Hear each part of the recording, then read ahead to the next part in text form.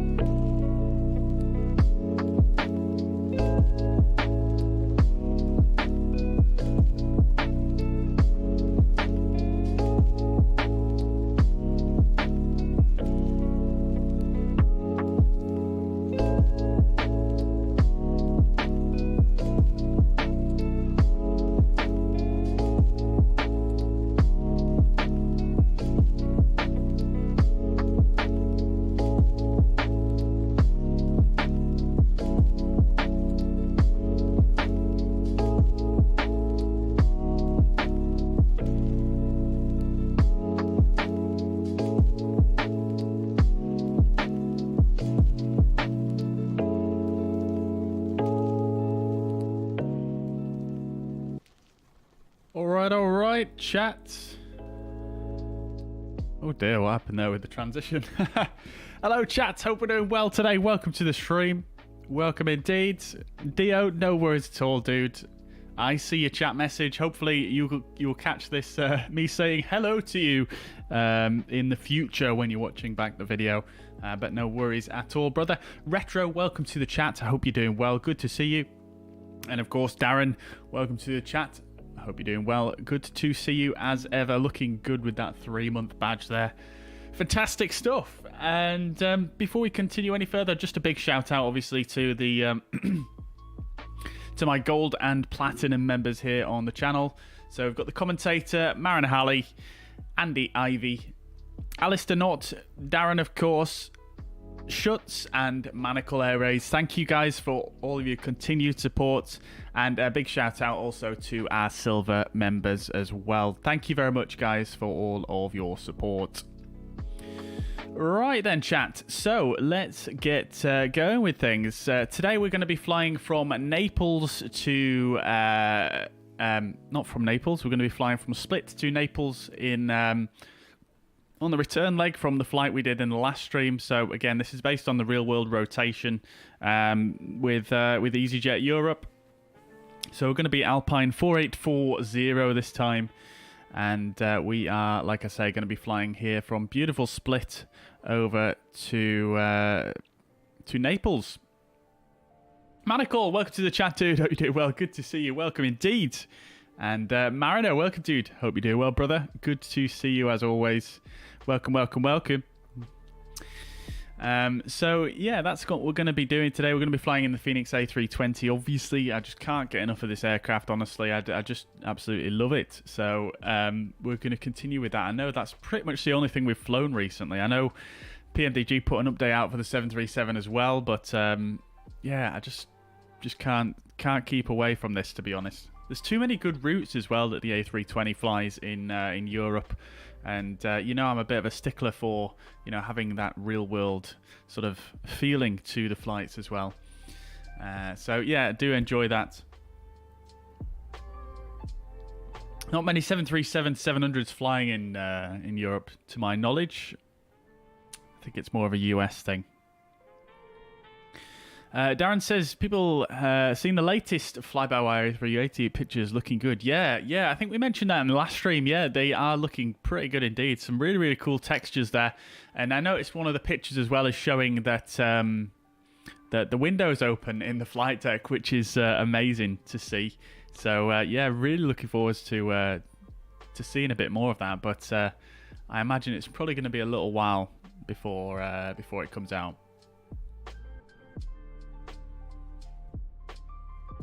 Is that a Navigraph t-shirt? Yes, it is indeed. Yep, there we go. Navigraph on the polo t-shirt. Yeah, I actually won this a little while back from Navigraph. A little competition they did on their Instagram. I don't work for Navigraph, but yes, it is indeed.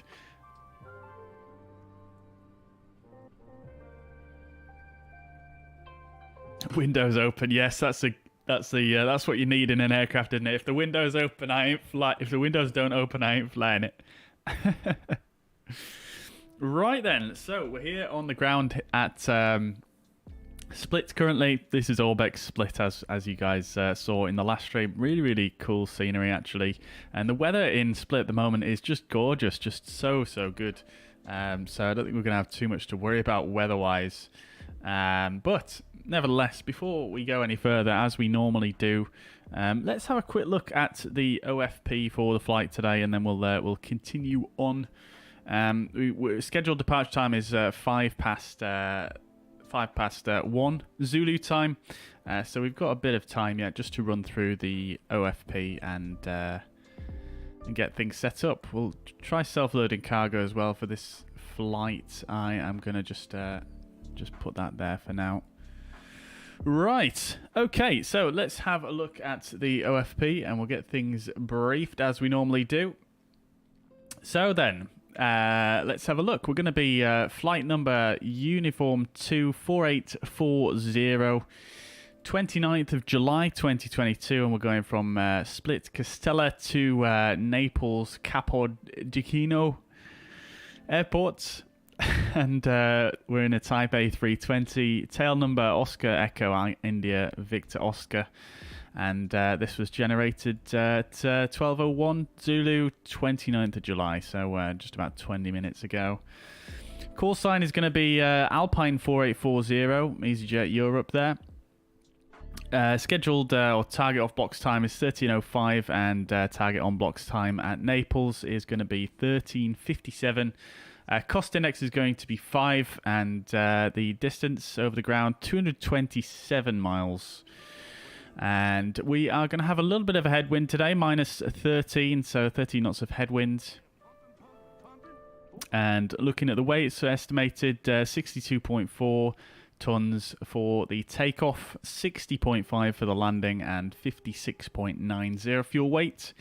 Alternate is this airport here, which is an Italian airport. I don't know which one it is off the top of my head. I think that's probably Rome Fiumicino Airport. I'm pretty sure it is.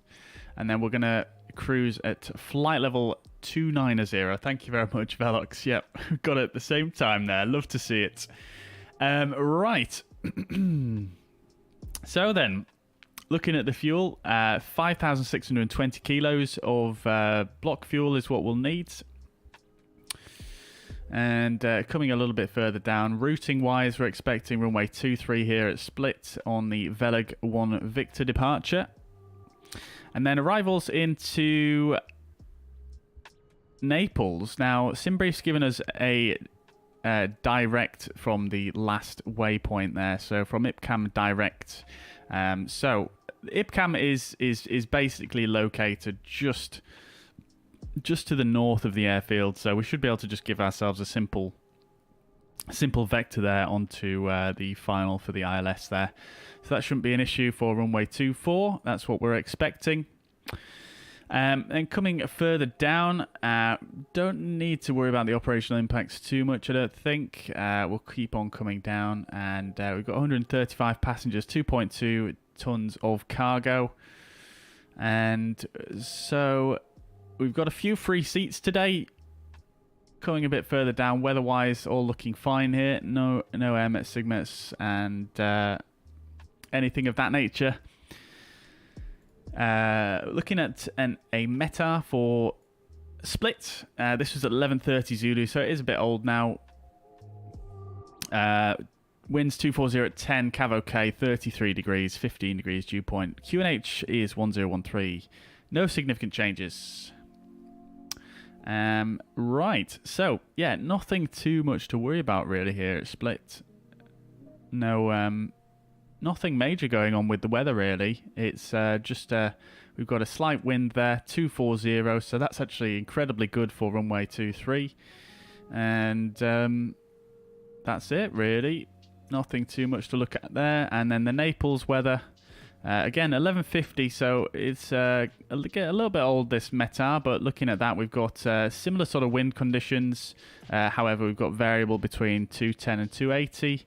A few clouds at 3,000, and that's about it. Again, nothing too notable there, 32 degrees, and QNH 1014. So very, very straightforward weather today, so it should be pretty nice, and no excuses for not having a butter landing. And over the last couple of days, chat, I have actually spent probably about two hours total literally just doing touch and goes in this aircraft at Liverpool. So I've just been doing circuits, touch and goes. So my go-arounds and my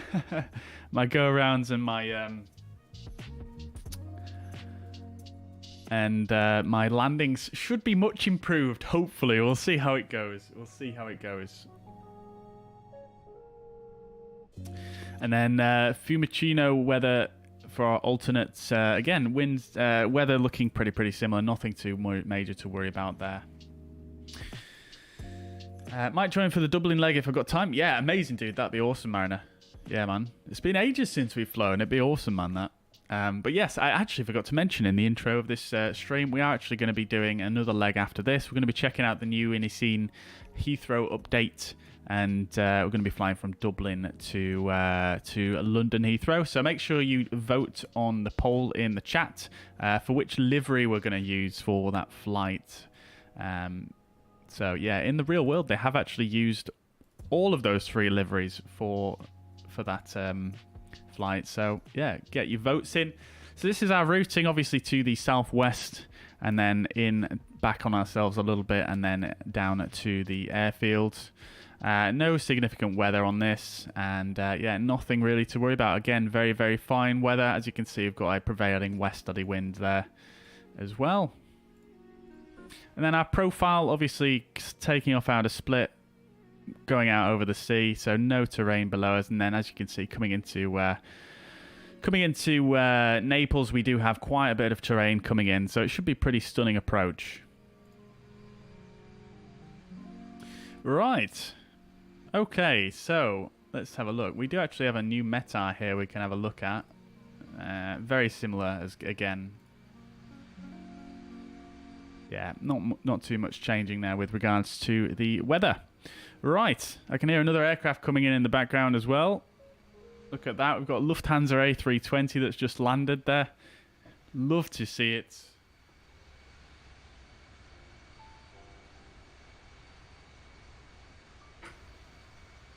Alright then, chat. Here we are.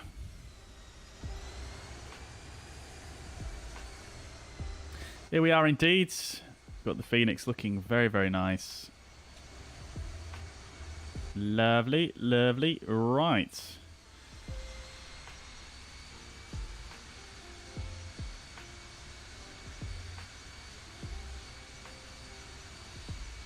Love to see it. Right then, so let's jump in and get things underway. So, no one on board currently. So let's jump in then to the flight deck and get ourselves sat down. Where's that guy going? We've got our window open in here. It is quite toasty. Where's he gone? Hello? Oh, there he is. Give us a wave. Give us a wave, lead. Right. Anyway, as you can see, 33 degrees, so we've got the window open here. What's the temperature actually looking like in the flight deck here? Yeah, pretty toasty, 33 degrees. It's more or less equalized with the outside temperature there. So, yeah, probably not the best idea to have the window open, actually, because there's not really any breeze either, is there? So we've got our pilot monitoring today. The captain has already been in and turned on the aircraft and got it powered up. We've got the IRSs aligned, so we're looking pretty good. What we'll do is we'll start with the boarding of the passengers, because we do have about half an hour to go, and it's probably going to take that long to board the passengers.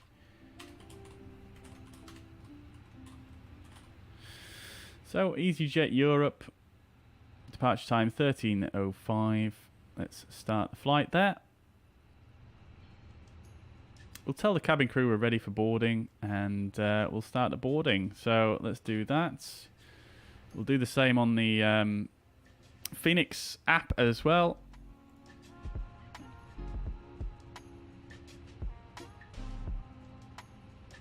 "23 minutes to load the aircraft, so that's not too bad at all. We might even get away early if we're lucky. Right. Okay then, so like I said, we've already done some checks here, and the pilot monitoring has also set up the aircraft. So let's just do a couple of bits here. Let's go to AOC, and we'll bring up the receive messages as we normally do. Right, let's get things set up then. So let's go and check the nav database is in date, which it is. That's all looking good. So what we'll do as well is we'll just bring in our flight plan here.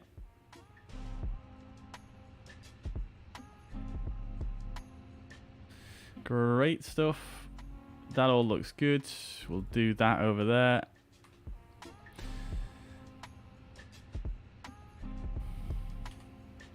Cool. Okay, so we are Echo Juliet Uniform 4840. Cost index is going to be 5, and the cruising flight level 290.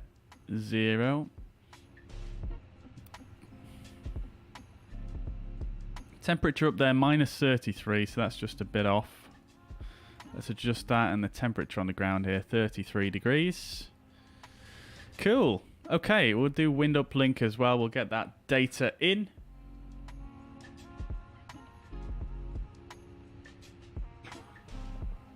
Did the first leg of this flight last time. I was way behind you on approach when I took off. Fair play, Mariner. No worries. How did you find it? Was it still really, really busy when you came in? Because it was just absolutely crazy when I came in. I had to go around because there was someone on the runway who wasn't responding. Okay, cool. So we've got init A done. We'll get our departure set up. So runway 23 and the Veleg 1 Victor departure is what we want.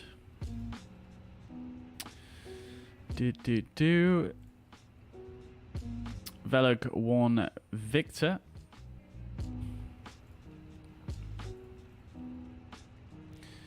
Okay, all looks good. And then we'll come to our arrival into Naples. We're going to go for the ILS Zulu 24. And no star. Approach vias, we'll select Bento.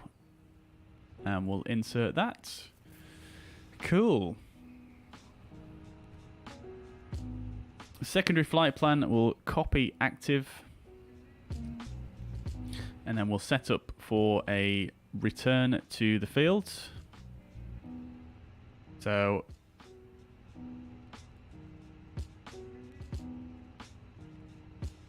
we shall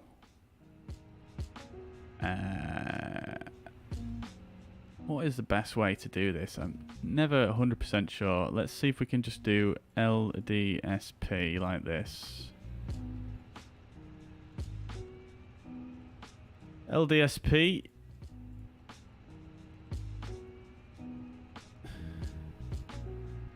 Cool. Okay, I need to swat up on my secondary flight plan lingo. Right. And then we'll set up for the ILS 23 here at Splits. I don't think there actually is an ILS on 23, is there? No, there isn't. So we'll do RNAV Zulu or RNAV. We'll do the RNAV. We don't want to be dealing with a NDB or a VOR on on an engine failure situation, so we'll go for RNAV Yankee, RNAV Victor 23. That's really our only option. And I'll put no start. Cool. All right, and whilst we're here, what I'll do is let's just bring up the airport data here. And just see what the engine out procedure is. So engine failure runway 23. Engine out SID is at Tango Romeo India 378. Left turn to Delta Victor November 418 and hold. Right, okie dokie. So let's just have a look on here and see if we can understand that a bit better. So we've got the Delta Victor November there.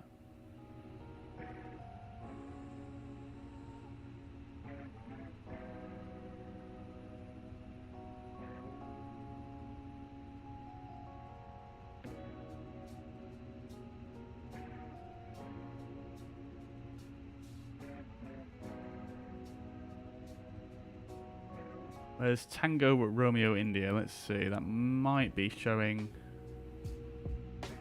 on a different chart.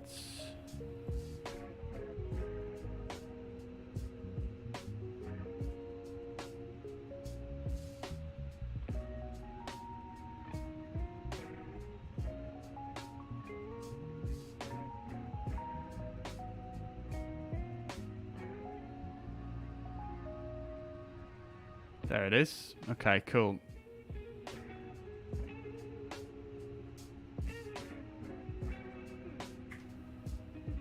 Right, so Tango Romeo India 378, left turn to Delta Victor November 418 and hold. So I honestly not 100% sure how to code that in, but it's basically just a direct to Tango Romeo India and then straight out to the which one was it?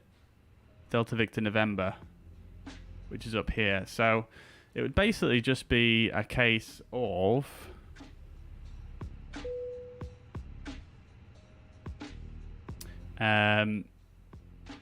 it'd just be Tango Romeo India, wouldn't it?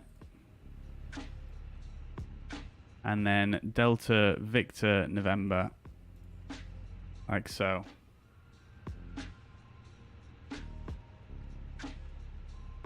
Oh, it's removed the departure airports.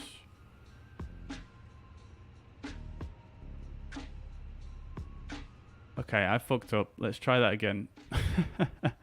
Right, so we copy active LDSP LDSP. There we go. Secondary flight plan. Departure runway 23. Then arrival runway 23 on the RNAV. No start. Return. And then we want to put in Tango Romeo India and Delta Victor November. Then if we look back at the airport data, okay.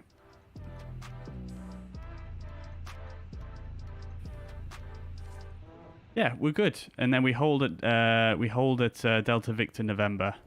So we add in a hold. Is there a chartered hold there? Don't think there is.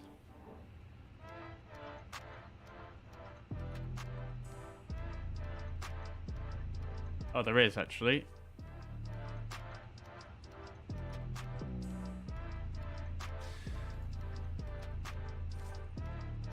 (224) is computed. I believe the inbound course is actually 53 degrees with right turns. So let's do that one. There we go. Right, cool. So that's our secondary flight plan. Should we have an engine failure, which we're not going to do, but there it is. This is interesting. This must be the RNAV. That looks a bit strange, doesn't it, actually, chat?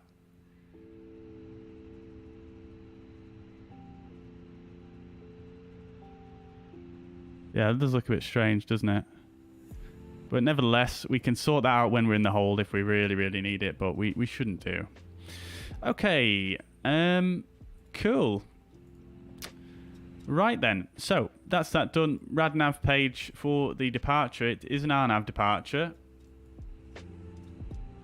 which does require GPS, so we're not necessarily going to need to put anything in here. No, we're not actually going to put anything in there. So we're going to go straight to init B. We've got a load sheet there. Now, this is for a zero fuel weight 56.9. 56.9 and 30.5.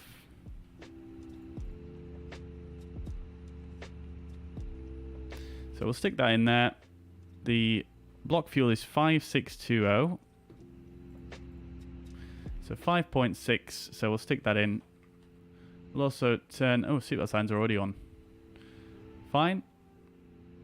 Cool. So we'll do our perf page. Wow, these passengers are slow. Holy.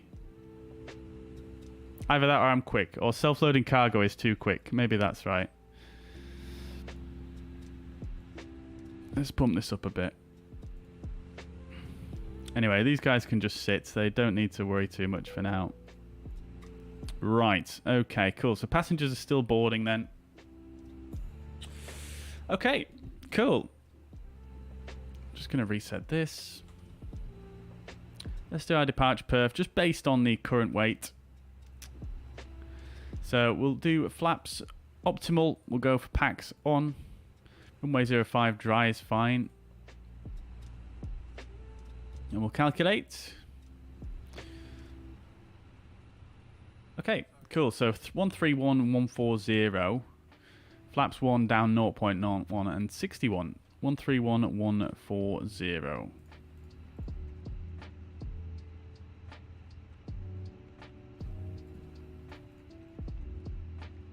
Flaps 1 and down 0.1 and a flex of 61. Cool. So, quick check at the noise abatement departure procedures here as well. So we've got NADP 1, so we do need to change this. So we'll go 1580 and 3080 for the thrust reduction and acceleration altitude. And for an engine out, we'll do 1600. That should be fine, actually. We'll leave it at that. Cool. Okay, great stuff. So that's everything set up in the MCDU. Let's go ahead and just quickly look at our flight plan. Just make sure it all looks correct. Right. Okie dokie. So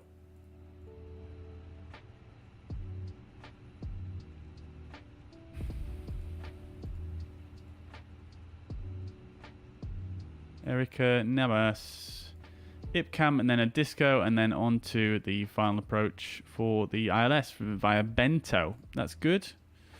Great stuff. Okay, we'll leave that disco in. Yeah, we'll leave it in for now.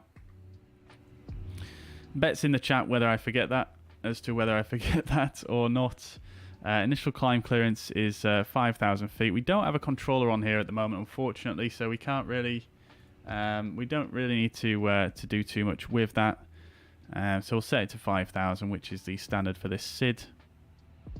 And I'll set up my radios for 1228. Cool. All right, and then let's just grab some charts. Hey, Shorts, welcome to the chat, brother. Hope you're doing well. Welcome indeed. Finally made it. Love to see it. How's the house move going? Or are you already in? I can't remember what you said last time.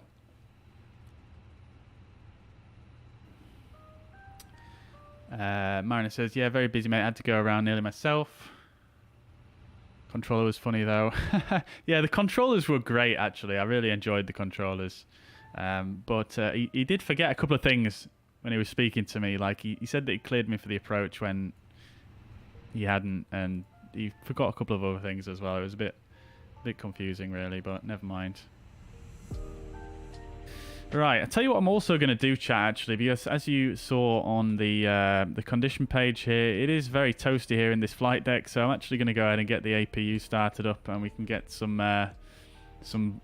bleed air going. I'm actually going to close this window as well. Captain left that one open, you see. What a numpty. Right. Okay, so chart-wise, I'm just going to pin a couple of charts here. So we want the 10-9. We'll take that for the taxi out. I suppose it's not really essential because of the fact it is a very straightforward taxi here at Split, but nevertheless. And then we want the 10-3 Papa for the departure, which is right here at the bottom. Cool. And then for our arrival, we'll just set that up real quick. So for approach, we're going to go for the 11-3, which is this one. And then the ground chart as well, we'll take the 10-9.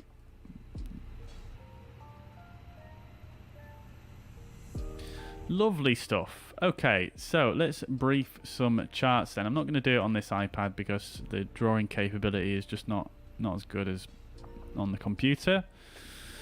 Let's see.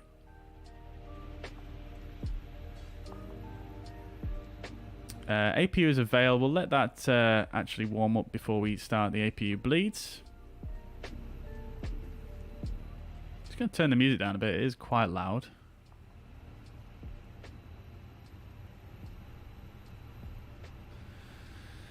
Right.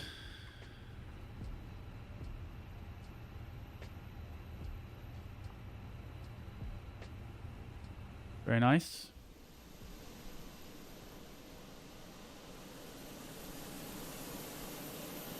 Lovely stuff. Okay, let's do the briefing then.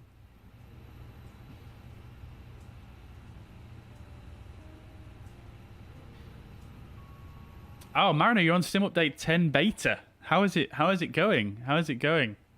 I've not really looked at it too much, to be honest. I think we've mentioned last time, but yeah.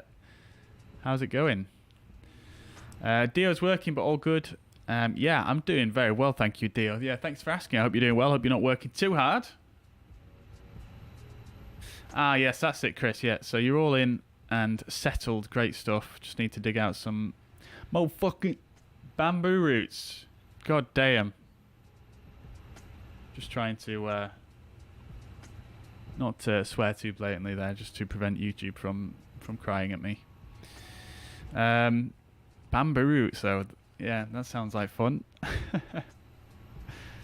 A couple of weeks ago, I actually spent quite a long time digging up a load of weeds that had become so out of control in my garden, and it was so hard. Some of the roots were so thick.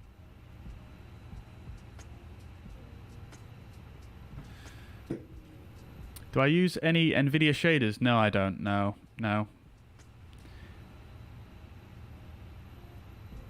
Nothing at all, really, for the graphics. Right. Okay. So let's do the briefing then. So I've had a quick scan through these already. There's obviously we've already picked up on the NADP1 departure procedures for the noise abatement. That's fine. There's nothing else really to really look at here, because we don't have a controller on as well, so it's quite straightforward. Now, with regards to the taxi instructions, we are currently parked here on stand 7.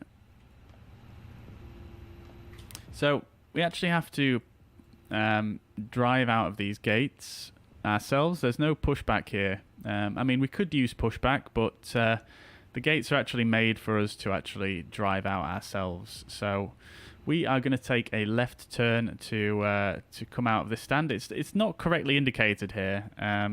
Well, I say it's not correctly indicated. This dotted line isn't really indicating where we're turning for our specific stand. I'm not actually 100% sure what that is.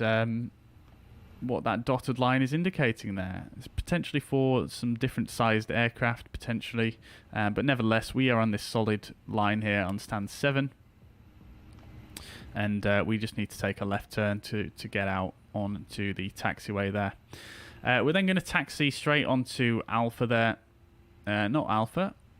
We're going to have a look on here. Yeah, max wingspan. Absolutely no problems. Right, so yeah, we're going to take a left turn, and then we're going to come to the right and then follow this taxiway. This is Tango, all the way down to Bravo at the end. Down to Bravo. We're going to backtrack runway 05, or sorry, we're going to backtrack runway 23 and turn around at the end and then take off runway 23. So pretty straightforward, really. Let's see, we've got taxi restrictions, minimum power settings to be used. That's fine. Departure restrictions not relevant for us because of the size of the aircraft. Arrival restrictions not relevant. So that's all good. Then looking at the departure itself, so we're going to be departing here. I've not briefed the title, have I? So we're at Split, Croatia. We're going to be departing on an RNAV SID. This is the 10-3 Papa. LDSP Castella Airport. So, airport elevation 78 feet. Transition altitude 10,000 or 10,000 in European language. RNAV1 GNSS required, and after takeoff contact split radar. Not relevant for us, they're not online. As you can see, there's no ATC on currently at split. So we are going to be using the Velag 1 Victor departure. As we said, this is our nav departure off runway 23. So we'll depart runway 23. You can see our little icon there. I'll remove that. So we're going to be departing off runway 23. We're going to climb straight ahead to 227 degrees track for 8 miles out to the Drivenik NDB. We're then going to continue a slight left turn to 220 degrees out for 44.8 miles out to Velag. So very, very straightforward departure. No restrictions on there. We've just got our initial climb clearance of 5,000 feet there. And then, hey, Dio, dude, thank you so much for the, I think that converted it to, what was that, £4.30 super chat. I'm not sure what CHF currency is, but thank you so much, dude. Thank you very much. That's very generous of you. Really appreciate the super chat there, Dio. Much appreciated. Thank you. So as we said, no real restrictions on this departure. We do have the MSA based on the split VOR here. Very, very high MSA in the east sector, 7,300 feet, and even higher to the northeast of the airfield, 8,400 feet there. So, yeah, pretty pretty high MSA. Now, in the case of an engine failure, it might be prudent to put this MSA on the ND just to remind us of that. So, seems as though we've got a little bit of time here till our departure, let's go ahead and we could do that. Let's go back then into the flight deck. And we'll go to fix info. And we'll stick in Sierra Papa Lima, which is the split VOR. And then we'll stick in some radials. So now I need to work these ones out.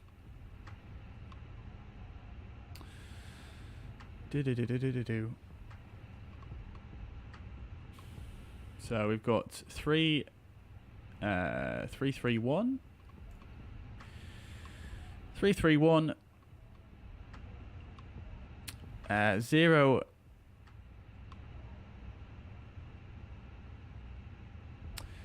073,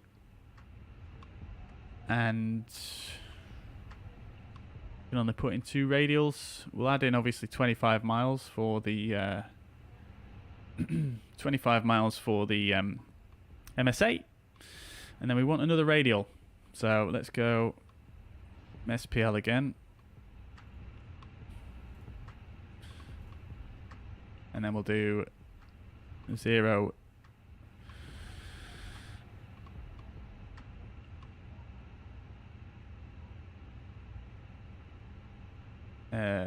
07.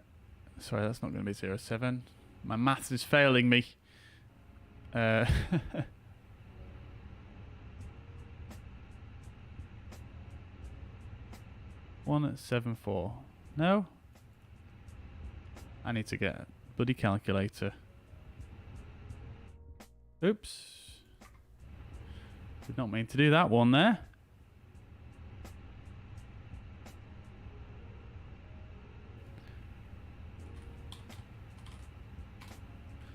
$114. Don't know why it's so difficult for me to work that one out. Right.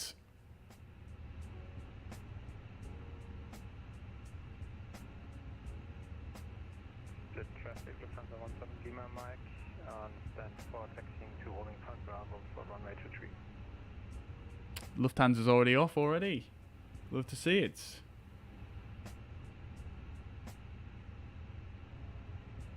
Cool.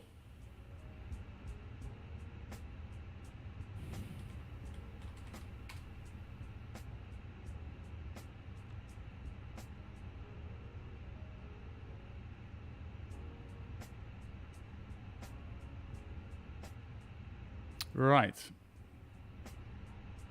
So we should have our MSA on there now.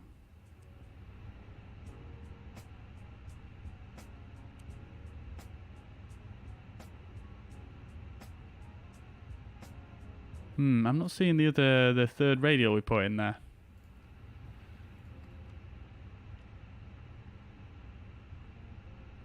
Oh, I am. Yeah, it's right there. I've just... Huh? I've done it wrongly, haven't I? Radio 114.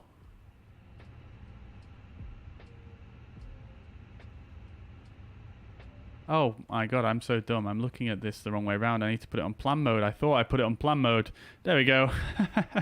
There we go. That's correct. So yeah, if we come back to the chart here, you can see that kind of.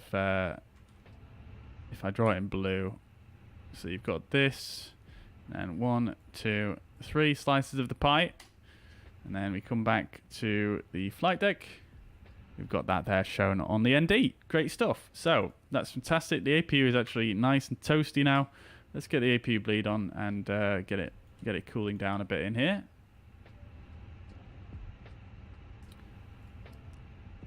Turn the fuel pumps on now as we're getting ready to get underway. We can turn the external power off as well. We don't need that anymore.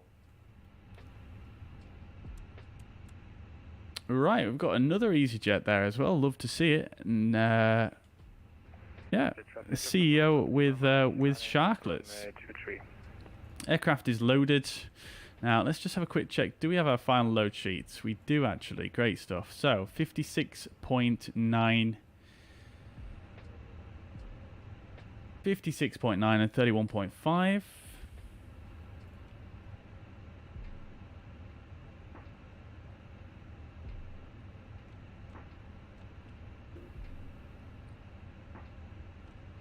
Cool. Let's just check our performance calculations, make sure nothing's changed there either.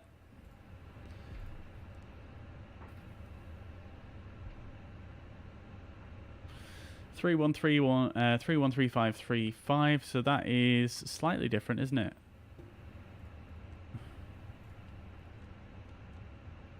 And then everything else is the same. Oh no, this flex is slightly different as well as the trim. So down 0.3. There we go. Now we're good. Yeah, it's amazing how much these figures change just when there's a slight shift in CG by less than a couple of percentage points there. So, yeah, fair enough. Right, so we are pretty much there. We are bang on time. Hey, that's Chris. Fantastic. Love to see it. That's Chris in the EasyJet there for a bit more immersion. Love to see it. That's amazing, dude. Thank you so much. Right, so we'll get rid of the chocks and the GPU.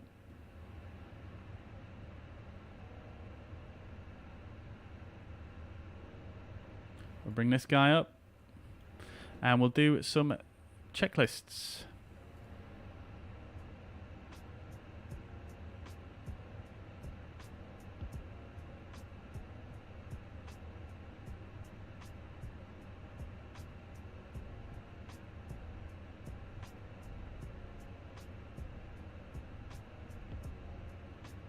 Right, okie dokie. So, cockpit preparation. Gear pins and covers are removed. Fuel quantity is 5.5 tons. Seatbelt signs are on. ADIRs are in nav. Navigraph is set to 1013 on 1013 on both sides and the standby. Great stuff. Cockpit prep checklist complete. Before start checklist, parking brake is set. Takeoff speeds and thrust are 131, 135, 135. Flex of 63 degrees. Windows are closed. Close this door as well. And the beacon light, go ahead and turn that on. Great stuff. So, what we can do as well is we do need to start the engines on stand here because of we have to pull out of this stand. As you can see, we've got that dotted line there. We need to take a right turn. So let's just... Sorry, a left turn. So as you can see there, we just need to pull forwards a little bit, take a left turn out of the stand and enter the taxiway. So we are ready to rock. Let's start the engines. So engine mode selected to ignition starts.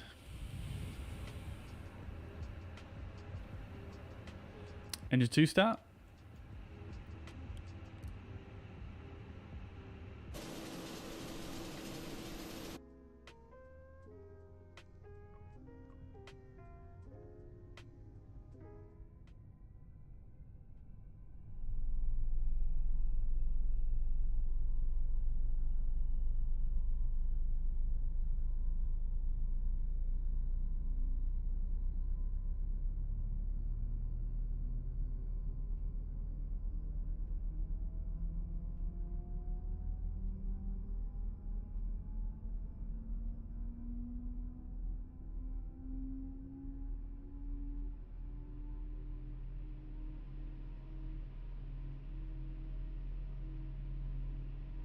There we go, pretty quiet in the cabin.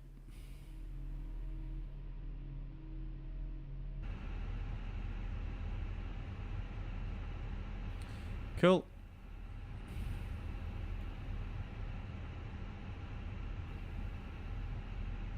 Engine 2 is avail, great stuff. Reset the chrono there, and engine 1 start.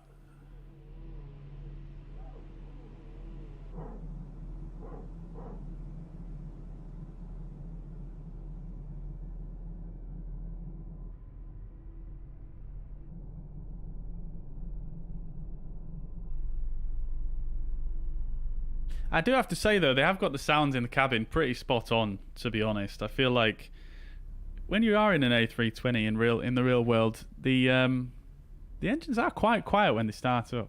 It's just the PTU that is a bit of a noisy bugger, isn't it? We don't get to hear the PTU enough on this channel. Why don't we do a bit of that? Let's see. So if we turn off this guy.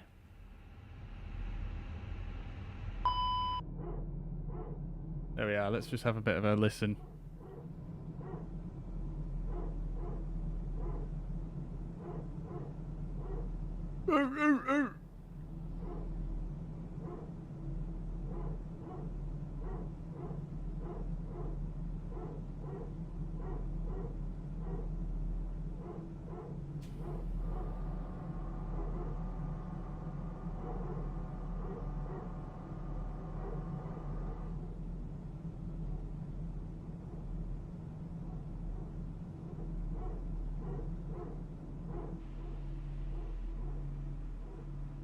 Right, enough with that.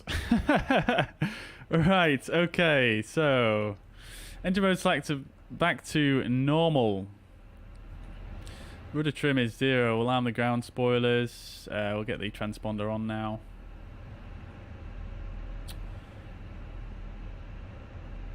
Decam status checked. Auto brake to max.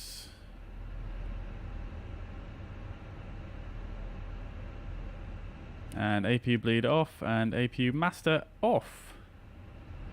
Great stuff. Let's just check the temperatures because it was a bit toasty. There we go. It's nice and cool now. Love to see it. Cool. All right. So we'll tell the cabin crew seats for takeoff because we are going to have a very short taxi here. We'll reset the chrono there. Woof, woof, woof. We need some dog barking custom emotes, don't we?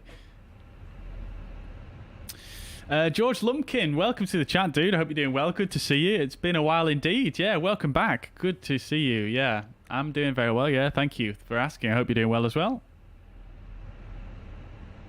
Mariner says, the weather looking so much better in Sim Update 10. Love to see it. Great stuff. Yeah, I've seen a lot of good screenshots, actually, of the weather in Sim Update 10. So, I'm pretty excited about that myself. Right. A few little stutters, couple of planes not working. No biggie. Great stuff. Yeah, love to see it. Yeah, graphics are insane. Amazing. Yeah, I'm really looking forward to Sim Update 10. Right then, chats. Let's do this thing. So, we've only got a short taxi actually, so let's go ahead and just do a quick... we'll do a quick flight controls check as well. So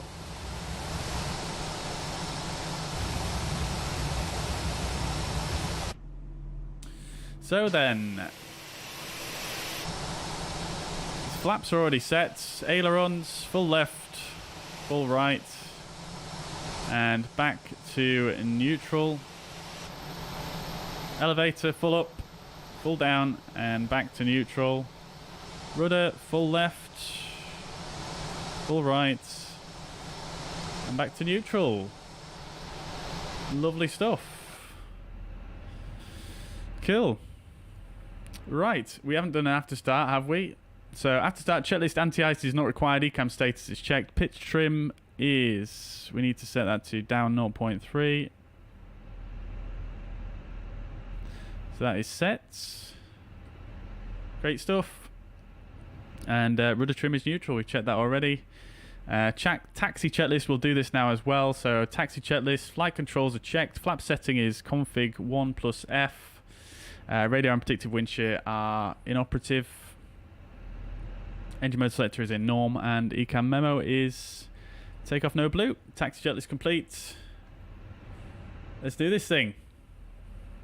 So it's going to be pretty difficult to see that line out the window there, but let's do our best. So parking brake is released.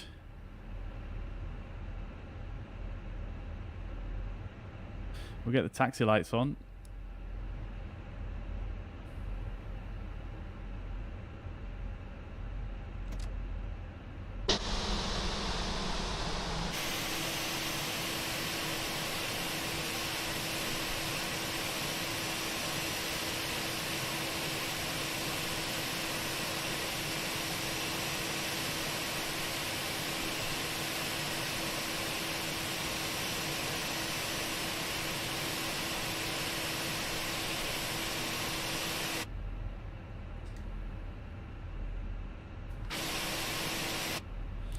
Alrighty, lovely stuff.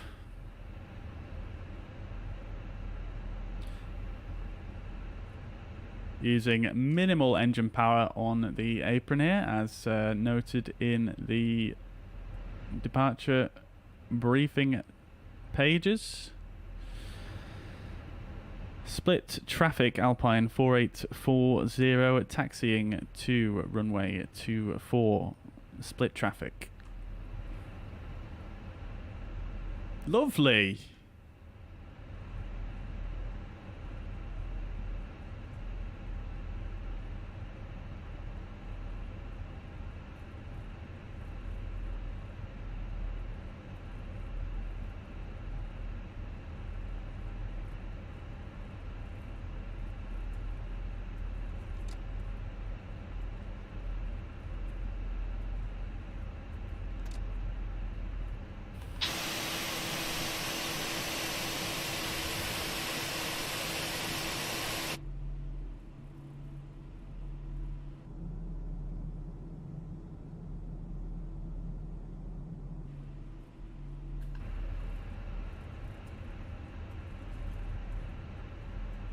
Checking the windsock there, I've got a nice little headwind, lovely stuff.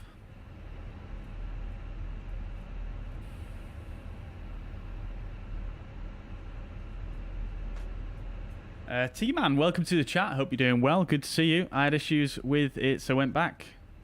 Fair enough, yeah, no worries. I mean, yeah, obviously some people are going to have some issues, some people maybe not. It's one of those things, isn't it? It is a beta after all, so... You never know.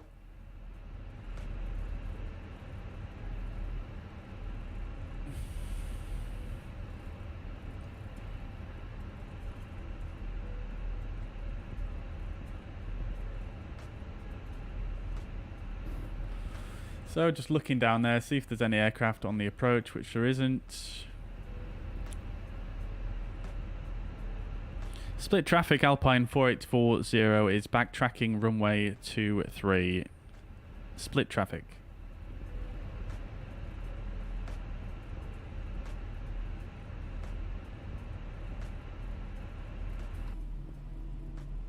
Say goodbye to split, guys.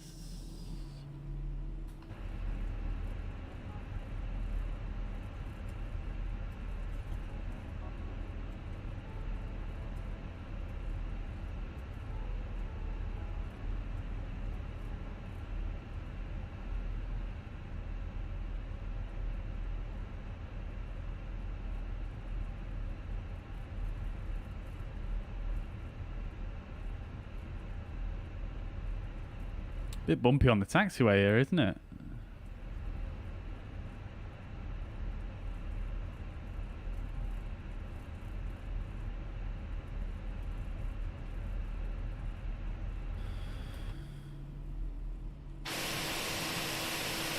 I love this camera angle. Super nice.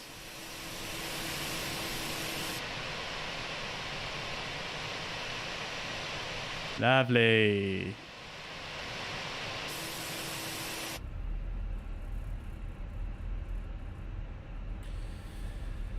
Right then, so let's get our TCAS to TARA. Transponder is already on. Got a bit of a downslope here on the runway, so I'm just going to let it roll. I keep it rolling.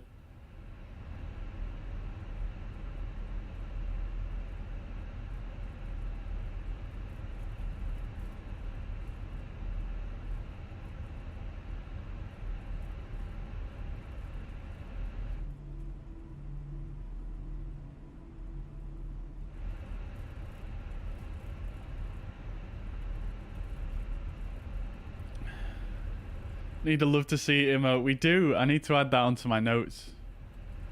Let me add that to my notes real quick. There we go. Let's get that across here.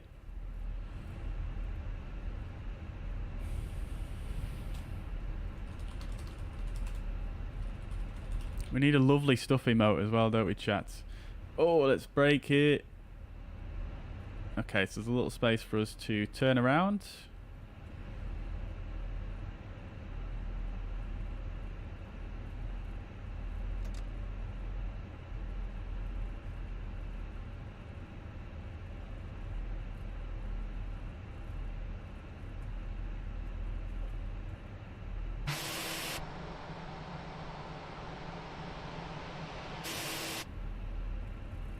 Just about made it there without going onto the grass.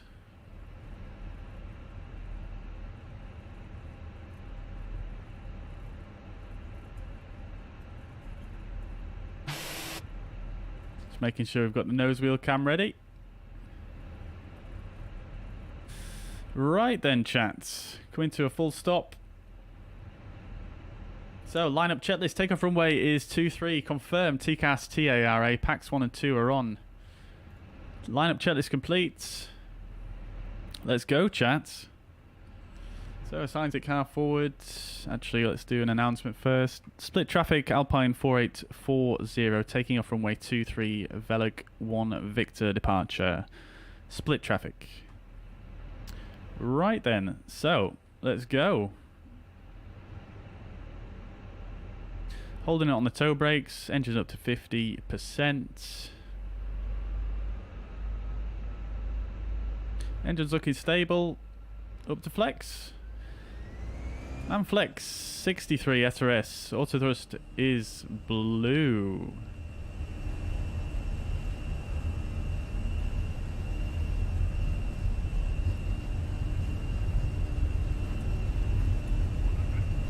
$100 knots. V1 rotates.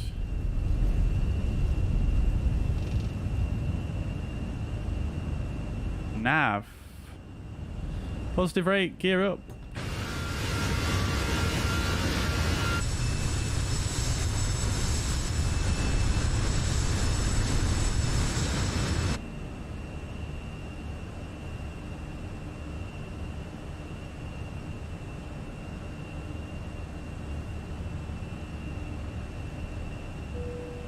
Lever climb, thrust climb, auto thrust.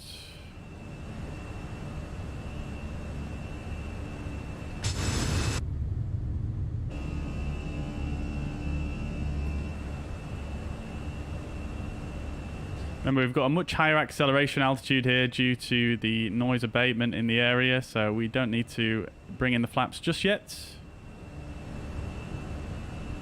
And we might as well give ourselves a clearance up to our cruising flight level here. Thrust climb, climb. Now we're accelerating. AP2. Clear ourselves up to our cruising flight level of 290. We'll pull for standard. Flight level 290 blue. Standard is set. S speed. Speed is checked. Flaps to 0.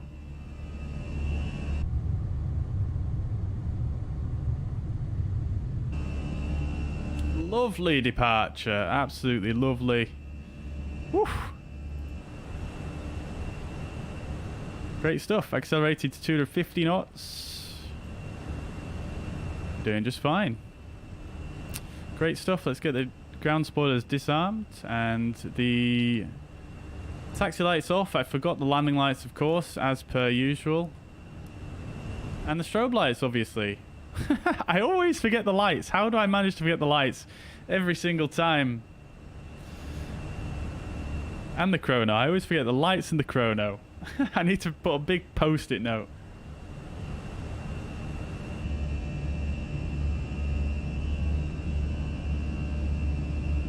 Beautiful. All right.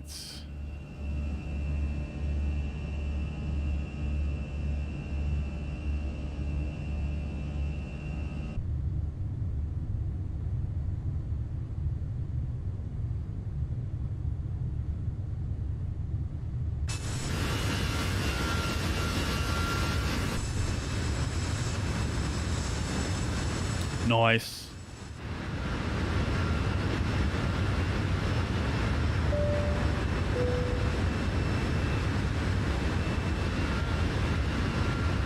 A split in the distance behind us, looking very blurry.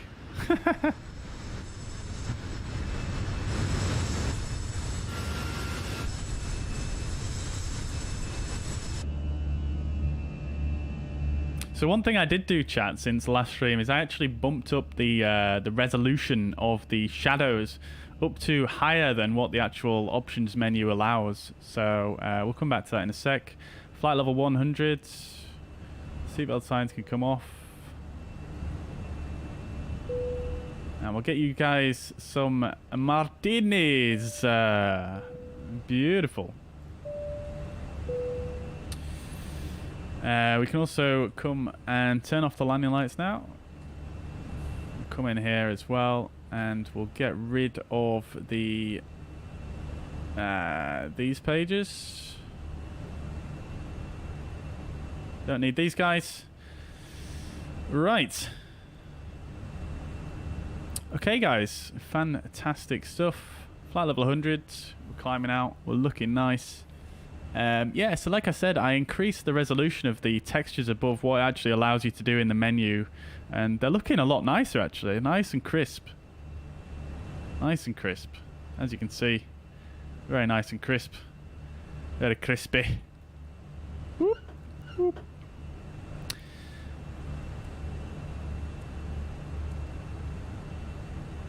Cool. All right. And what other thing that I want to bring up here? Okay, yeah, so that's one thing I wanted to try actually on this departure. But first of all, we did have two steep path ahead, so let's just see what is occurring with regards to that.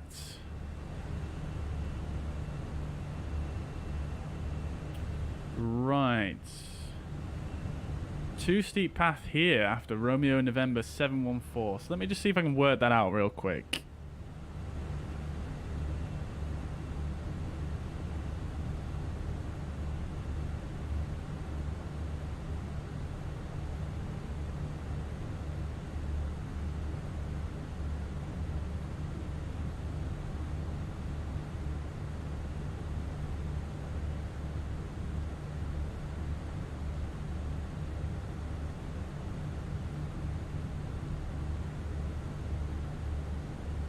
Yeah, so that's going to be that's going to be something we'll have to deal with, I think, because yeah, I think that's because of the terrain there. I feel like we obviously would do a briefing once we get a little bit further on here, but for now we'll just leave that. What other thing did I want to? What other thing did I want to do here? I'm forgetting everything here, chat.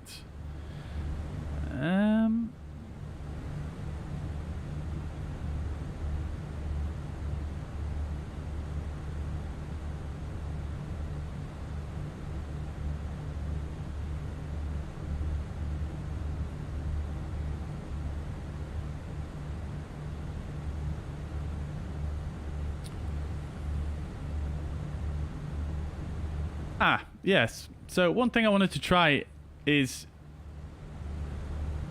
I wanted to do a failure.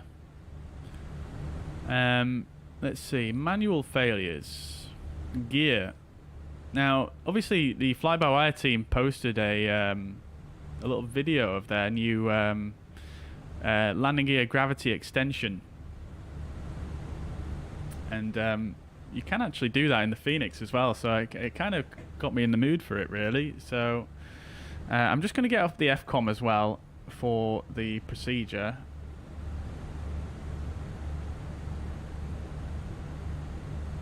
If I can find it.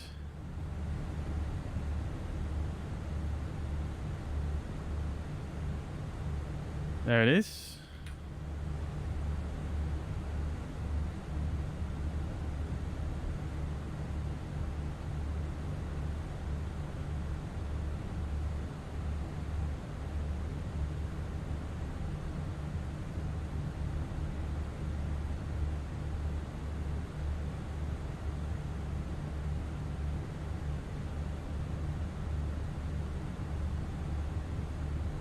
Abnormal and emergency. Let me just see if I can find this.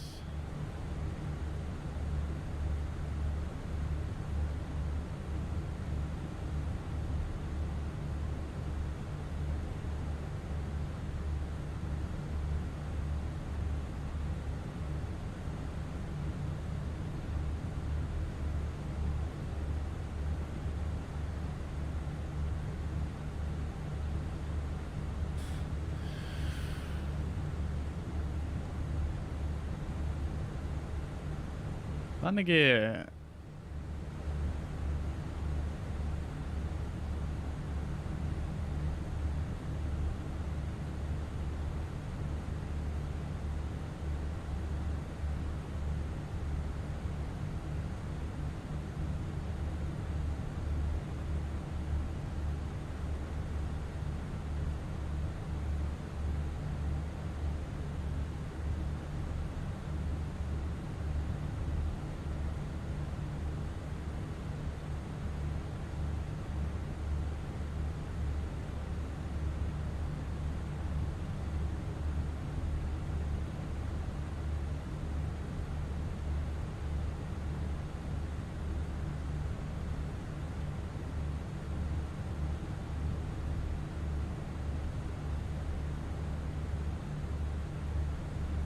Right, let's see what we've got then anyway. So we can fail the BSCU, the ABCU, brake faults, wheel brake faults, tire pressure, steering, LGCUI, hydraulic valves, gear lock, gear failure, locked up. That's what we want, I think.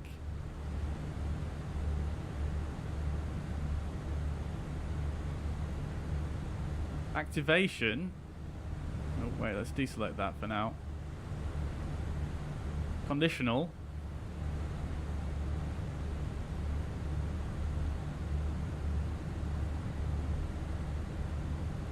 And below feet, let's say 21,000 feet, just to make it interesting on the descent.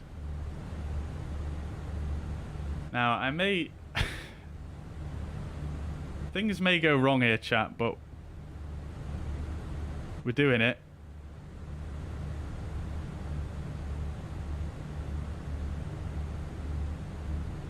Now, this failure may not appear until we actually come to lower the gear later on in the approach. So we'll have to see how it works. But I'm just intrigued to see what happens. Right. So, we're still in the climb. We're just about to level off. Mac, Alt Star.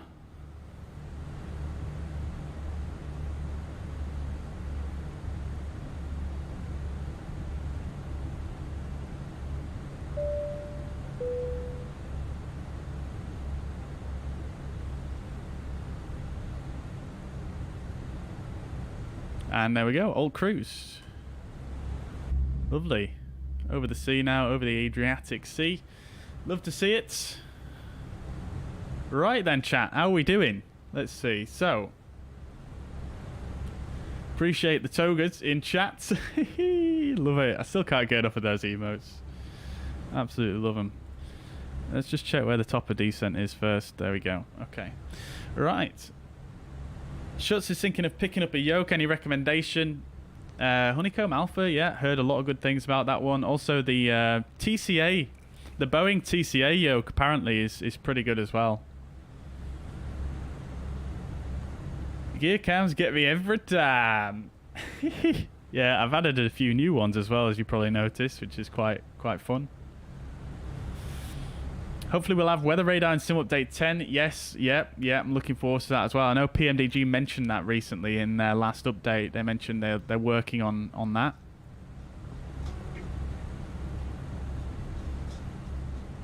Mariner's got the Logitech yoke. Depends on budget. Yeah, certainly. +1 like for the gear cams. I love it, Captain Toast. Thank you very much, dude. Appreciate that, man. Ulf Dog, welcome to the chat, dude. Hope you're doing well. Good to see you. Welcome indeed.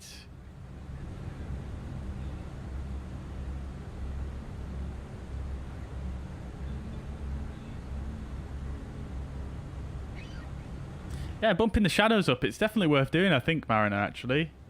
I did it, and I've not really seen much of a difference in the frame rate, so it might be worth giving a try. IRL, you'll probably be getting vectors, so they'll give you a longer vector to cope with the steep path. Yeah, potentially, yeah. Yeah, I'm going to have a look at the charts and see if I can get my head around it a bit better in just a moment. Banhammer is out, yeah, thank you very much for that, Mariner. Thank you, dude. Ramsey, welcome to the chat, dude. Hope you're doing well, mate. Good to see you. It's been a while. Welcome indeed. Welcome. Right then, folks. So, we've got about 40 miles to go till our top of descent. So, let's have a quick look at our arrival then into Naples. Now, we do have Naples approach online 124350. So, I'm actually going to... Let's get that tuned on this side, and then we'll listen to it.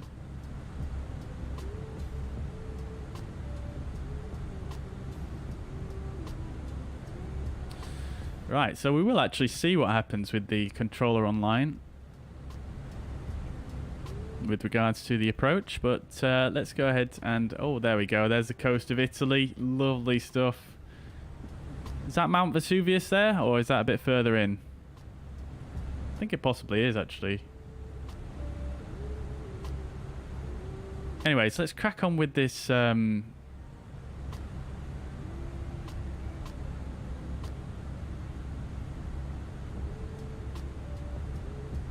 Let's crack on with this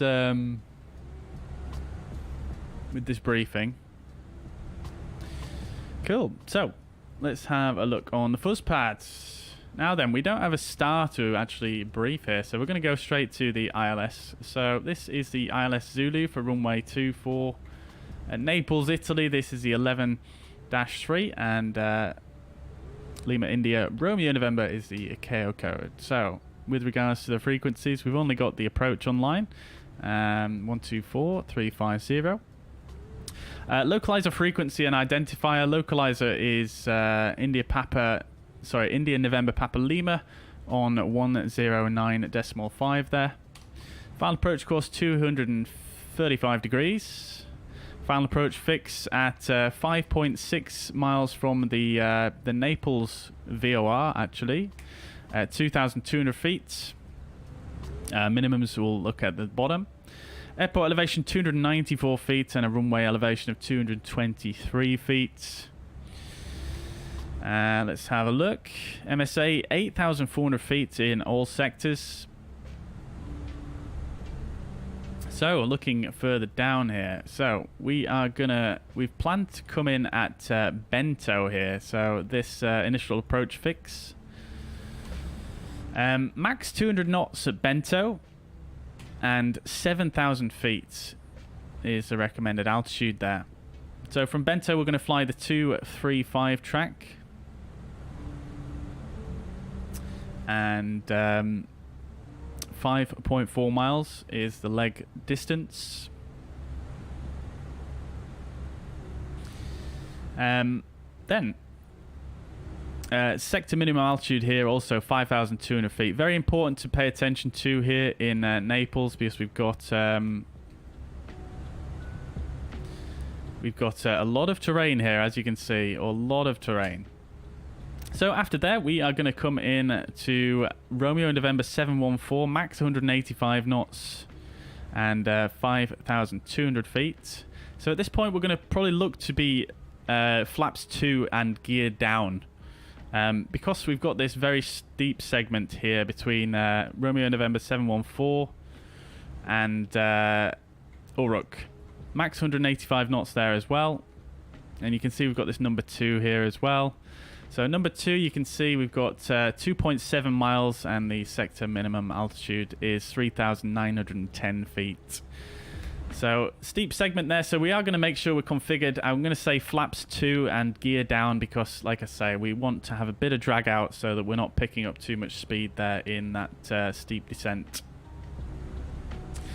And from Uruk, which is the initial fix, max 185 knots there, 3,910 feet is the recommended altitude.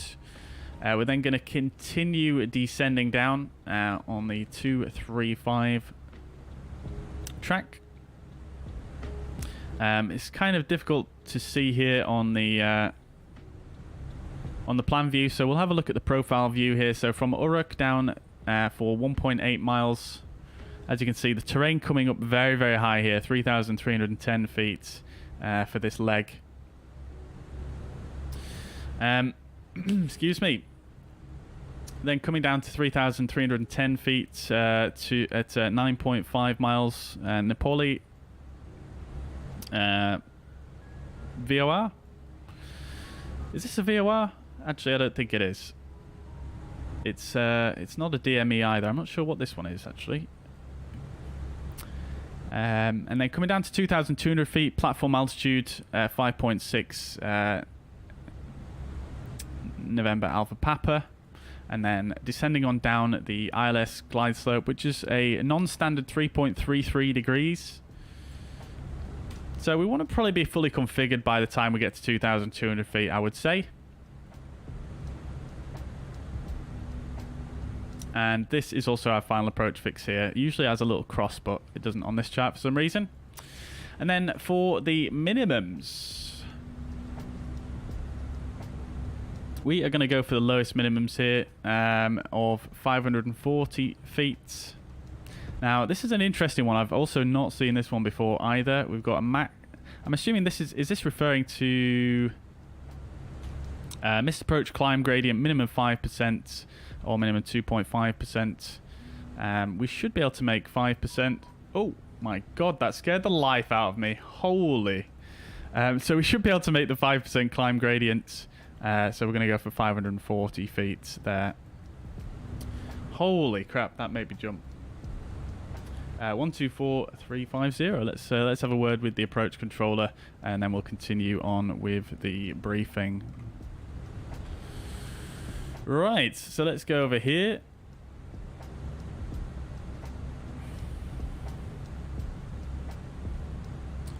Let's make sure we've got the ATIS as well, which is Information Foxtrot.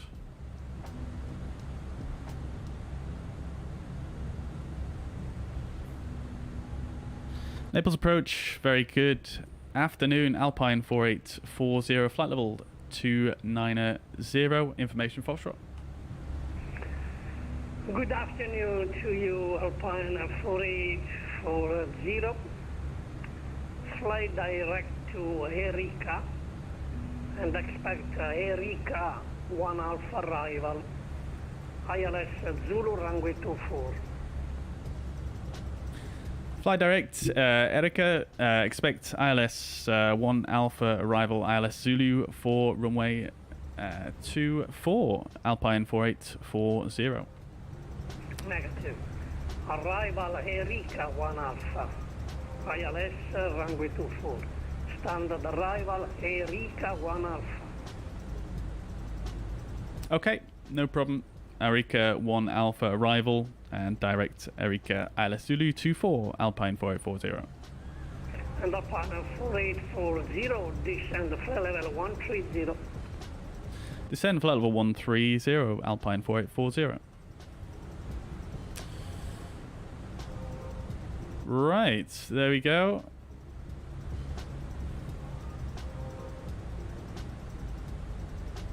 So we're direct to Erika. Now, he did say that Erika 1 Alpha arrival is the standard arrival. Now, let's have a look.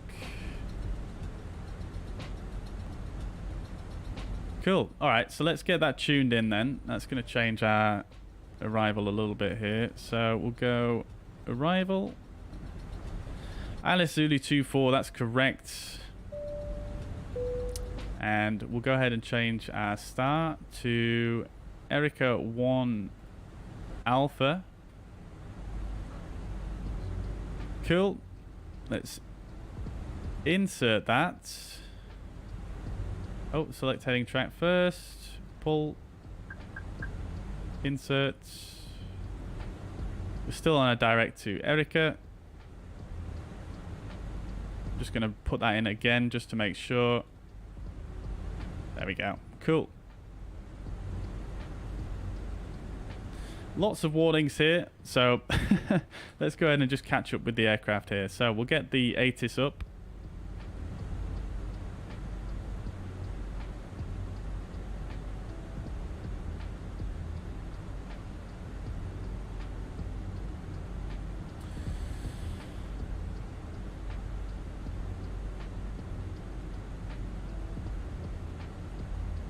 ATIS offline apparently. Let's just refresh. Nope. No good. Okay. So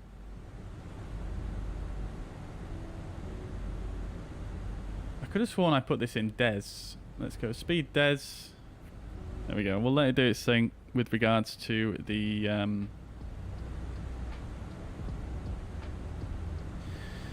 VNAV. Right. Okay, so let's have another look then at the arrival, because we've briefed the ILS pretty much now. We just need to do the missed approach, so we'll come back to that. Now, this is going to be interesting with the gear failure with a controller online. But it should be fine. Basically, it will just mean we'll probably need to do one go around and then come back around and come in for another approach after we've done the gravity extension. So that shouldn't be too much of an issue. I'm just going to message him just to make sure that that's all okay.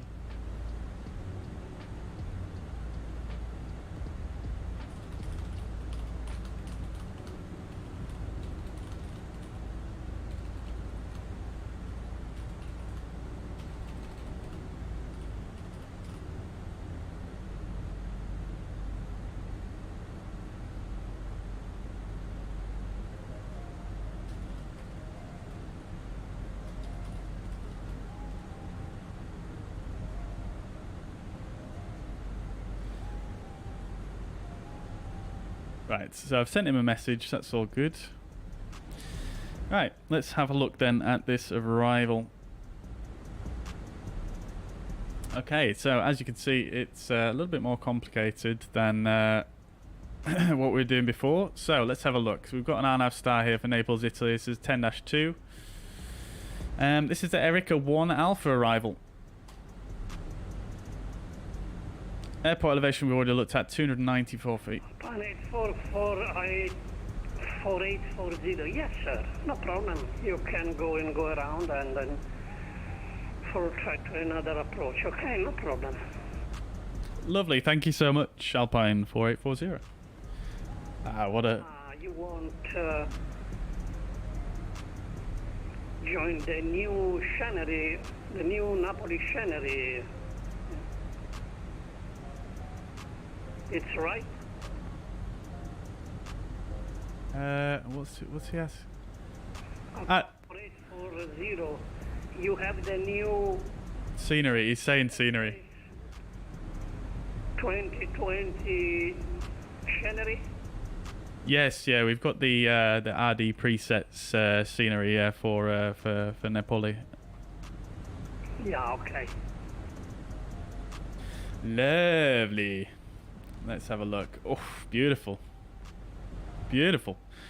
Okay, cool. So we'll see if we can continue with the briefing then, guys. So, like I said, Erika 1 Alpha. We are currently on the arrival route here, so we're going to go from Erika 129 track 17.6 miles to Pazub. We need to be between flight level 130 and flight level 170 at this point.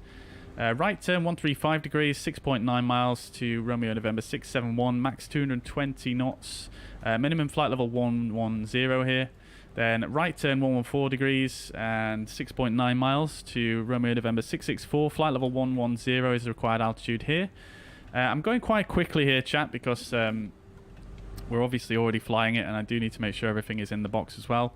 So right turn 235, 7.6 miles to Ukov. Ciao, Sicida 19 Alpha, radar contact. Descend from level 150. This could be minimum flight level 100 or minimum flight level or minimum 8,000 feet by ATC there. Then left turn 145 degrees, 7 miles to Aldav, minimum 8,000, maximum flight level 110. Again, this could be 6,000 or above by ATC if ILS Zulu via SCOB is expected. Right, so next left turn 055 degrees, 8.2 miles to Cuffhead, minimum 7,000. And then same track, 8 miles, Palku, max 210 knots, minimum flight level, minimum altitude 7,000 feet. Right turn 6 miles, 144 track, Romeo November 727, minimum 7,000 here. And then right turn 235 track. 4840, descend flight level 110. Then flight level 110, Alpine 4840. Alright, so that's 110 in there. Right, okay, so Romeo November 727, minimum 7,000, 235 track for 8 miles to Bento, and then max 200 knots, 7,000 feet minimum there at Bento. And then that's going to take us on to the ILS as we briefed earlier on. So having a quick look here, we just needed to brief the missed approach here. So we've got continue runway heading, climbing to 5,000 at 750 feet, turn left, max 185 knots, direct to Romeo November 706, then proceed via Romeo November 711 to Oliva to Ischia to join holding. So up, out this way, and then a right turn, Oliva, Ischia. So that's that. And then arriving at the airfield itself, coming in on runway 24, we can expect to vacate probably somewhere either Delta or Charlie, maybe Bravo Charlie. We'll come off Bravo Charlie and then taxi on to the apron. I'm not going to brief the full taxi here for this chart because we've got a few things we want to make sure of before we really go any further for this approach. So let's make sure we've got all of these restrictions in the box correctly. Cool, so this is incorrectly. All of these look good. Let's check Ukov, flight level 124.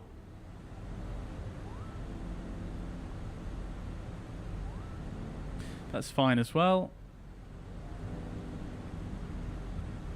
Let's check Aldav. We need more drag. I'm just going to get the speed brakes out.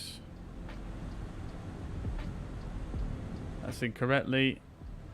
I'm more concerned about the speed constraints really. So 210 is in there, that's correct. And then Bento 200. Romeo November 714 is 185, which is in there correctly.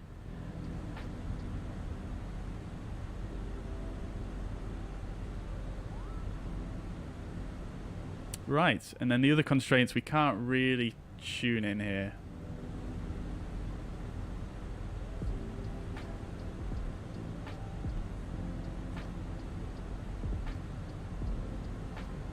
Right, that's fine. I think we're all good there. Let's make sure the missed approach is in correctly as well. Speed brake's in.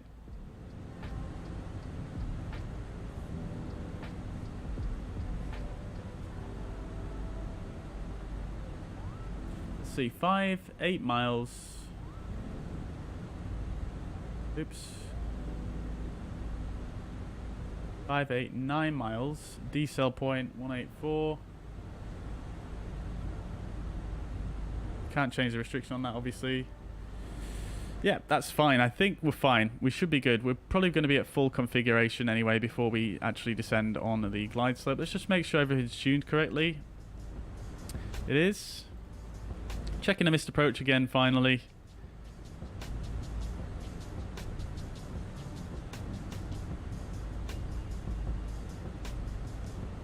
It's all looking good.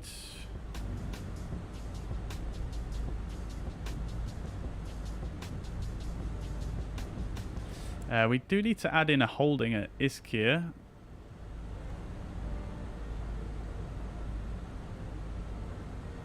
Inbound course 057 and it's right turns.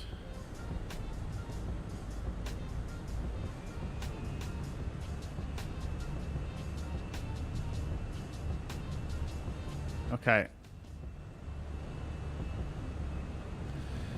Right.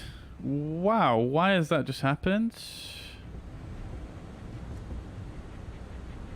Alpine 4840, descend 7,000 feet. QNH 1014. Descend 7,000, QNH 1014, Alpine 4840.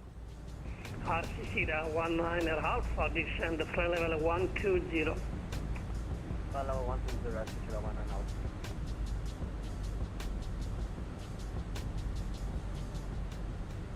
Let's turn the music down a little bit here. Not sure why the speed just increased like crazy there. That was a bit strange, but we're going to use selected speed for now just to keep this under control. 230 knots is okay. Keep these turns nice and tight. Lovely scenery coming into Naples here. Absolutely love to see it.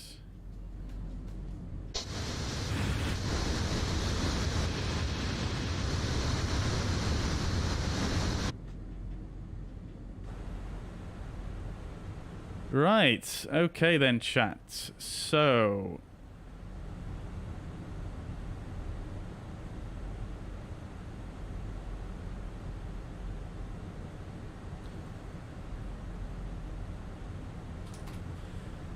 couple more things just to make sure we've got in there correctly.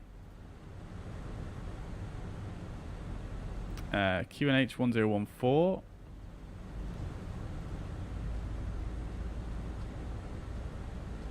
Transition level, we've already gone through it anyway, but we'll put it in there anyway. Temperature is 32 degrees.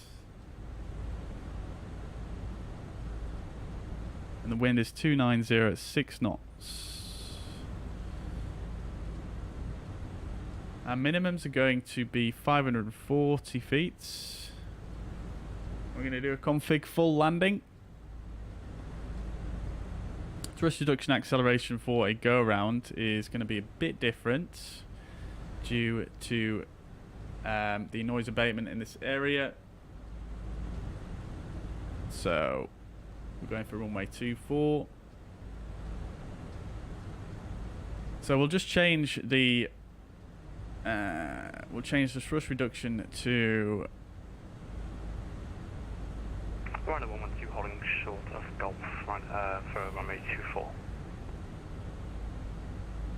We'll do it like this. Ryanair 112, runway 24. You are clear Like so. for takeoff. Clear to take off runway 24. Wind 2906 knots.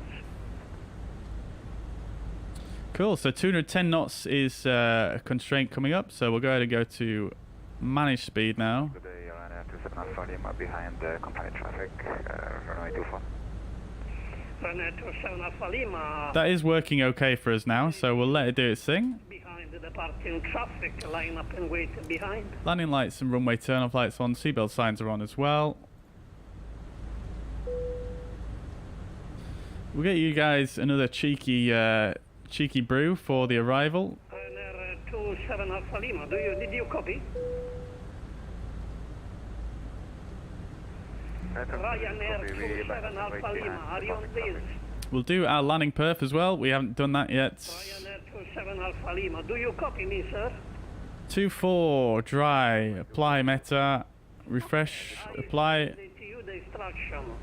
After, behind the departing traffic, line up and wait. 60.6 tons. We will line up and wait behind departing traffic. We'll say 60.5 tons for the landing weight. Idle no reverse, auto thrust off, manual landing. And we can use low auto brake. That's fine. We'll use low. No worries. Auto brake selected. Alpine 4840. Clear ILS 24, report established. Cleared ILS 24, report established, Alpine 4840.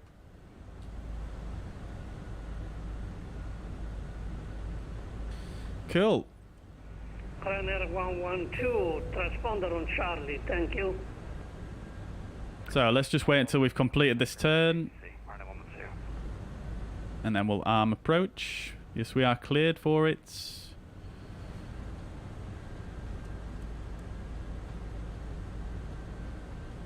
Approach armed, alt, glide slope blue, localizer blue.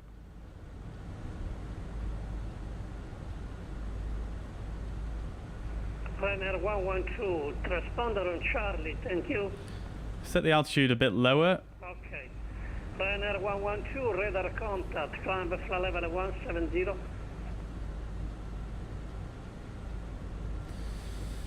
Approach. Start, sorry. This is the third time. Climb flight level 170, Ryanair 112, thank you.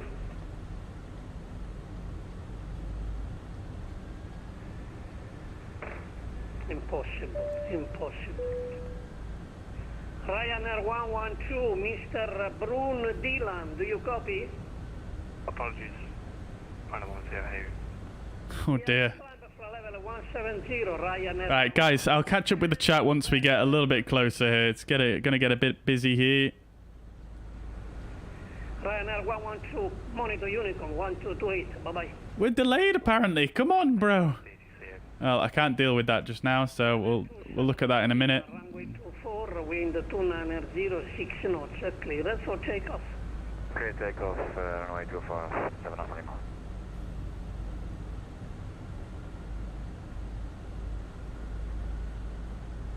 Okay, speed is going to come back to 185 knots here in just a second. Let's do the approach checklist. We haven't done that one yet either, have we? So approach checklist, power ref set 1014, both sides, seatbelt signs are on, minimums are 540 sets.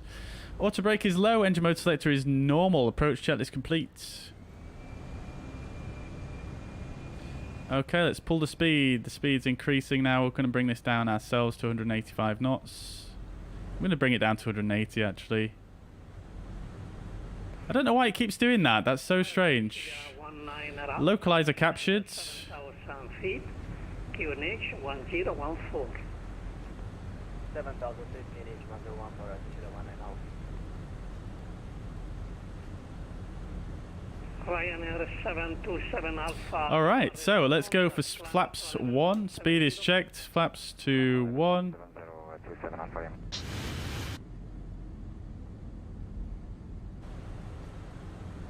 Okay, and we're going to want to be at flaps 2 as well. So let's go to flaps 2. Speed is checked. Flaps set to 2. Magic 120 radar contact. Flight to Teano. And the Teano 1 mic arrival. Descend flight level 130. Copy that, we have information. Maximum minimum sector altitude here 5,200 feet, so we do need to make sure we stay to that. As you can see, we're getting very close to some terrain here.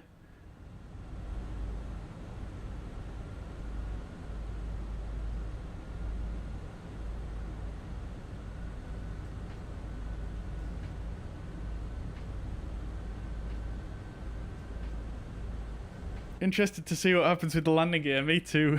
Let's see what happens.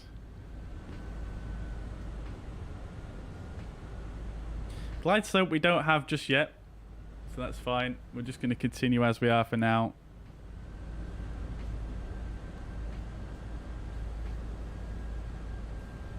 We've got this steep descent here just after this next fix, Romeo November 714. So we're nicely configured for that. I'm going to drop the gear once we actually get a little bit closer to that fix. Obviously, the gears, we know the gear's not going to drop, but let's see what happens.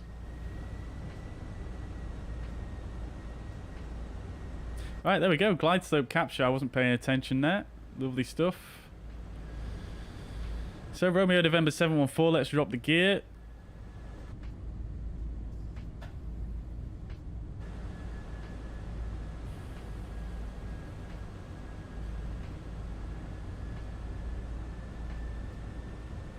I don't hear any sound.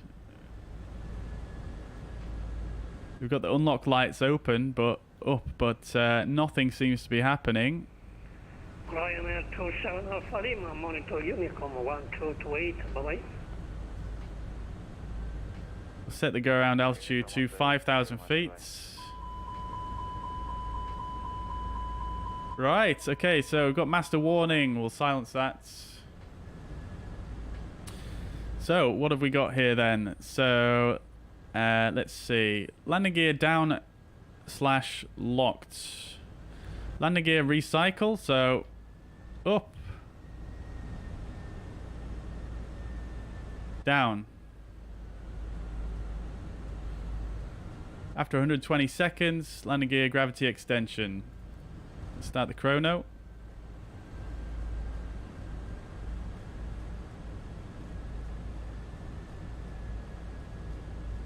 This usually counts down as well for you, but it doesn't seem to be doing it here. We'll carry on getting configured here, so we'll go back to manage speed and see if we can manage this. Oh, what the heck? We'll activate the approach phase. And then we'll go back to manage speed. Speed is checked. We'll go to flaps 3 now.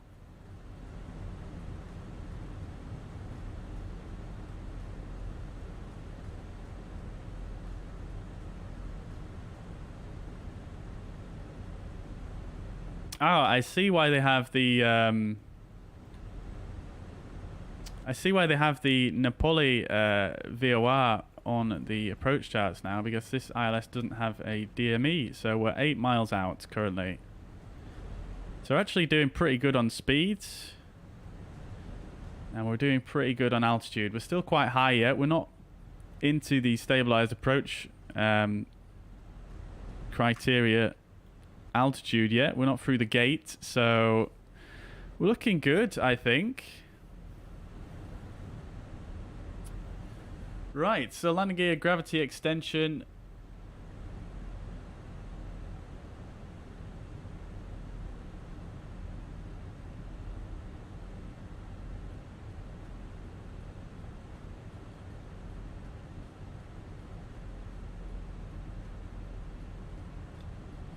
We'll bring the lever back up.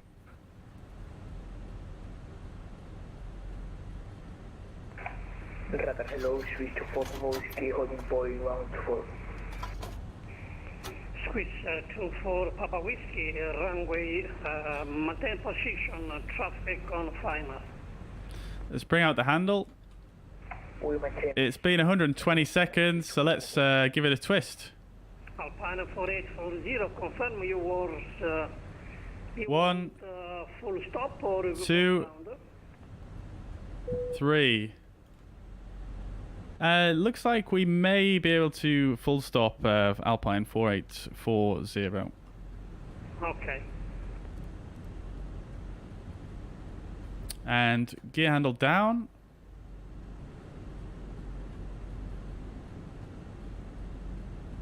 Flaps to full.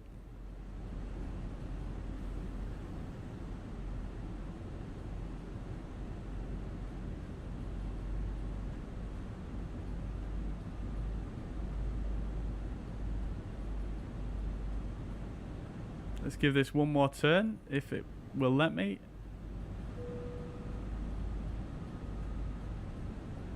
RCC 19 Alpha.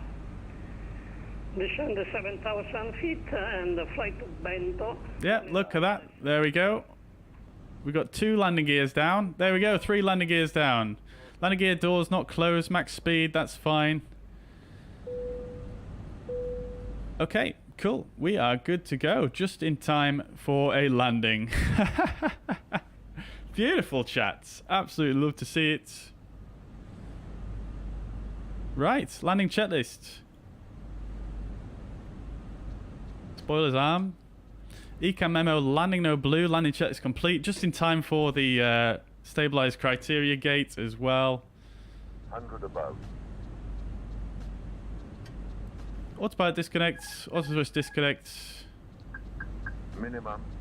Continue. Flight director's off.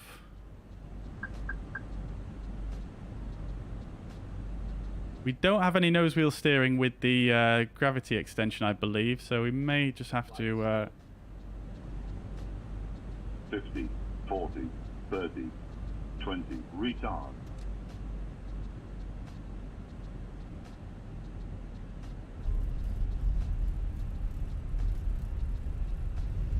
We're down.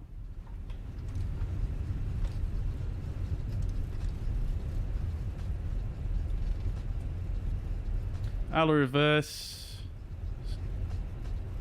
Can't see the spoilers indications, but we are slowing down and onto manual brakes. Reverse is stowed. There we go. I don't think he actually cleared us to land, did he? But I assume he meant to. For 0 contact ground 121.9. Bye bye. 1219 for Alpine 4840. Thank you for your help. Bye bye. And the Swiss 24 Papa Whiskey, runway 24. Wind 2608 knots, clear for takeoff. Clear for takeoff, runway 24, switch to 4 Papa. Right. Okay then, chat. Oh dear, we just about managed that. The landing, not so crazy about the landing, but nevertheless, let's make sure we get past the stop bar here. Actually, are we past the stop bar? We're not.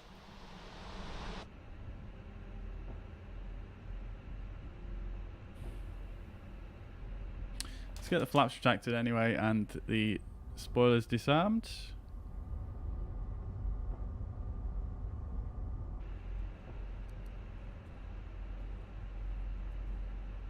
Naples ground Alpine 4840 Bravo Charlie requests taxi to a gate.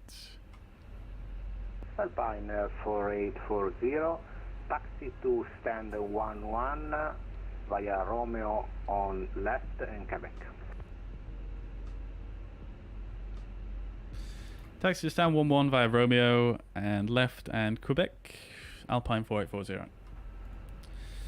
Okay, cool. We'll get the landing lights off. Taxi lights can stay on and the strobe lights can come off as well. We'll start the APU.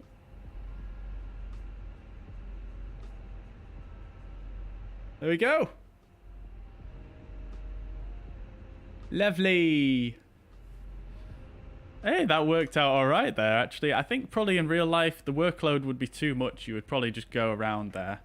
But I think it worked out okay. 3 guesses. See if you can guess in the chat what my landing rate was. You guys can't see it right now, but I can. Felt like it was pretty smooth. That's all I'm going to say.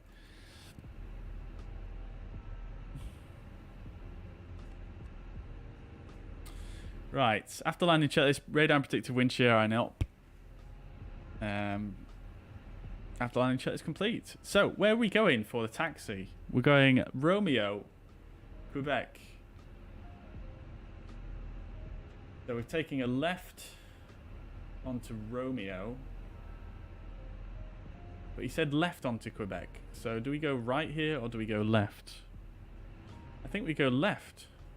Because Stand 11 is just over here somewhere. In fact, I think Stand 11 is just over here, so I think that's how it's going to go. Now, apparently we probably won't have nose wheel steering now. Let's see. Max speed 250. Right, we'll clear that. Let's see how this goes.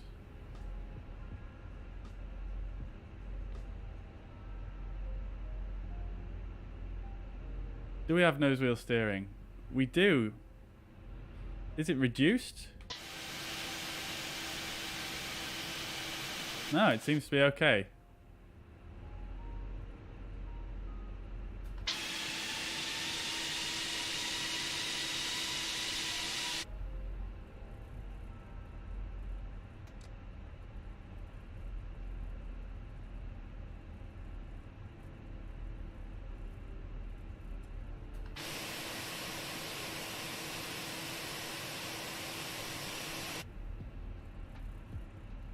Well, that was fun, wasn't it? Using the gravity gear extension. First time I've ever done that. Great stuff.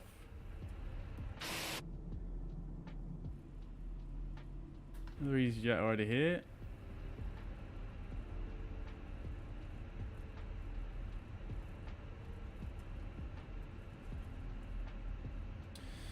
Okay. Stand 11 is just here on the left in front of this hangar. So let's go ahead and get the taxi lights off and the runway turn off lights off as well. And we'll come into stand.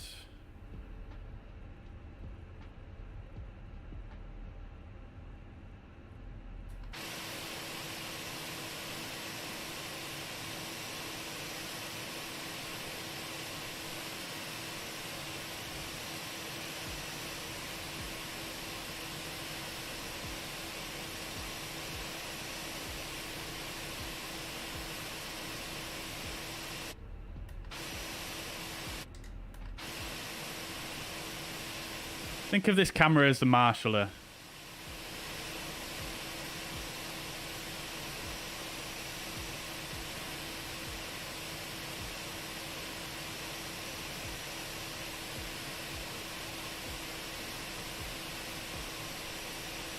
Oh, we're running out of steam here.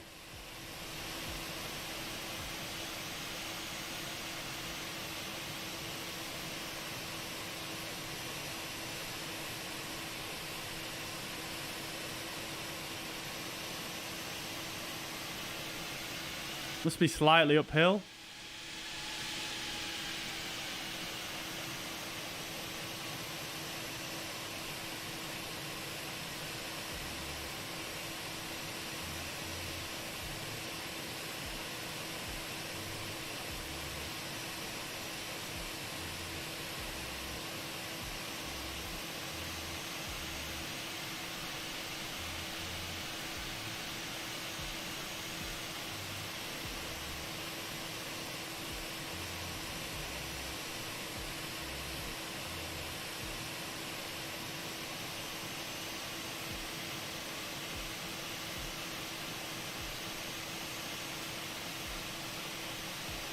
We'll get there.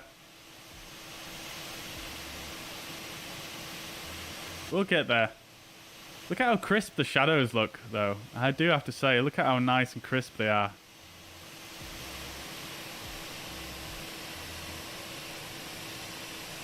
Cool. Circuit breaker set. Lovely stuff. Okay, APU is available. It's definitely been 3 minutes now, so let's go ahead and get the APU bleed on. We'll turn both engines off. Turn the beacon light off as well. Fuel pumps can come off as well. And the... this might not turn on just yet. There we go. Seatbelt signs can come off now. Transponder can come off. Lovely. Is it going to ask me to deboard? Bit too smooth on the landing rates. Oh. Commence deboarding. There we go. Deboard.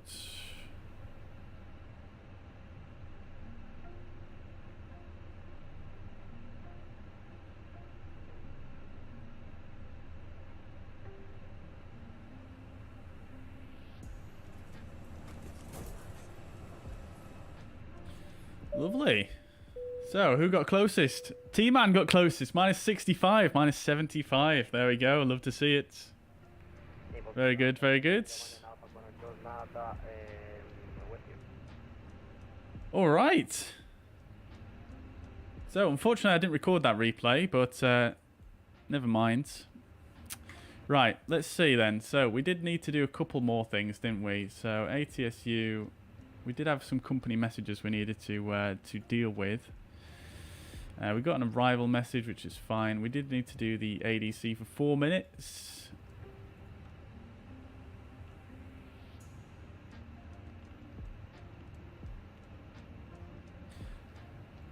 Let's have a look. Delay allocation cards.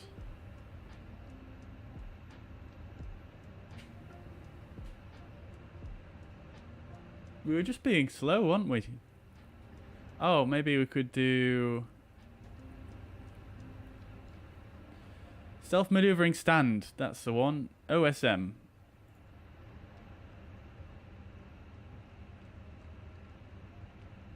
There we go. Perfect. Right then. So, whilst the passengers are deboarding, let's have a look at the landing report on SimToolkitPro. Oh, sorry, parking checklist as well. Parking brake is set, chocks are in, and engines are off, wing lights are off, fuel pumps are off. Parking checklist complete. Cool. All right, so landing reports. Minus 78 feet per minute, 0.98 G, 125 knots on the speeds.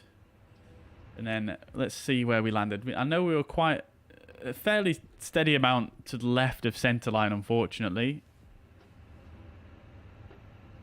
But I think we were within the touchdown zone. Yeah, that's actually not... touchdown zone, big tick. That was nice. Centerline, definitely off the centerline there, unfortunately. Just to the left of the centerline. But other than that, really quite good, actually. 78 feet per minute, touchdown zone, actually absolutely nailed it. It was just a centerline really that I'm a bit unhappy with, but I mean I can take the excuse that I was, you know, we had the gear fail, you know, we managed to get the gear sorted about 700 feet above the ground, so I'll take that. That's not too bad at all, I don't think. Right. Also, I'm just thinking as well. Look at the ground markings here on the runway. So you've got like the threshold pianos, and you've got these striped ones, then you've got the aiming point, then you've got the striped ones, 2 of them, and then 2 solid ones. I don't recall it actually looking like that on the scenery itself. So let's investigate real quick.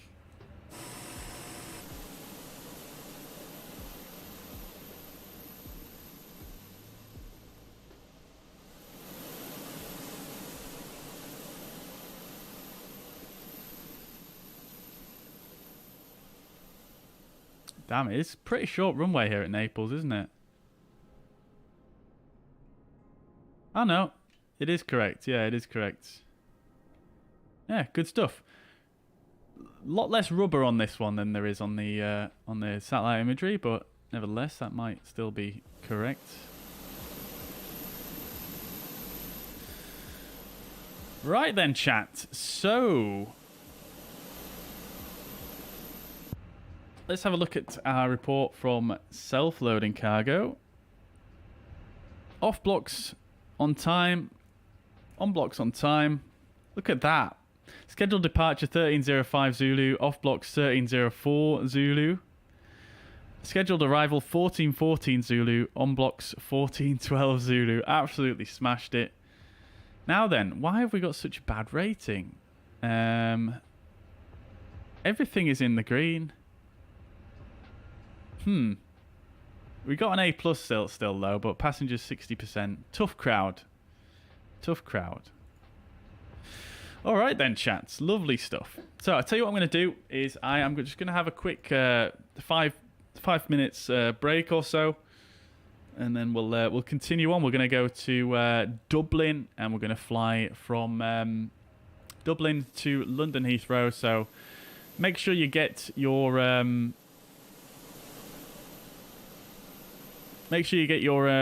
votes in on the poll as to with regards to which livery we're going to use for the flight from Dublin. There's a poll in the chat if you want to put your votes in, and you can choose which Aer Lingus livery we've got. Because we've got quite a few here for the Phoenix. Right then, chat. So I'm just going to take a quick 5 minutes. I'll be back with you.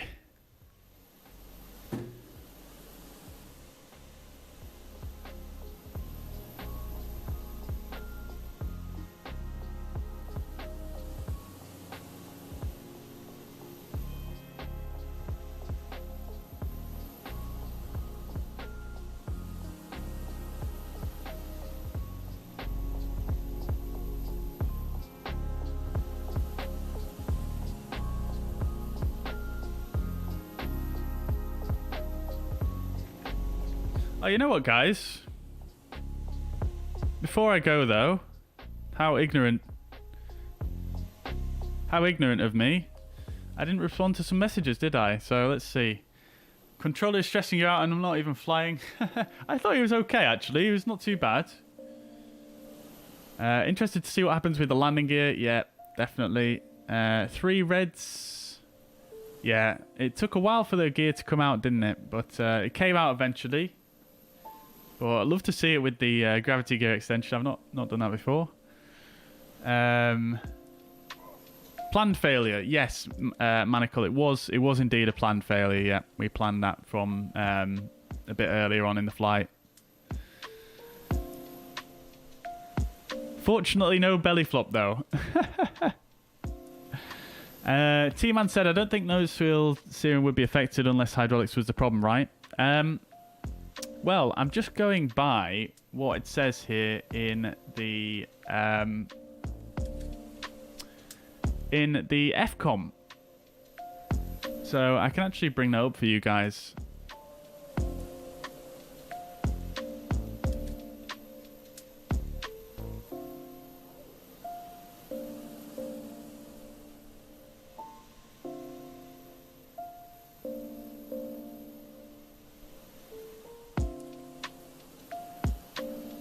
So if I bring the FCOM up here. Now this is an old FCOM, so I'm not entirely sure if the things have changed since then. But if you have a look, so landing gear gravity extension. This is a procedure which we just followed. And if you have a look here, you've got this caution here. It says nose wheel steering is lost. So that's all I was going by there, basically.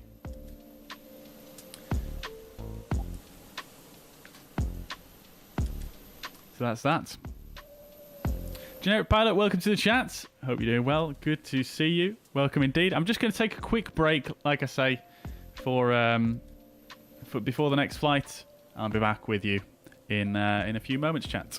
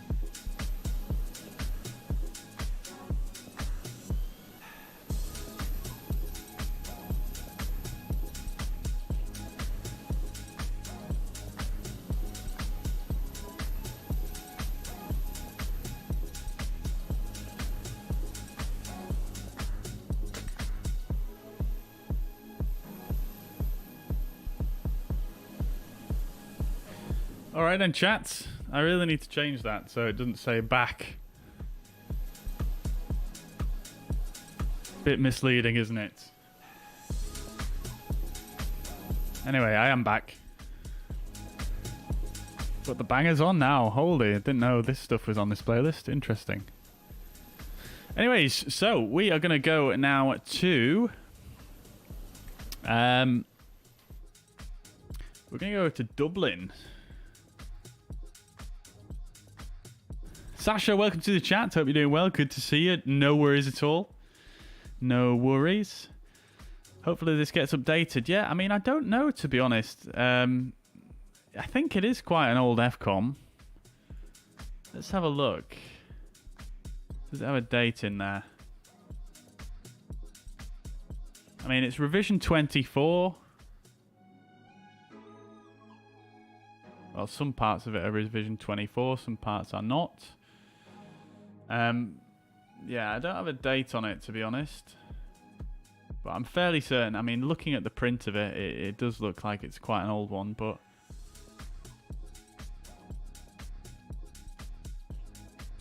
yeah, I can't actually remember where I got it from, to be quite honest. I think I just Googled the A320 FCOM. I'm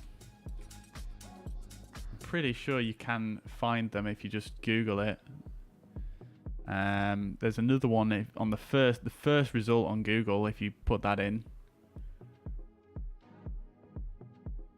There's an FCOM there. Let's actually just cross-reference, see if it's any different.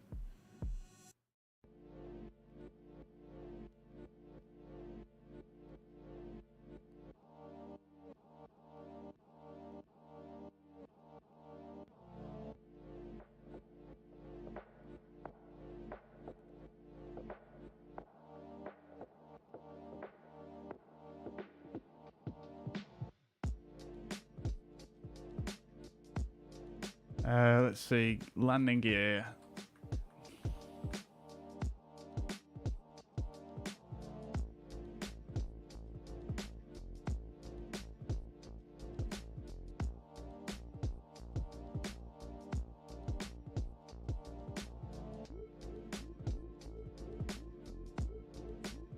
Yeah, so see, this one doesn't have anything in there about the same. It doesn't have the same procedure as the one that I have.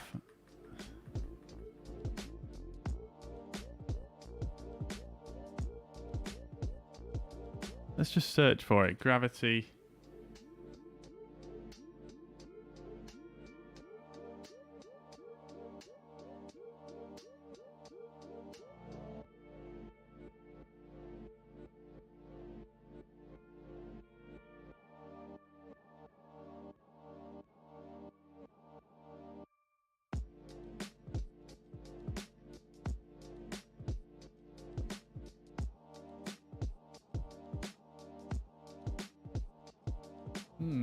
Maybe if I check one of the... I've got a QRH as well. Maybe if I check that one. Maybe that's got something in there. That's... Oh, this is the same airline, actually. But we can have a quick look.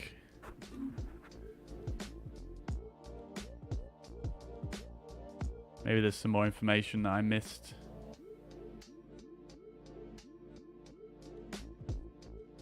Landing gear gravity extension. Yeah, it says it's still got the note there regards the nose wheel steering is lost.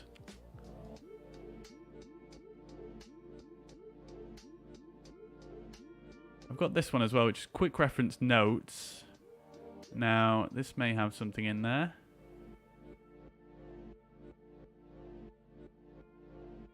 Just gonna go see if I can find...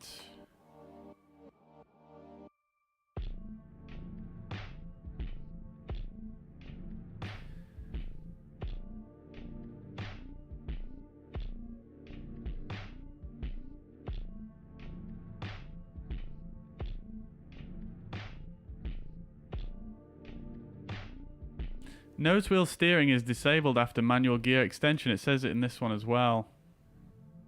Interesting. I wonder if that's a quirk with the Fenix then, potentially.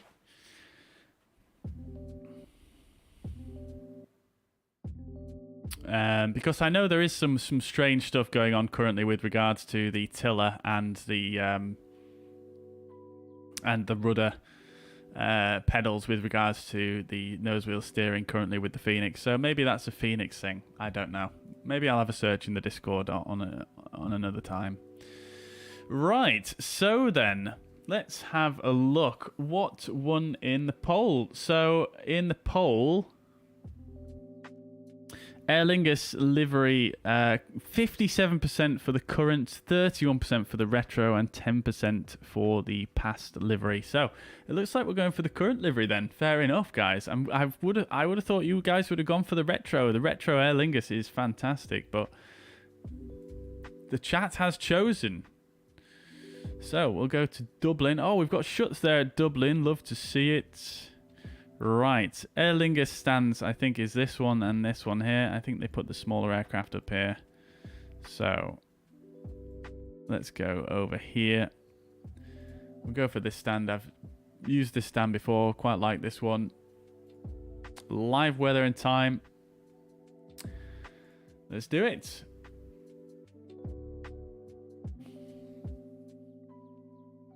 There's a few from 2008. I think Qatar Airways or something was the first one I had seen on Google back in the day. Interesting, interesting.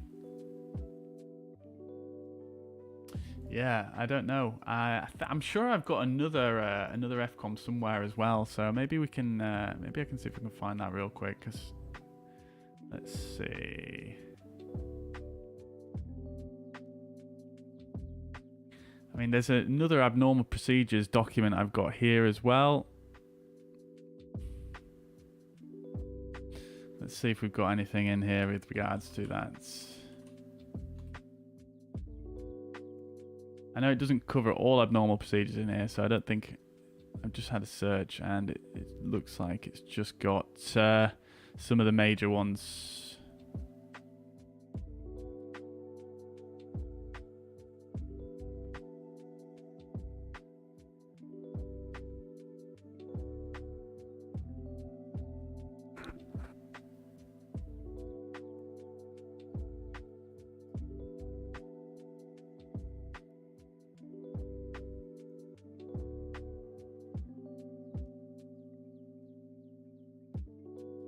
Yeah, if anyone finds any information on that, please do feel free to drop it down in the Discord. Lovely. Here we are at Dublin. Very nice scenery this by MK Studios. Love to see it. Love to see it. Cool. Sounds like it's a bit windy here as well. You can hear the fan blades going. Right. Okie dokie. So, before we do anything, let's go ahead and get a flight plan sorted. So, tail number is Echo India Delta Echo Echo. So, I haven't set up this in SimToolkit, so let's go ahead and do that. So, SimToolkit, we can add in the registration here. Let's just make sure that's right. Delta Echo Echo. And okay, usually it brings in a picture as well, which is nice. There we go. It looks like that's at Dusseldorf.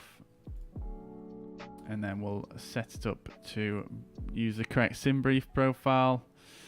Airline is going to be Aer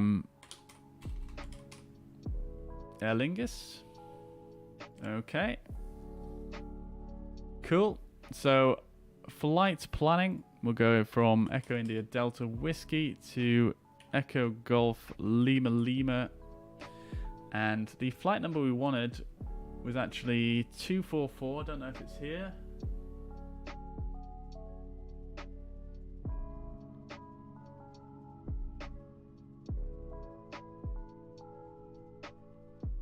Not actually here, but there's lots of other call signs. Now, some of these are older, so maybe we just go and do a quick... let's just make sure my predictions are correct. Ah, okay, so 244 goes to Gatwick. I don't know where I got 244 from then, earlier on.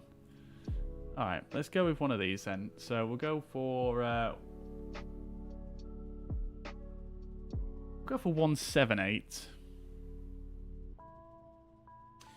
And then departure time we'll put as we'll give ourselves a bit of time, so we'll go for 15. We'll go for 15:25 Zulu. And then we'll what information am I missing? There we go. We need to put in, there we go. Generate.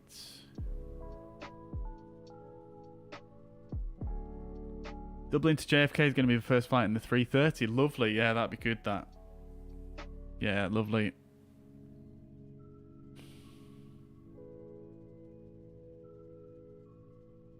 Lovely stuff. I hope the A330's got a bit more quality to it than the CRJ. CRJ is nice, don't get me wrong, but yeah, I did fall out of love with it, to be honest. Right. Okay, so flight plan is filed. Right then.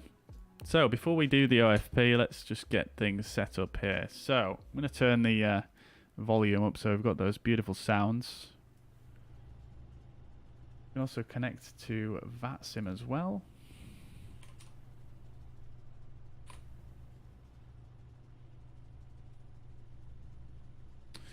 Cool. All right, so battery's on.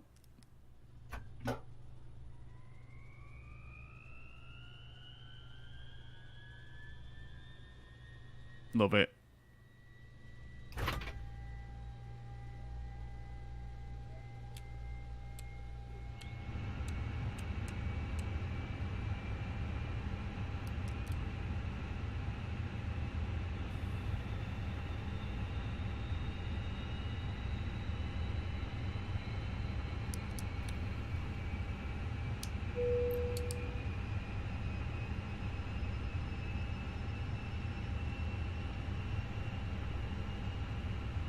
Lovely.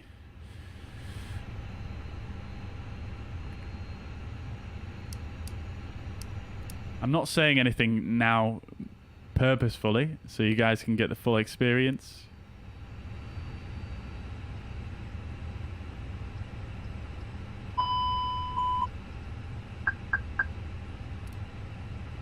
Can't turn those on yet.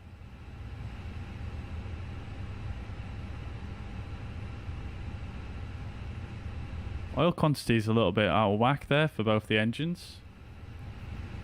Still in the green, however.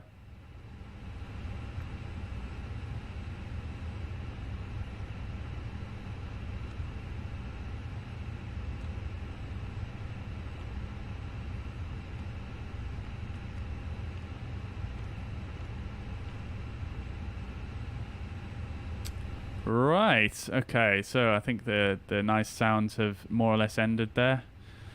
We carry on. Everything else looks good here. Right, alright.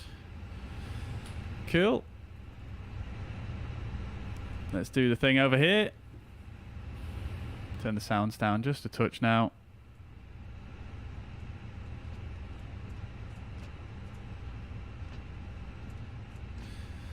There we go. Right then, chat. So, let's see. We've got about 44 minutes to departure. We've got the left door open. We are on a jetway this time, so we don't need to use the stairs. That's fine. Great stuff. We could get the stairs connected as well, as you sometimes see, to allow the ground crew to get on and off a bit easier. These stairs, for some reason, are up on the jetway, so that would probably be a good idea to do it like that. Right.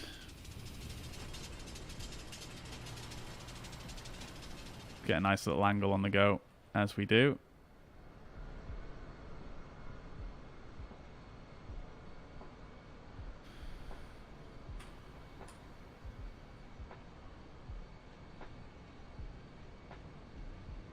I can hear another aircraft somewhere around.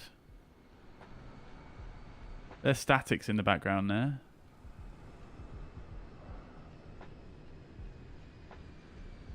Are they taxiing in?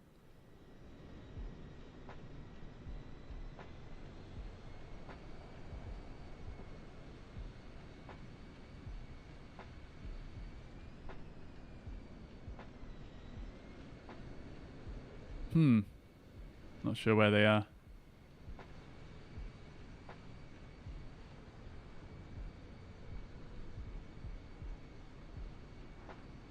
That'll do us for now anyway. Right. Do the failures reset? That is a very good question, actually. It's probably something I could do with checking before we go any further. Just getting the Q&H here. And that reminds me, let me just make sure this is set up correctly.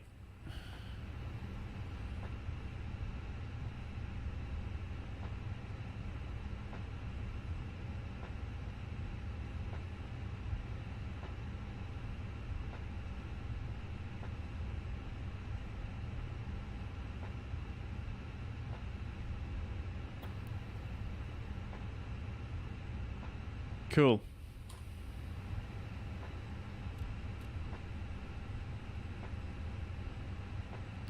Right.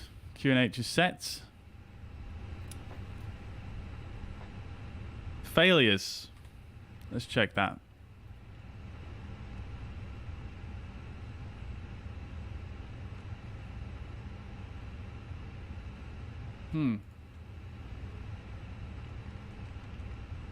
Oh, IRSs are not aligned, so that's showing us as failed currently. Yeah, it looks like the failures have reset. Yeah.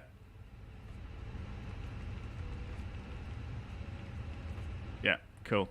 All right, that's fine.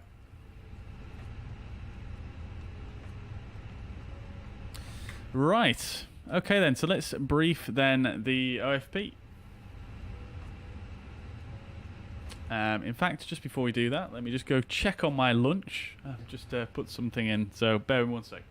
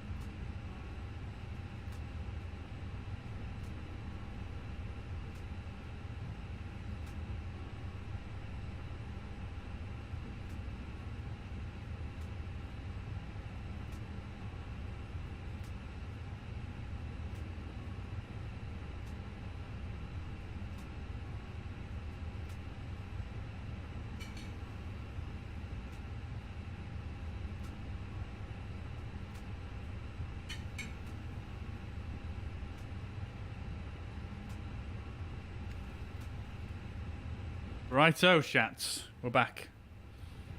Shat says flew the CRJ a week ago after the recent update. Still like it? Yeah. Yeah, I've not flown it since that update, actually, so...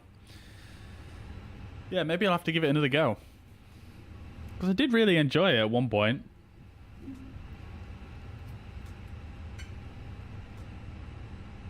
just a few things just sort of went weirdly wrong with it, and it just kind of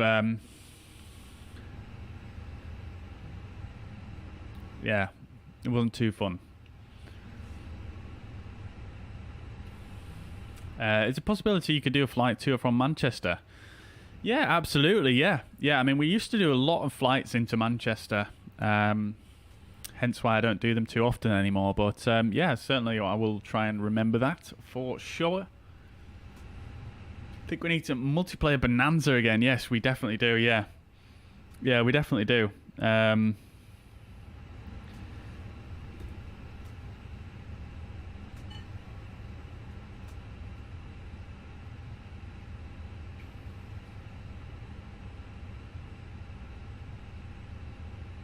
Yeah, we should do some like GA flying, I think.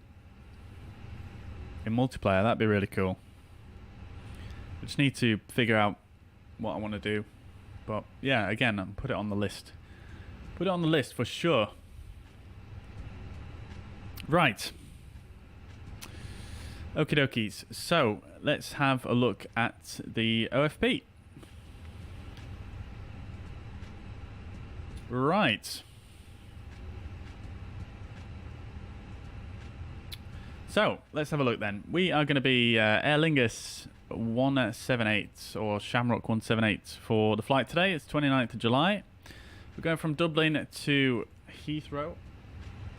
A320 and the tail number Echo India Delta Echo Echo. Flight plan was made 14:38, 29th of June, July, which you've already seen. You saw me do that. Call sign's going to be Shamrock 178. Target off blocks time 15:25 Zulu and target on blocks time 16:30 Zulu. So just about an hour this flight. Cost index of 5, ground distance 291 miles. Takeoff weight it's estimated 63.9 tons and a landing weight of 61.7 tons. Zero fuel 58.6 tons estimated. Alternate is in fact Manchester, and our cruising flight level is going to be 330. Block fuel, we want to order 5,417 kilograms. Routing, we're expecting 28 left at Dublin on the NDEC 1 Alpha departure, which I've not flown before, I don't think. And then we're going to be expecting to arrive at London Heathrow and 09 left on the Nugra 1 Hotel arrival. Again, I don't think I've done that one either. Operational impacts, don't need to look at that in too much detail. And looking down here, we've got 154 passengers, 2.4 tons of cargo, and we've already covered the other weights there. Weather situation, no significant weather to be looking at in particular. Weather at Dublin as of 14:30 Zulu. Winds are 2208 knots, and yeah, looking pretty settled here at Dublin, and fairly light winds actually for Dublin. So there we go, and weather looks like it's fairly stable for the coming hours. Weather at Heathrow 14:20 Zulu. This is the META. Winds very light, variable at 3 knots. No clouds yet. Very, very straightforward weather at London Heathrow as well, and nothing to worry about in the forecast. And again, same with Manchester, looking fairly settled. Great stuff. So this is our routing across the Irish Sea here, over the top of Wales and Liverpool, down across past Manchester and into London. Very good. We do have some significant weather here on the chart, however, so between flight levels 250 and flight levels 450, we do have some moderate turbulence to be aware of. And in the northwest here, looks like we've got some significant weather on its way in, and we've got some severe icing between below flight level 100 and up to flight levels 180. Wind is prevailing from the west, so again, that icing, something to be aware of, but probably won't affect us for this flight. and then our profile. So that's that. All looking good. Let's get things set up in the flight deck then, and we'll take it from there. Right. I am just eating my my lunch here as well, chat. So I might just hide the camera from time to time, just so you guys don't have to watch that.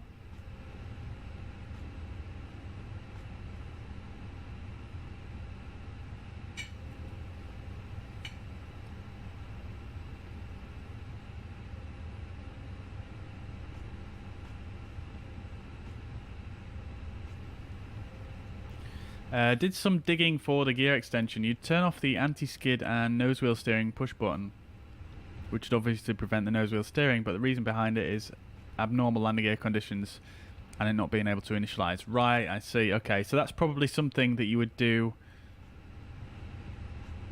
after. Maybe I didn't. Did I not follow the? Maybe I didn't follow the full procedure then. Potentially, maybe. Oh no. Well, I followed the ECAM actions actually. Having said that, so maybe it's certain failures that obviously we didn't come across. That would mean that you would have to disable the nose wheel steering. So yeah, I wonder if that's it. Yeah, that does make more sense though. Right. Okay, so where were we? Departure time within about 31 minutes. So let's go ahead and we'll get the boarding started. We'll do self-loading cargo as well.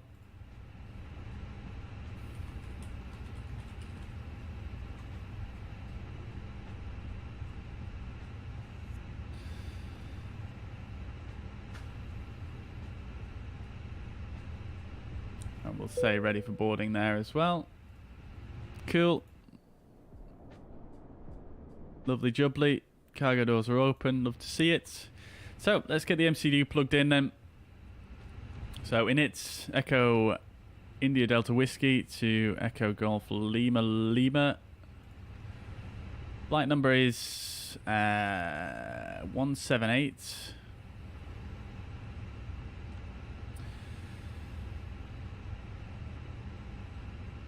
Cost index of 5 and the cruising flight level 330.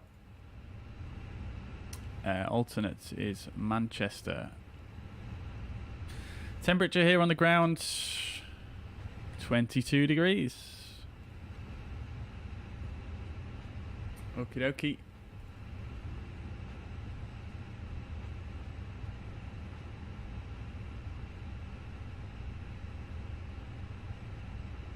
Drop of pause is it hasn't actually pulled that in from the flight plan, I don't think, so I'm going to put that in manually.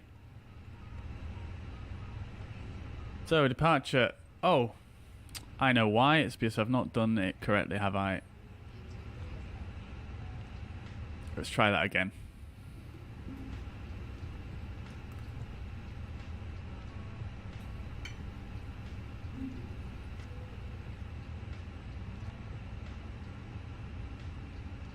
Right, I can't do the initialization again, so I can't do that.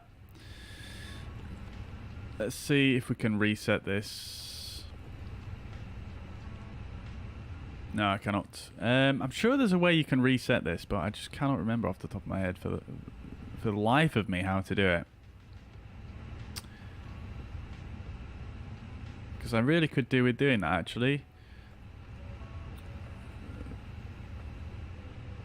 I thought if you swap the nav database maybe, but it doesn't seem to allow that either. Oh.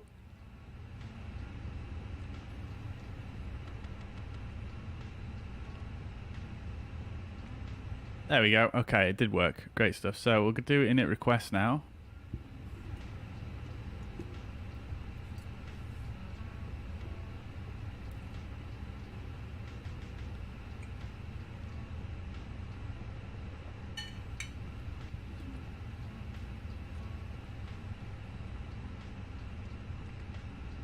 Right, okay, so that did work that time. Lovely.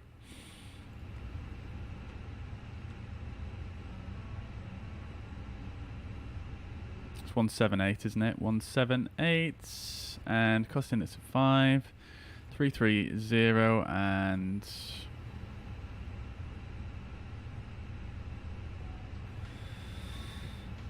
minus 46. Lovely. Okay, so is there a controller on here at the moment? There is not. Okay, that's fine. So we'll go 28 left, and it was the NDEC 1 Alpha.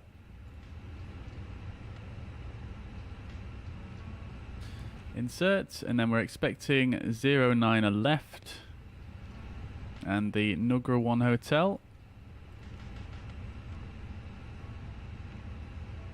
Insert that as well.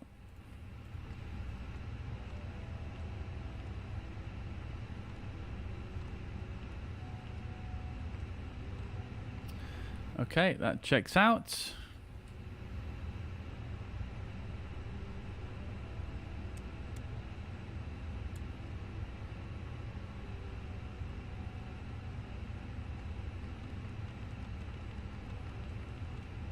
Perfect, cool. Secondary flight plan. Copy active.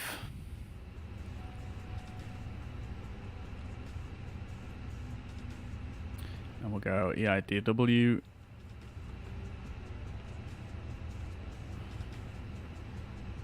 Like so. We'll set up 28 left. And then a return on to 28 left. No star. Let's just quickly check the procedures.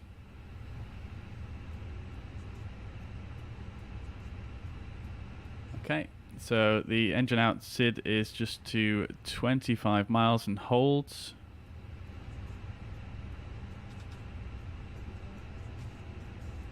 So I wonder if what you could do is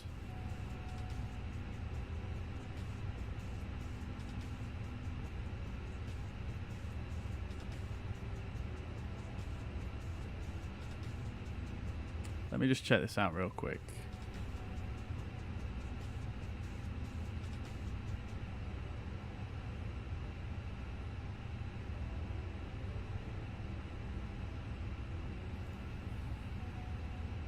So we're 28 left. So I wonder if you could set that up by doing something like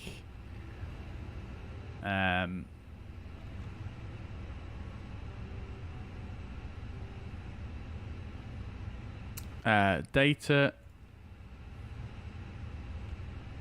pilot waypoints, and we could do dub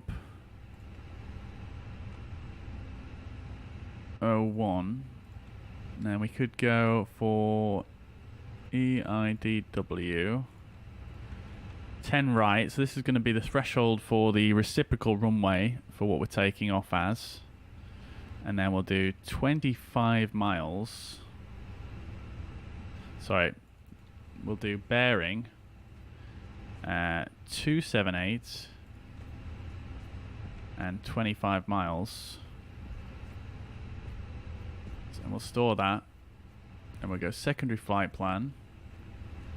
And we'll go dub 01. Put that in there, and then we'll add a hold. We'll just go computed, and then oops, there we go. Lovely.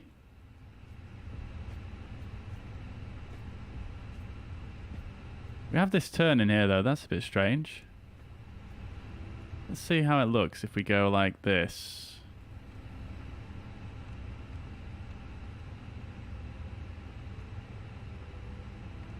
Oh, that's for missed approach. Right, okay, I see.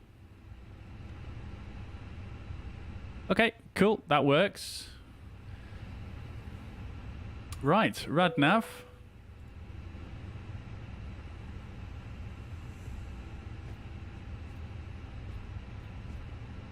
This is our nav departure, so we're not going to do anything there. And then init B, we'll get our load sheet, see if we've got that.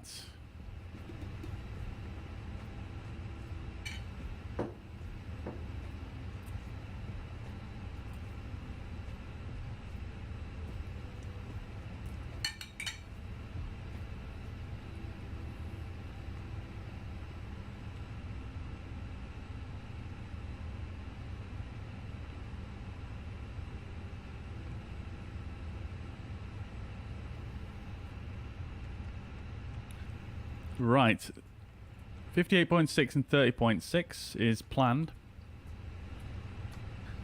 And then our fuel on board is 5.4 tons. Refueling is complete, so we're going to turn the seatbelt signs on.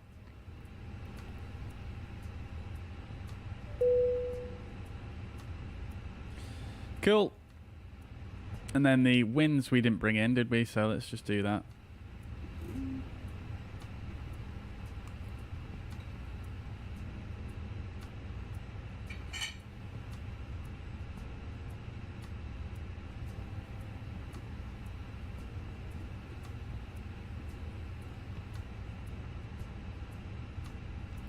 Cool. Okay, that's done. And we'll do our takeoff perf based on the predicted figures. So we're going to go 28 left dry, optimal packs on. Calculate 139, 140, 142. 139, 140 and 142. Flaps 1 and down. Was it down or up? Down 0.1. And flex of 61 degrees. The noise abatement procedure here is NADP2, so this is okay. We'll go ahead and do that. So that's it. Good stuff. Right. Lovely. So, we'll bring up some charts here as well.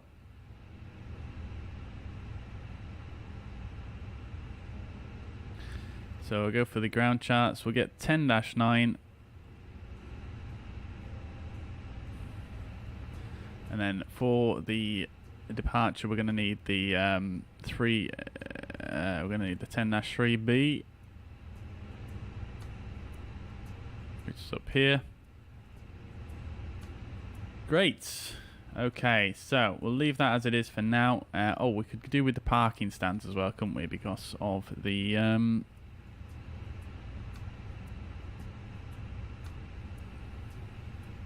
we go. That's got a bit more detail for the taxi out. Lovely.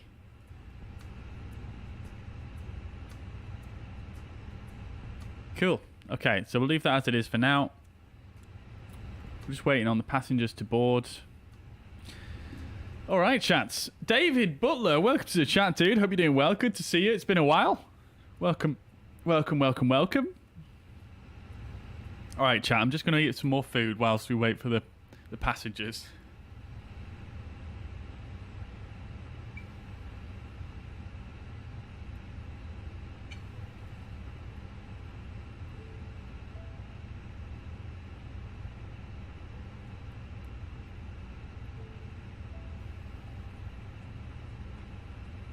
Still a few more to go yet. David, yeah, I'm doing well, thank you. Yeah, I hope you are too, yeah. It has been absolutely ages, hasn't it?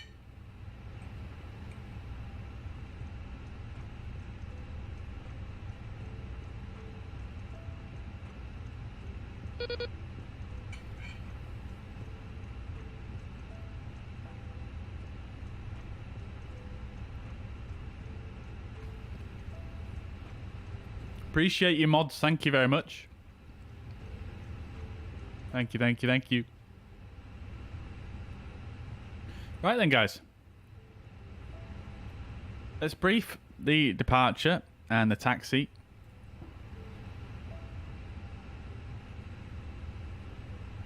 So, we're currently here at Dublin, Ireland. This is a 10-9. Airport elevation 242 feet. Echo India Delta Whiskey is the ACAO code. Low visibility procedures are not applicable today. And we do have some restrictions here. However, I don't think we're going to have too many issues with that because we're only a measly A320. Right, so looking at the taxi, this is the 10-9 Charlie. And we are currently here at Pier 2. We're at stand 20... I forget. Sorry, we're not at Pier 2, are we? We're at Pier 3. And we are at stand 316. So we're here at Pier 3, and we're at stand 316. This one. So we are going to push back facing to the east. We've got a tug release point at either Juliet or November.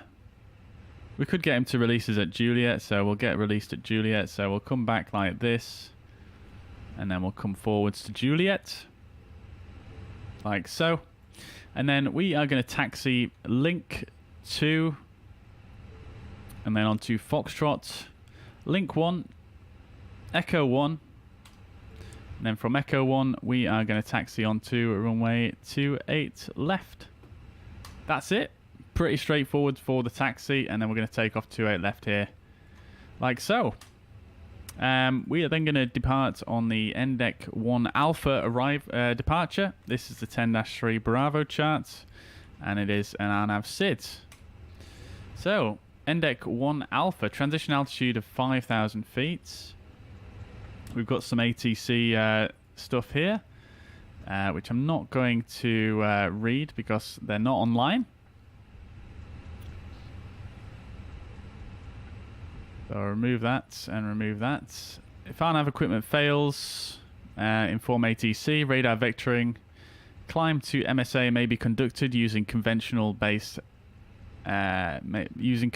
navigation based on conventional navigation serving the runway in use. Integrity check fix available from radar. So the departure itself is going to take us off 28 left here, and we are going to depart runway heading 278 degrees for 5 miles.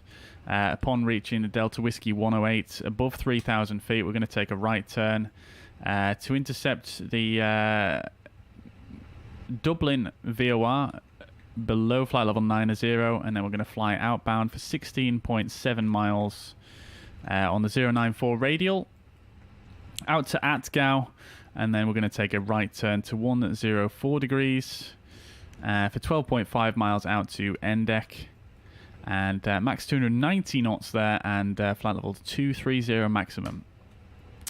So we could actually tune this Dublin VOR just to have it as a backup. So let's do that. We'll jump back into the flight deck. So yeah, it's already tuned, but we're going to put it in anyway. So dub, and then we're going to put in the 094 radial, which is the outbound course we're going to fly. And then we'll just make sure we've got those restrictions in there correctly. So above flight level above 3,000, below flight level 90, that's in. And then NDEC 290 knots below 230, that's in as well. So we'll be at 210. Okay, cool. That's all in. Great stuff. Let's see if we've got any more messages from the company yet. We do not. Right, fine. Departure time is in about 10 minutes. We're looking good. I'm just going to eat a bit more food whilst we wait here. There is no initial climb clearance either. So we'll put this to something reasonable like 7. We'll put it to 7,000.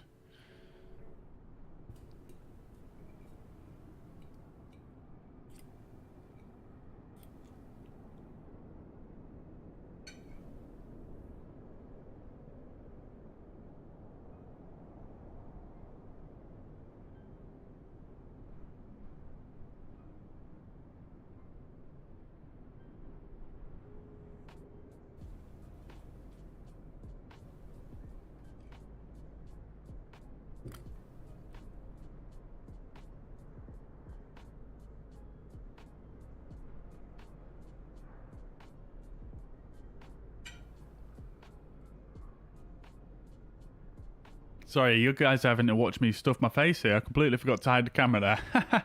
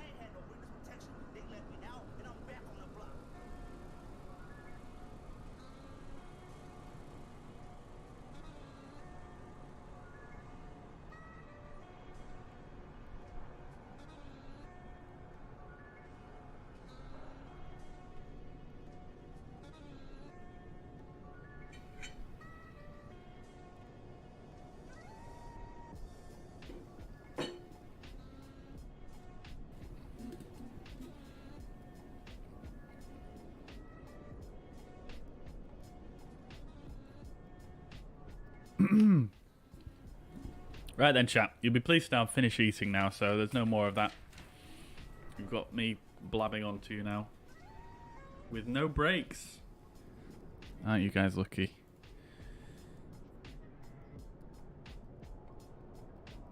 Alright. So, passengers should be just about done now. Let's see how they're doing. 20, just under 20 more to go. Okay, cool. Right, so what else can we do until while we wait? Not really that much, to be honest. What we can do is we can get ready for a pushback, so we can start the APU. We can also just check what the temperature's looking like. Pretty toasty in here, so let's definitely get the APU up and running. We'll get the fuel pumps on as well. Cool.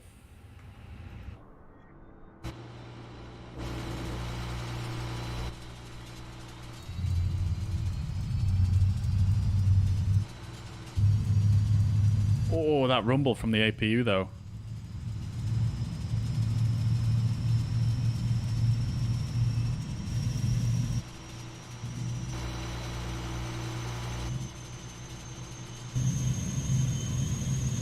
Shame I've not got an APU cam. I need an APU cam, don't I?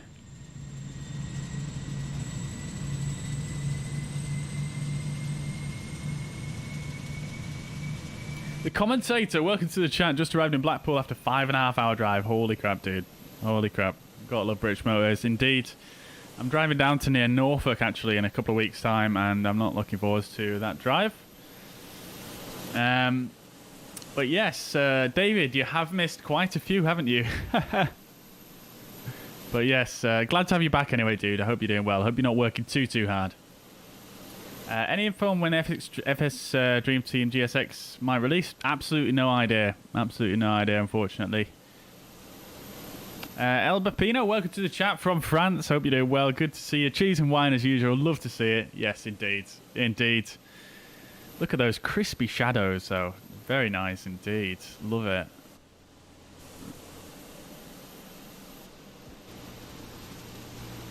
Yeah, no APU cam, unfortunately. Right. Okay, so APU is available. We can start the chrono, make sure it's nice and warmed up before we start the APU bleed. What we could also do as well whilst we wait for the passengers is... oh, just one more to go. Let's get the tug connected as well. Aircraft loaded. There we go. Lovely stuff. Oh, what's going on with the doors there? I don't know. There we go. Cool. That's that done. We'll connect the tug. We'll get him connected. We're nearly there, chats. We're nearly there. We're off to landing 10. What did you do with the shadows again? I just remember you saying it didn't take a perfect. Yeah, it didn't seem to take much of a perfect, but your mileage may vary. However, I will show you what I did. I went into the Microsoft Flight Sim files. So obviously the path is going to vary depending on your system, but you want to get to your local cache folder basically, and you want to open your user config .opt file. Let's just close these. Open this file, and then what you want to do is come down to graphics and then shadows, and I changed them to size 4096. And that's it. That's all you have to do.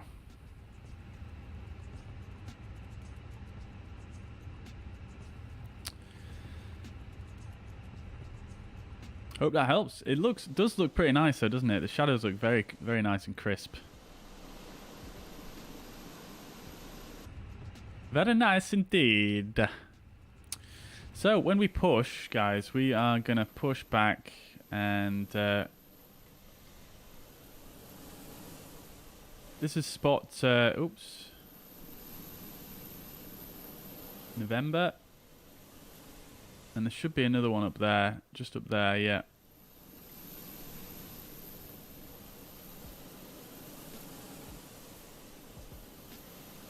Why can't I not move the camera now? What have I done?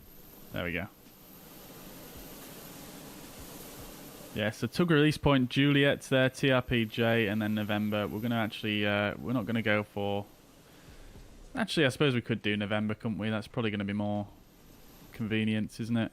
So we'll push back for November. Yeah, we'll push back like this, and we'll get him to release us just there. Nice and easy.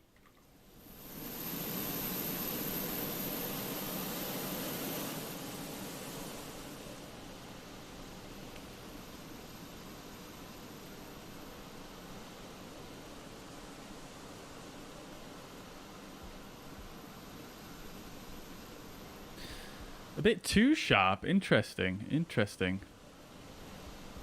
I personally think they still look a bit soft, actually. If you look at them, they are still a bit soft on the edges. You know, if you have direct sunlight hitting something, the shadows are very, very sharp on the edge. I suppose depending on what time of day it is, but that looks pretty good to me, I think.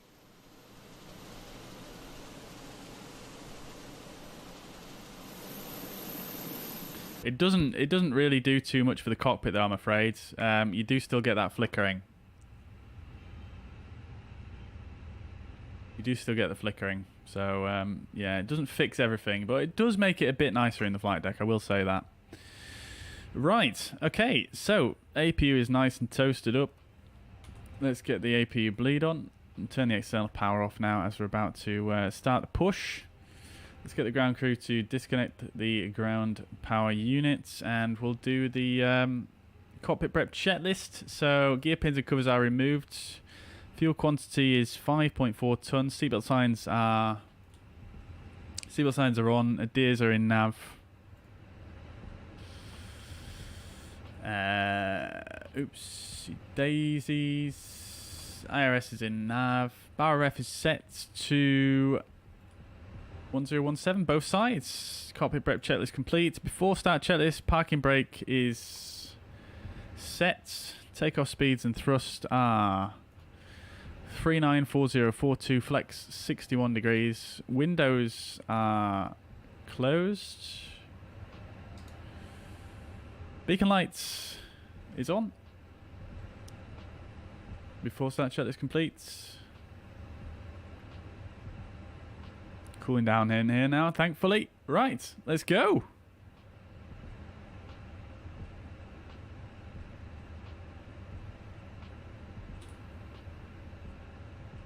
Parking brake is released.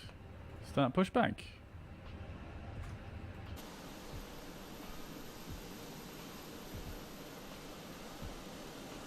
Oh, jetway is still connected. Oops. I thought that disconnected on its own. Right, so engine mode selected to ignition start and engine 2 start. Note to self, remember the lights and remember the chrono on takeoff.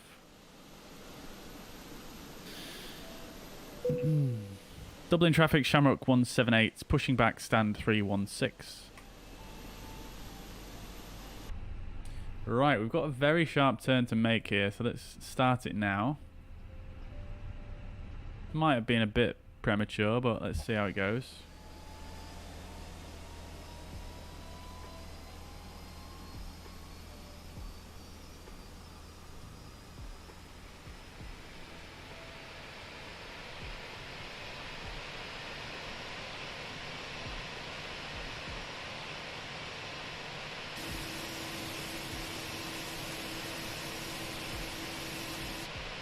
Not too shabby though, I don't think.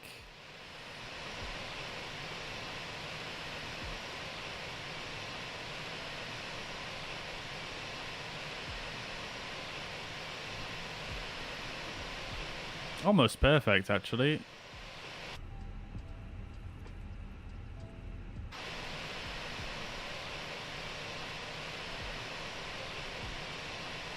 I'm looking forward to when Toolbar Pushback starts to work with this mod again, because I'm so tired of not being able to pre-plan.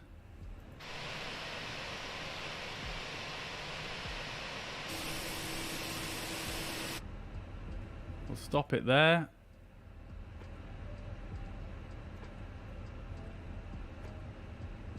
Parking brake is set.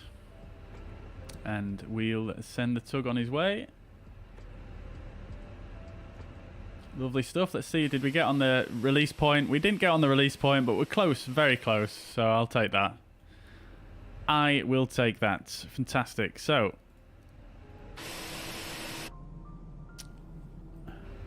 let's go for a start on engine number 2.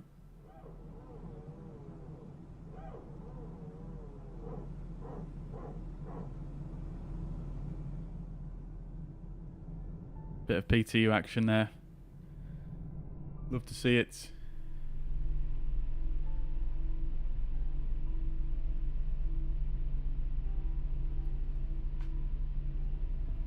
Love the light currently. This is super nice lighting, isn't it?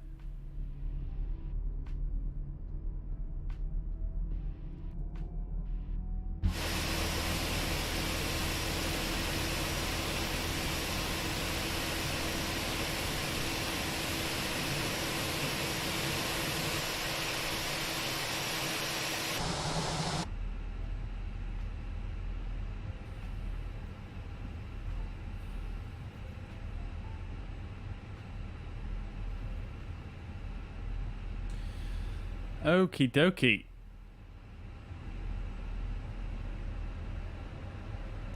Engine 1 is avail. Engine mode selected back to norm. Alarm the ground spoilers. Set the flaps to 1.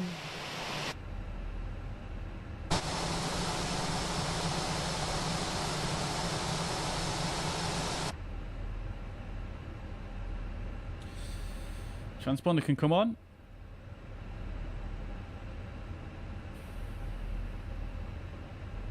Everything's looking good there.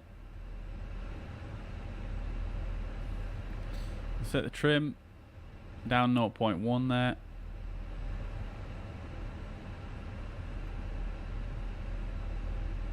Water brake can go to max.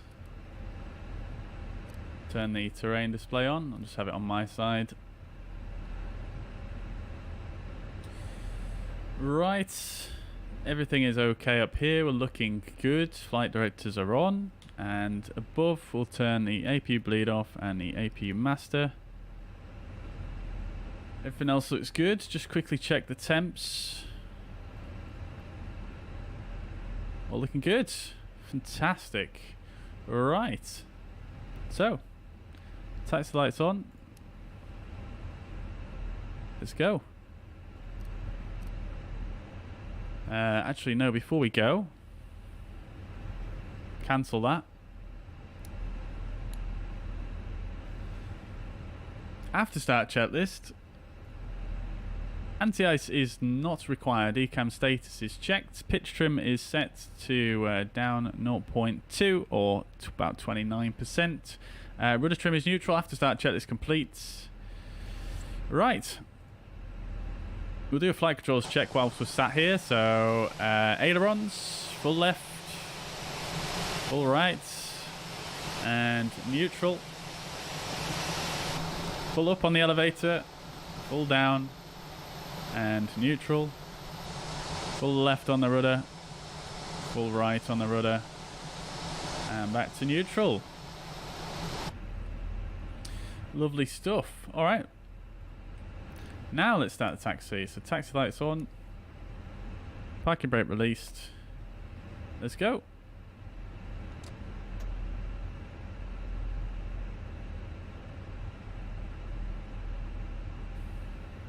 Bit more thrust than that. Dublin traffic, Shamrock 178 is taxiing to runway 28 left, Dublin traffic.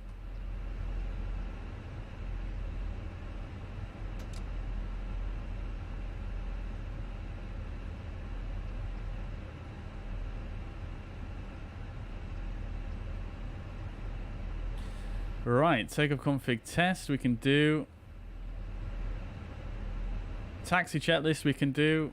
Flight controls are checked. Flap setting is config 1+F. Radar and predictive wind shear are inoperative. Engine mode selector is in normal. ECAM memo. Takeoff no blue. Taxi checklist complete.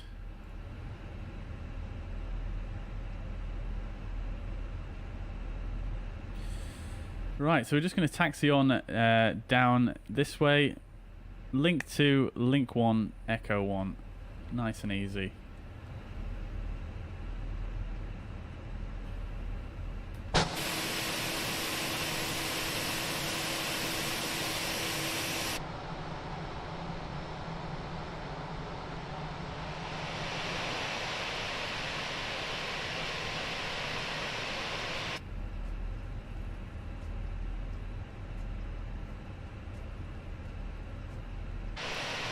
Lovely jubbly.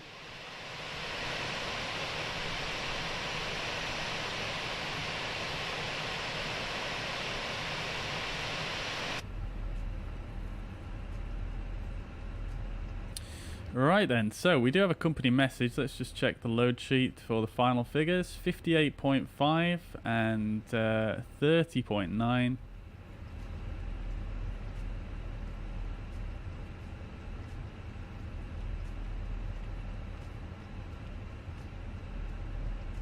Right, link 2. Still got a little bit till our turn, so let's chuck those figures in there. Let's do our final calculations for the takeoff speeds.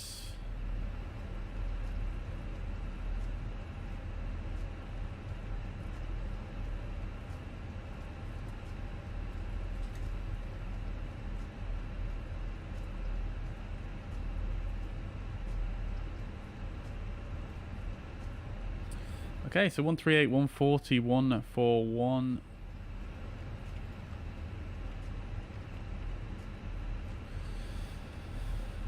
Flaps 1 down 0.2 and 63.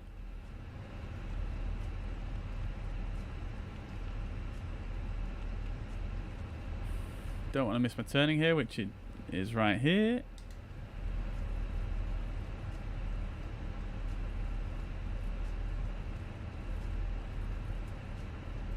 Just adjust the trim as well.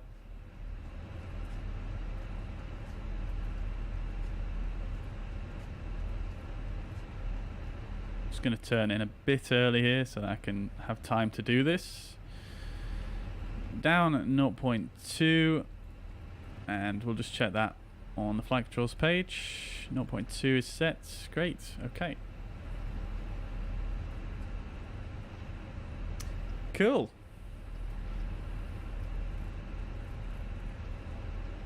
Checking the inbound sector for 28 left. Not seeing anything. Got another VATSIM user over there. Lovely stuff.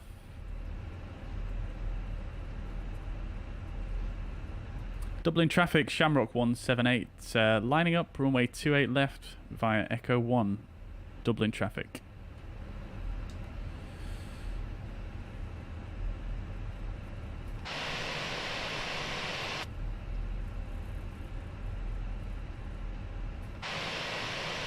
Lovely.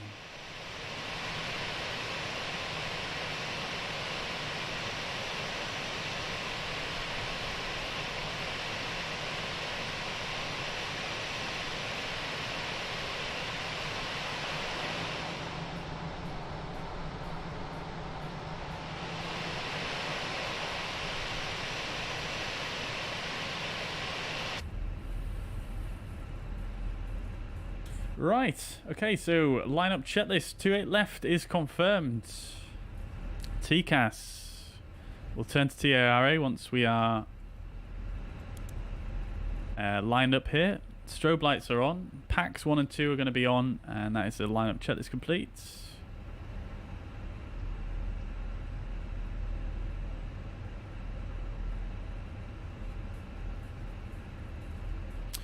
Right, TCAS TARA. We are good to go. Rolling starts, we might as well. So, take off. Dublin traffic, Shamrock 178, taking off from runway 28 left. Endec 1 Alpha departure. Dublin traffic. Okay, throttles up to 50%.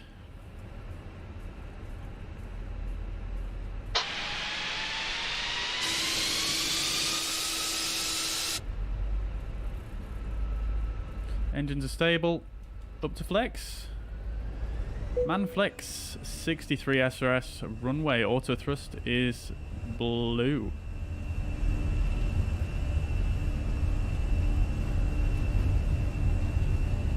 Oh, we've got LDEV. I thought I'd turn that off. 100 knots. V1 rotates.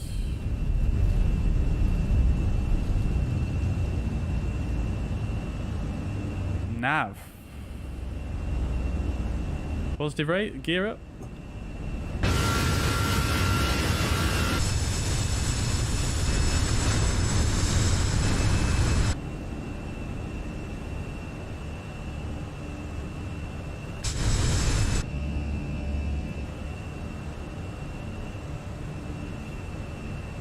Lever climb, climb, thrust climb, auto thrust.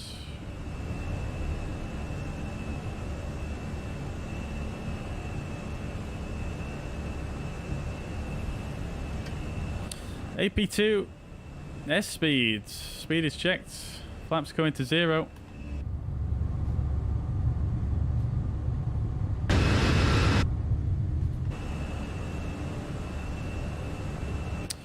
Alright. I forgot the landing lights again, chat. Of course I did.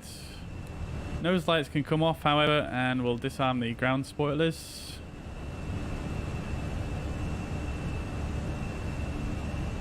Might as well go ahead and give ourselves a clearance up to our cruising flight level of 330 here.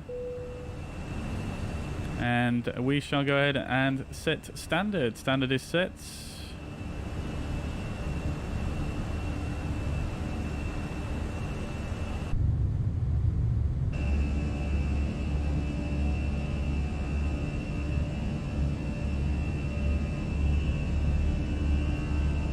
Lovely.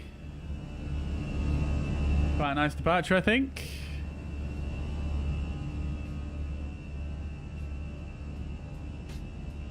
Quite nice indeed. Thank you very much for the reminder about the lights, Chris. I was still too late, wasn't I? Absolute idiot.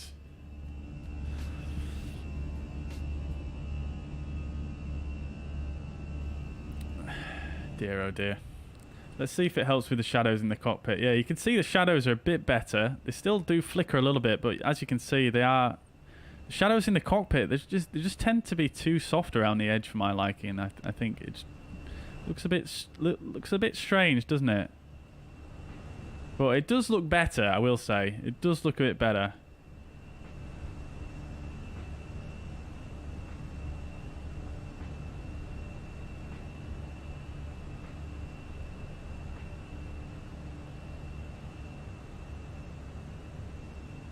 Alright, speed, Alt Star. Obviously, we've got a constraint here at flight level at 9,000 feet at the Dublin VOR, so we're just going to fly that. In fact, let's just pull. Thrust climb, open climb, flight level 330 blue.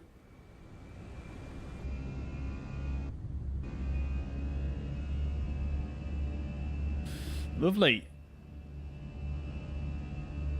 Right, so I don't understand why Sobo can't fix that stuff. DCS has a great working shadows in both cockpit and for the ground. Yeah, I don't know either, Chris, to be honest with you. It's just, yeah, it's strange. I mean, X-Plane has pretty good shadows as well. So, yeah, I don't know.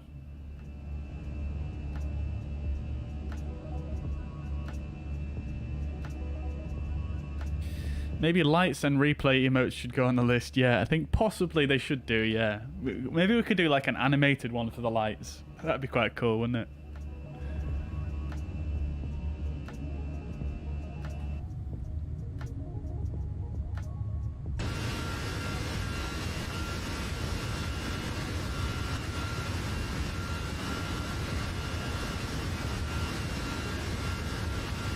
Thank you very much for the moderation there, Mariner. I do appreciate that.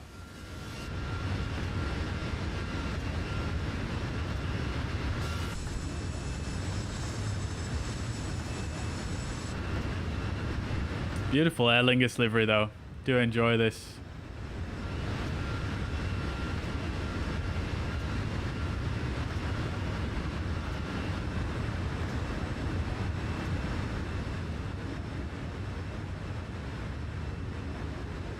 All right. Lovely stuff. We're on our way then. So let's see what Heathrow has in store for us. Does Heathrow have any controllers on? They do not at the moment. There's Gatwick approach on, but not Heathrow. So we'll have to see how that goes.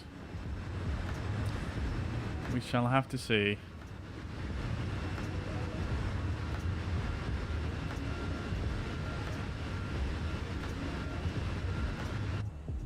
Right, passed through 10,000 feet now. Let's get the seatbelt signs off and the landing lights off.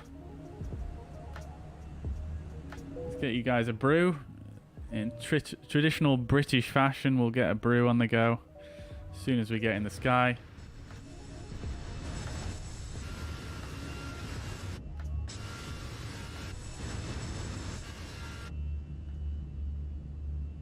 Oh, look at that coastline down there. Lovely.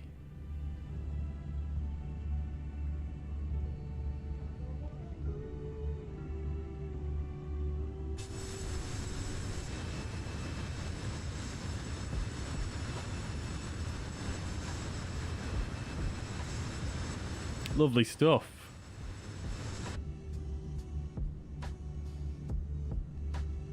Feel like I need to move my camera over here for this view. There we are. Lovely stuff.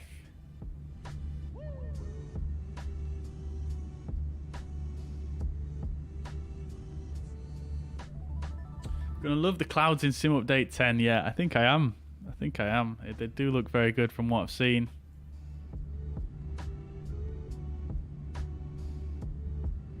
They do look very good. Yeah, I'm really looking forward to it.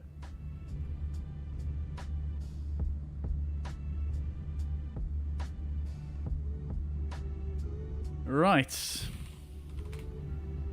I am just going to check on flight radar which runway they're using at Heathrow.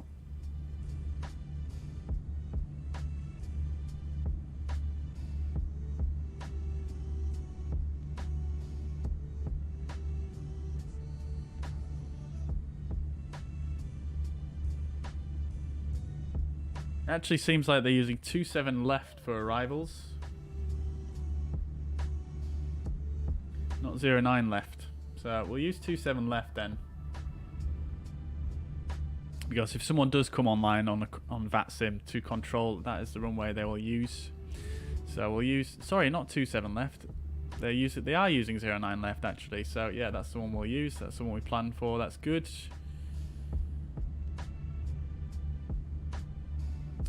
Right, lovely.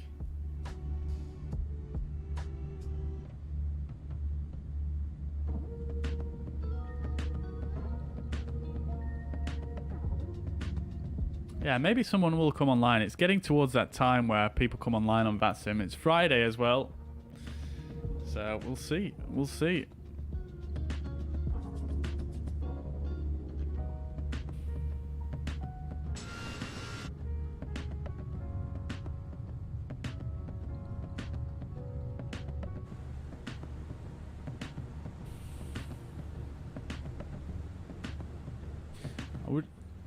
I would love it if these knobs moved a bit quicker though.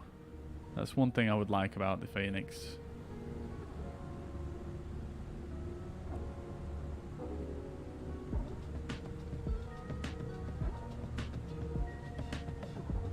Yeah, I'm intrigued actually. You guys in the chat, what would you guys change in the Fenix if you could change anything in the Fenix? Because it does so many things right. I mean, obviously there are some inaccuracies with the ND and I think some other areas of the systems, but other than that, what would you change? I mean, yeah, the speed of these knobs, I would definitely change that. I would also change, there was one other thing that was bugging me as well. The speed of these knobs as well on the FCU, they seem to be just a bit too quick, to be honest, in my opinion.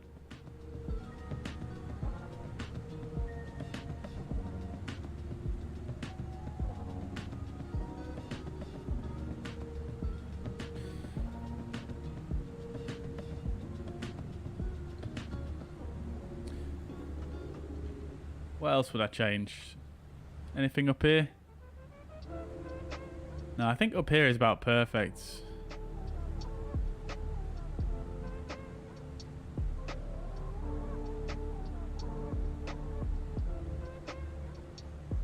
I love the fact we got to use the gravity gear extension in the last flight. I do love that.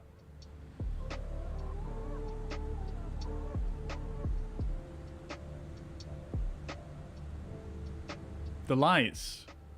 What lights would you change, T-Man?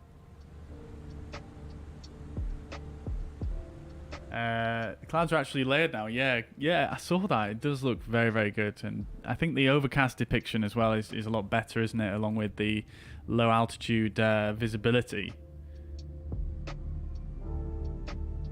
Which I think is going to be enjoyable. Do I still use spad.next? I do indeed, yes. Yeah, I'm using it more and more actually. I've actually bound some more stuff in the Fenix just recently. I bound the track FBA button as well as the speed knob, and I bound those two up earlier on.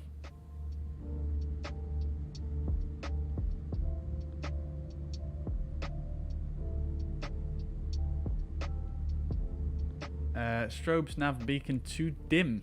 Ah, okay. I've not really noticed that, to be honest with you. Don't do a lot of flying at night, so it's difficult to judge. But yeah, I think a lot of aircraft in this sim actually have a bit of an issue with the lights being too dim, in my opinion. But yeah. Ah, tower is online. Lovely. Oh, they are as well. Did I miss that earlier? Maybe I did.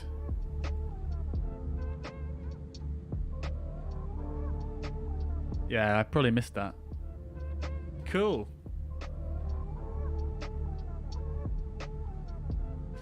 We've got information kilo. 09 left. Transition level, flight level 70. I'm going to stick that in now before I forget.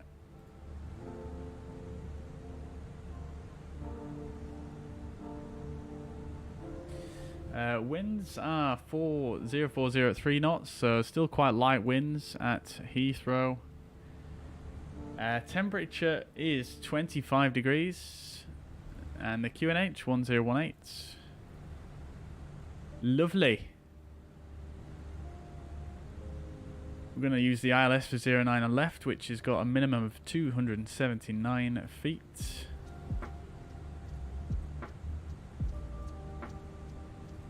And I think what we can do for this landing, because the weather conditions are pretty benign and we've got no other reason really, we'll go for config 3 for the landing, I think.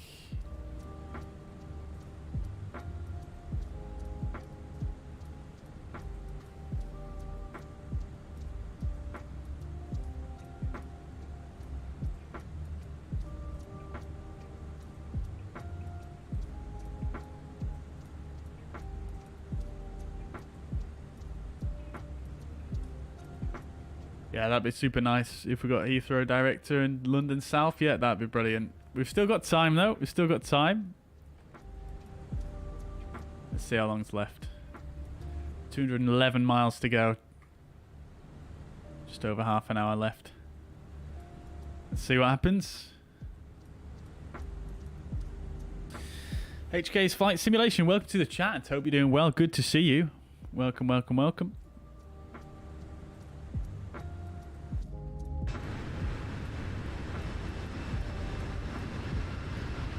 Beautiful views.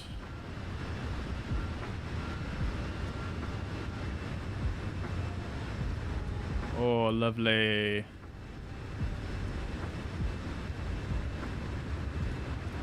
Snowdonia off to the side there.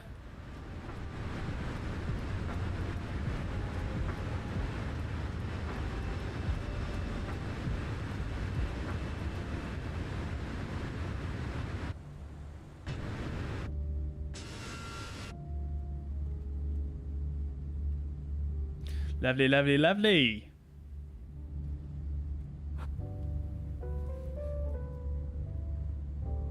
Right. How are we doing on the climb?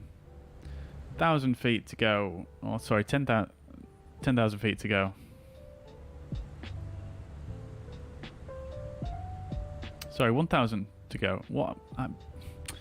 I really can't think on some aspects today. Right.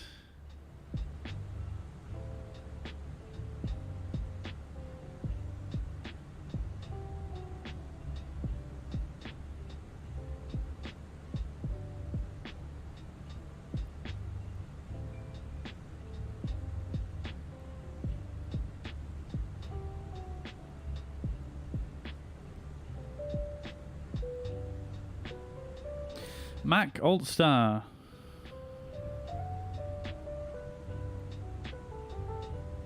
And Alt Cruise.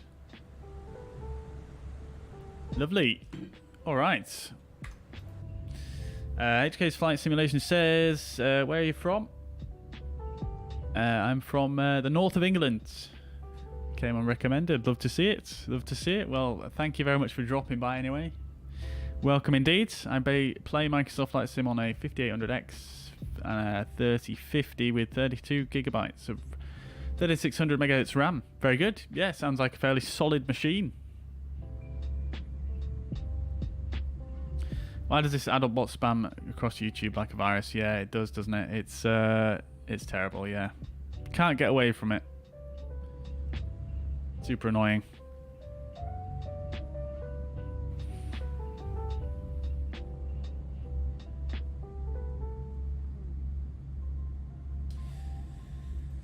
Alright chat, so I tell you what we'll do then is let's do a bit of a briefing for the arrival. We've got about 65 miles till our top of descent, so let's have a look at that then. So, we're going to be arriving into London, UK on an RNAV Star. This is the 10-2 Alpha 2 chart for Heathrow Airport. Airport elevation 83 feet. Transition level we've already filled in at flight level 70. RNAV 5, standard routes may be varied by ATC, and we may be instructed direct to following radar vectoring. We're going to be flying the Nugra 1 hotel. This is an RNAV arrival. DME or GNSS. Max speed 250 knots below flight level 100 unless otherwise authorized. Right, so we've got some descent planning instructions here. Flight level 200 by Tobid. Flight level 150 by Soppit. Flight level 70 by the Bovington VOR, which we can have a look at in the MCD shortly. Actual descent clearance will be as directed. Alright, so we're going to come in at Nugra 147 track in towards Tobid, which is a 57.7 mile leg. Tobid is a required altitude, flight level 200. From Tobid, we're going to go 139 track, 20.4 miles to Soppit. Flight level 150 is a required altitude at Soppit. From Soppit, 8.3 miles into the Westcott NDB on the same track, max 220 knots there. Left turn 116 track for 17.2 miles into the Bovington VOR, which is also identified by the 296 radial. Required altitude flight level 70 and max 220 knots there. Now from there, usually you would get vectors on to the ILS. Now we don't have a approach controller online at the moment, so we don't really have vectors to. I mean, we could vector ourselves, but there is also a procedure you can follow, like so.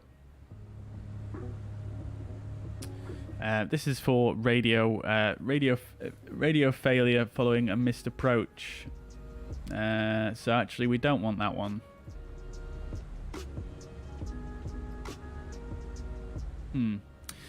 Okay, well, I'll tell you what we'll probably do then is...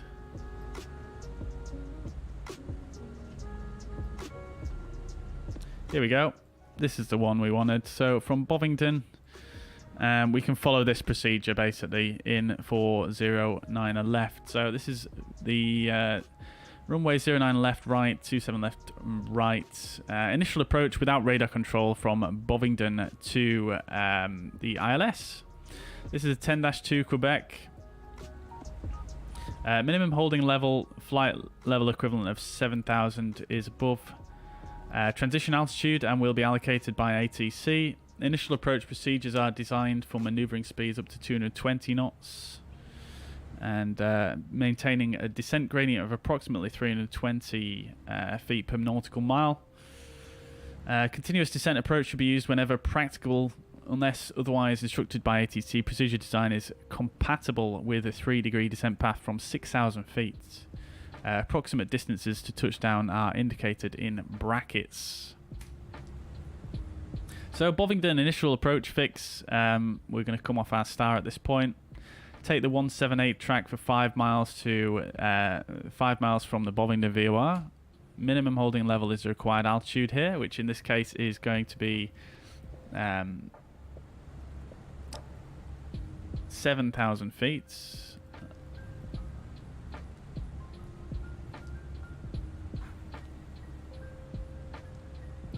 And then we are going to take a right turn to intercept the 265 radial from the Lambourne VOR to 30 miles from the Lambourne VOR. Same required altitude there. And then for 4 miles, we're going to continue on the same radial for 30 till 34 miles from the Lambourne VOR. Minimum 6,000. Left turn 178 track to the 39 mile point from the Golf Whiskey Charlie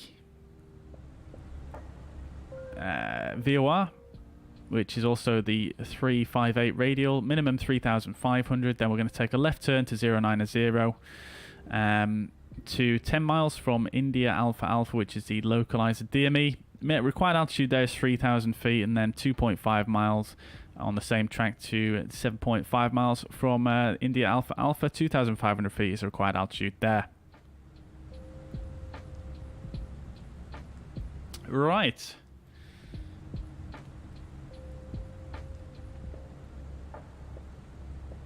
Okay, so we're then going to do the ILS for runway 09, ILS DME. And this is the 11-1. Localizer frequency and identifier India Alpha Alpha 110.3. Final approach course 089 degrees. Final approach fix is 7.5 miles, India Alpha Alpha, 2,500 feet.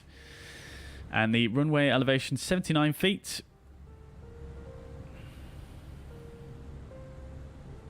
So, pretty straightforward ILS here at London Heathrow. 2,500 feet is the platform altitude. We're going to descend on 3 degrees on the glide slope for 7.5 miles until the runway. Fairly straightforward, really. Minimum's 279 feet. And the MSA, 2,200 in the northwest and 2,100 in the southeast sectors. And that's it, really. Pretty straightforward for the ILS here at London. And then for the missed approach, climbing straight ahead when passing 1,580 feet, or 0 miles from India Alpha Alpha inbound, whichever is later, climbing left turn on track 036 to 3,000 feet, then as directed. So that is the ILS.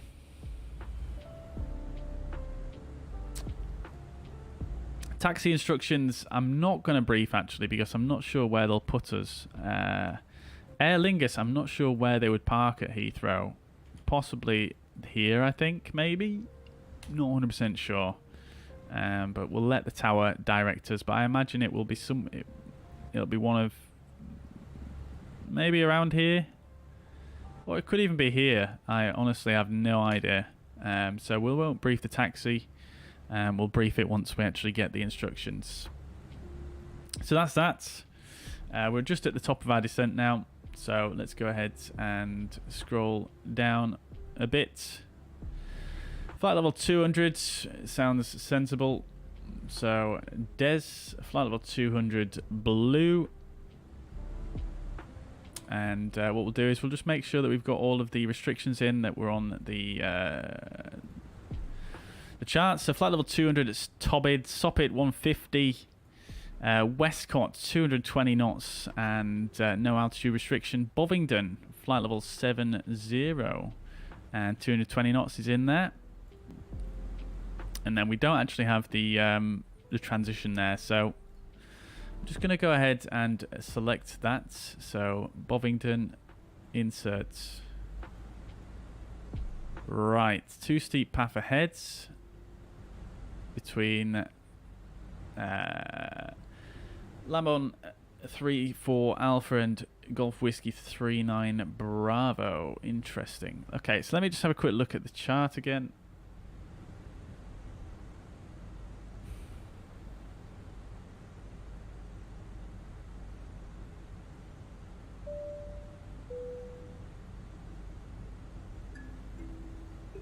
I mean, that's not too bad.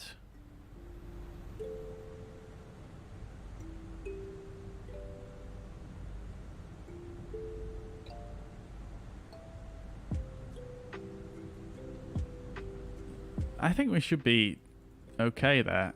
Let's see how we get on.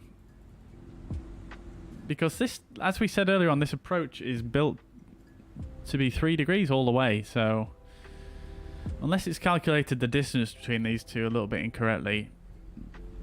Let's have a look how it looks on the plan view. Yeah, no, it all looks correct.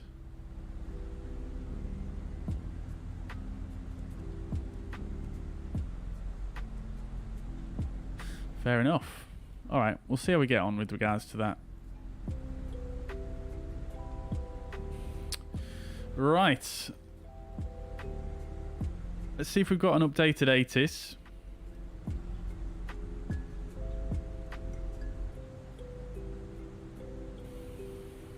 That's Kilo. We've already got that one.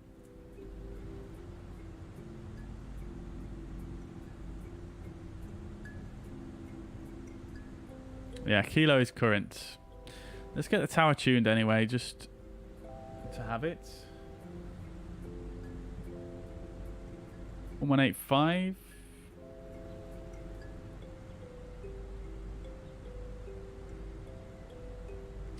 Right.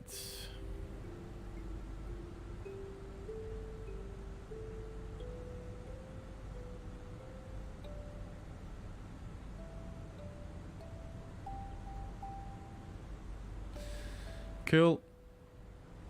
I'm going to set 1018 here on the standby, just so we've got it.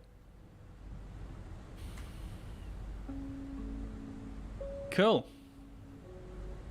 All right, so let's see. Nice, England, beautiful indeed. Yeah, gotta love a bit of England flying.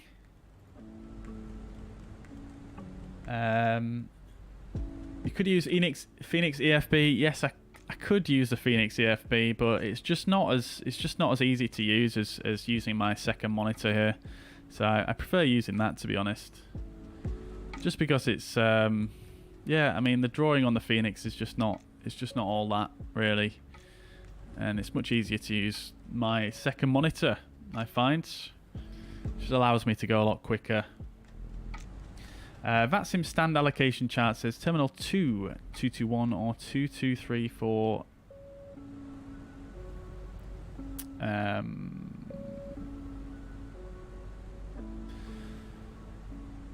Aer Lingus.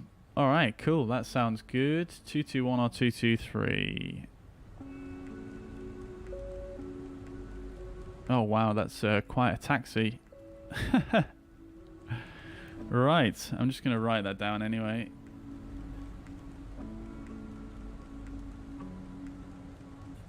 Thank you very much for that, Ray. Appreciate that. That's very, very helpful of you. Need more drag. Speed brakes are out.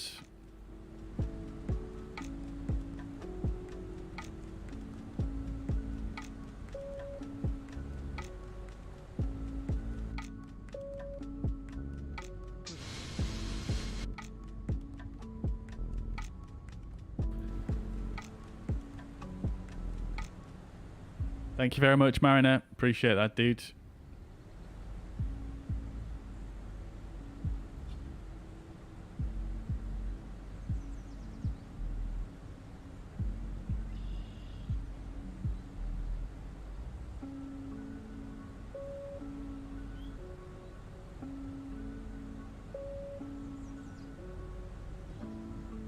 All right, speed brakes in.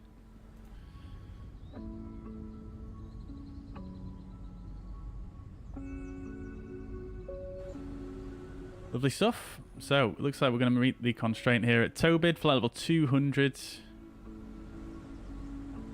Lovely stuff. Let's do our arrival landing calculations.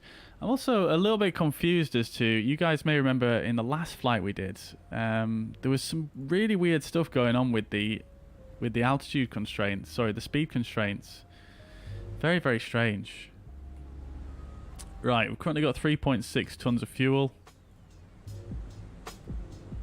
We're going to have 3.3 on board at destination, so we're going to be 61.9 on the landing weight.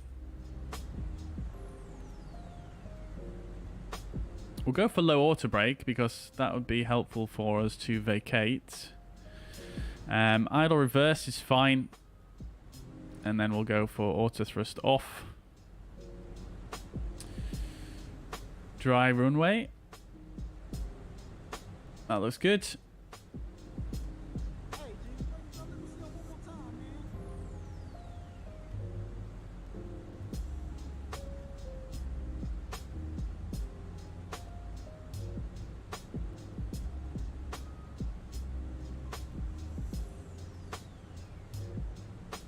Let's get the taxi charts for Heathrow pinned.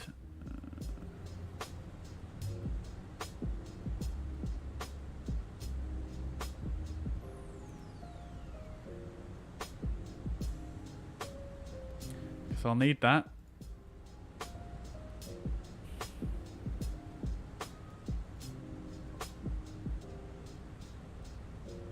Right, we'll leave that there. Let's see how we're doing.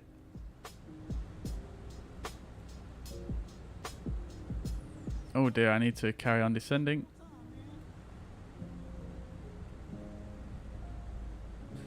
Thrust idle des.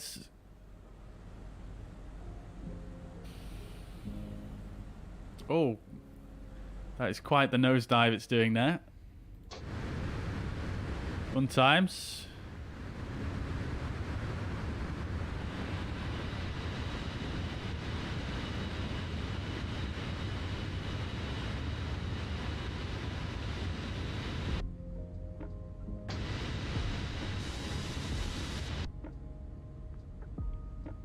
Lovely. Right, so with regards to the taxi then, bearing in mind what Ray said, taxi procedure is then going to be something like this. So we'll aim to exit at potentially Alpha 5. So we'll try and exit the runway there. Then we'll come Alpha 5. Left turn Alpha, right turn Lima, all the way to the end of Lima, and then right turn to Bravo, and then down here to either 221 or 223. So that should be the taxi. Hopefully, we'll see how it goes.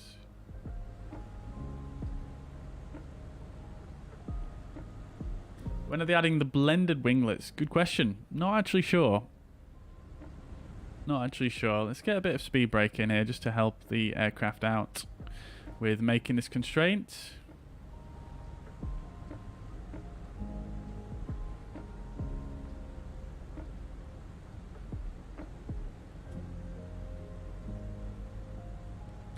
See what the passengers are thinking. 98% satisfied.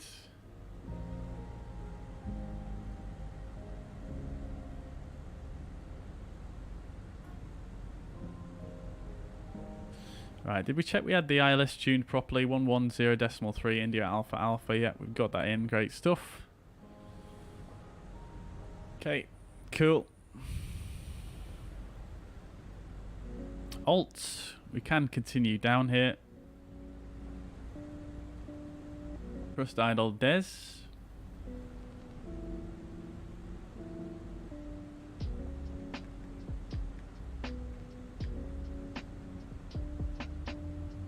Probably help if we had the TCAS on below as well.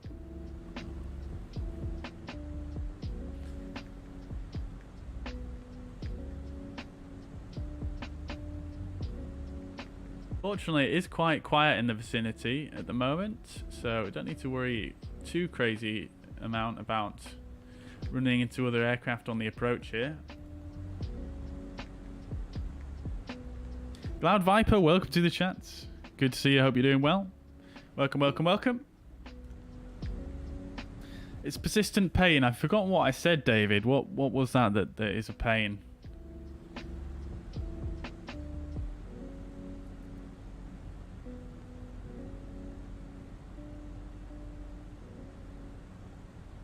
Aircraft wants more drag.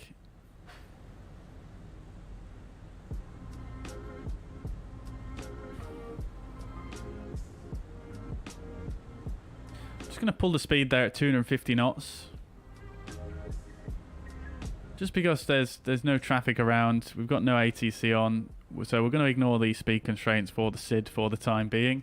Sorry, not the SID, the Star.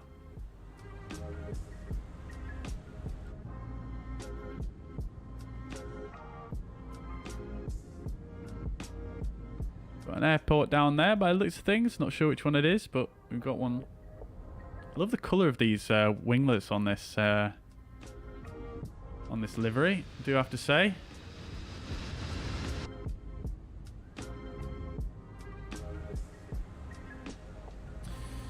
Right then, approaching flight level 100. Let's get the seatbelt signs on. We'll get the landing lights and the nose lights on as well.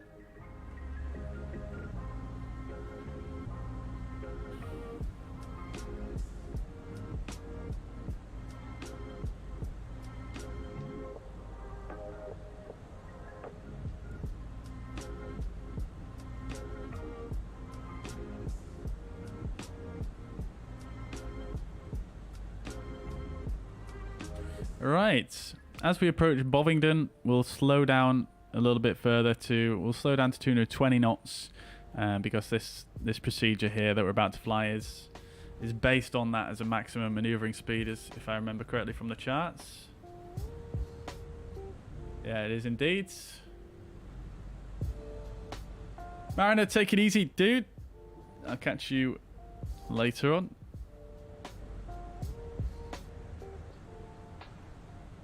Thanks for dropping by.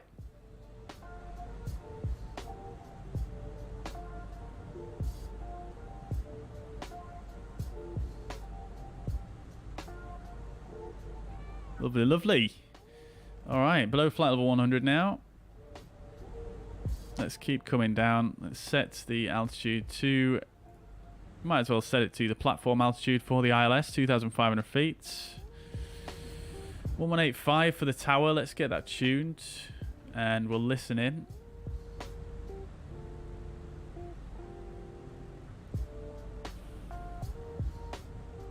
For the service, sir, Unicom wants to just luck.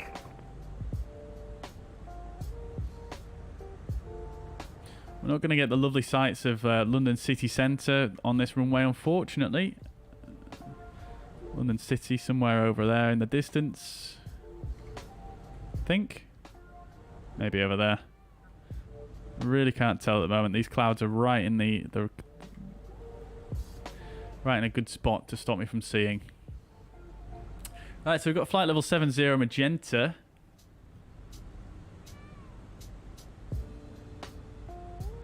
Might as well set the local QNH now, which is 1018.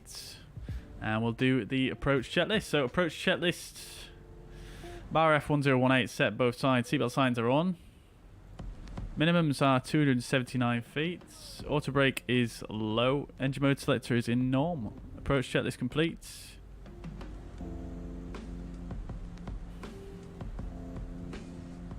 Right, let's go back to manage speeds, which is going to slow us down to 220 knots. Traffic, Turkish 6, Fox. Traffic, Turkish 6, Fox, Bravo, Taxi, 9, Heathrow. Oh, there's someone on Unicom on the ground there. Interesting. Has the controller logged off? No, it looks like they're still online. Although I can't hear them, so I wonder if they've actually logged off. Oh yes, they have logged off. Great stuff. Of course they have. Right.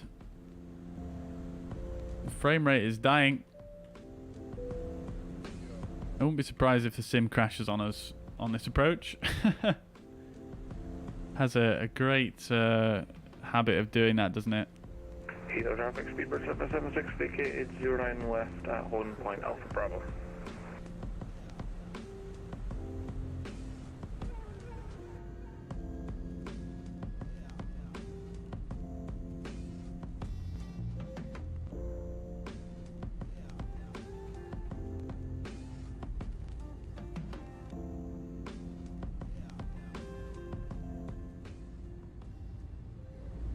Turn the music down for the approach here.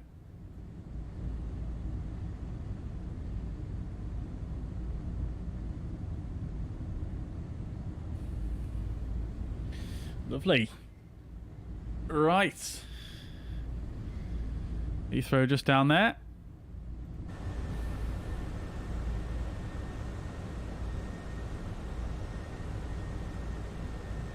Let's activate the approach phase.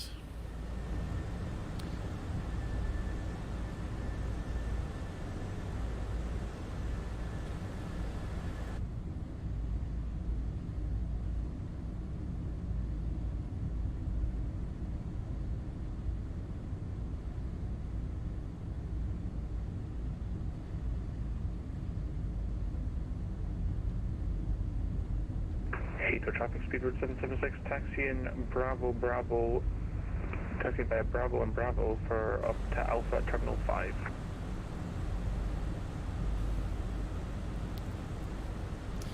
Right then, chat, let's see if we can get a better landing this time. Let's see if we can get... Well, the last landing was actually really good, wasn't it? It was just a centre line that I was off by. Let's see if we can get everything perfect this time. I've got Sky Dolly open, so hopefully we'll get a replay this time as well.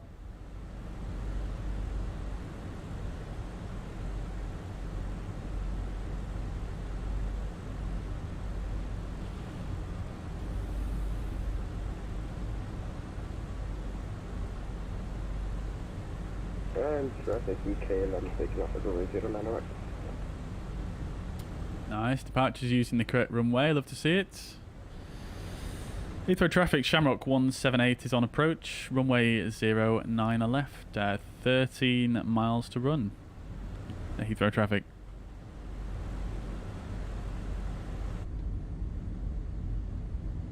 Oh, we're getting some stutters.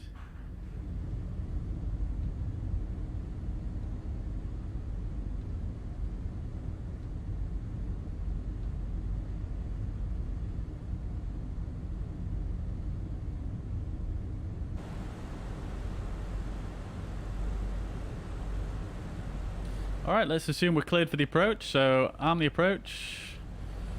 Alt magenta, glider blue, localizer blue, cat 3 single.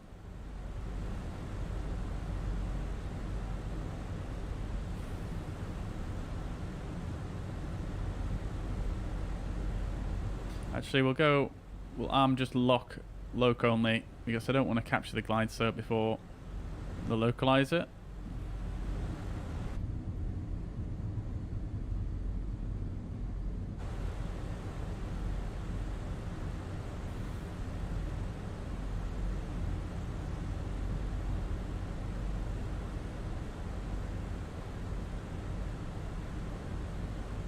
It's the airport. Before traffic speed per Concord 1, taxiing developing on 09 right with Sierra 11. Logstar.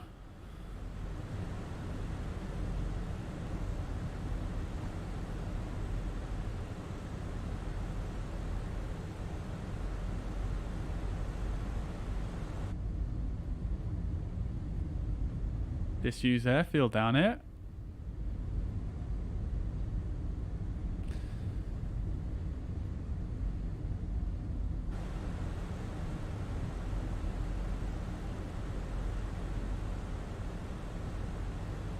Okie dokie, arm approach, glide slope blue, Cat 3 single. We'll get AP1 in as well. Cat 3 dual, AP1 and 2.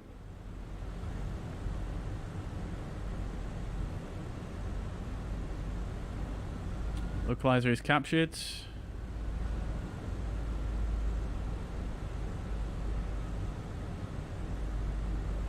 Glide slope star.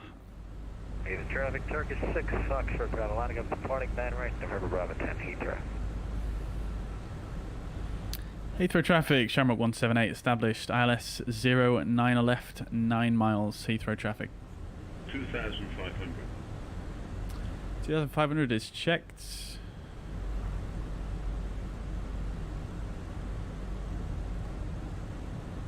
Okay. Traffic Steamer 776 turning onto Charlie for park. Missed approach altitude, 3,000 feet set. 543.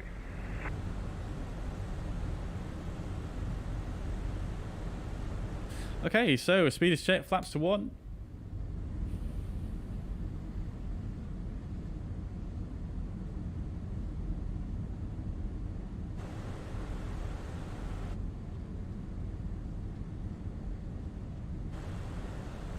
And gear down.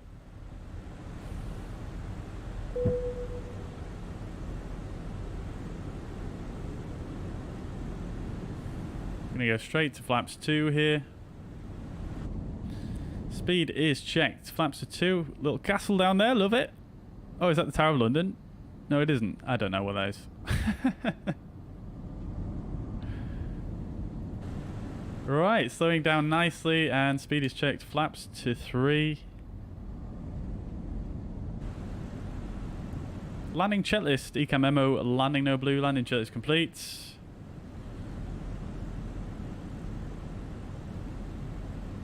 Windsor Castle, potentially. I don't know London landmarks very well. Oops. Oh, did I... Okay, that's fine. Right, okay.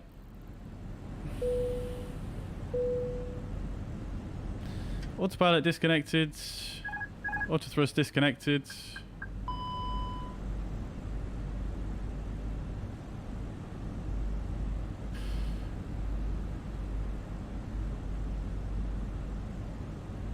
Got 3 reds at the moment. Feeling a little bit bumpy. Oh, replay. There we go, I remembered. 500. 500 feet, checked, stabilized.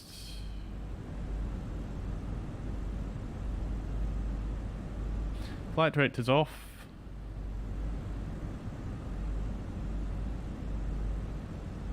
Hundred above. Let's get on that center line.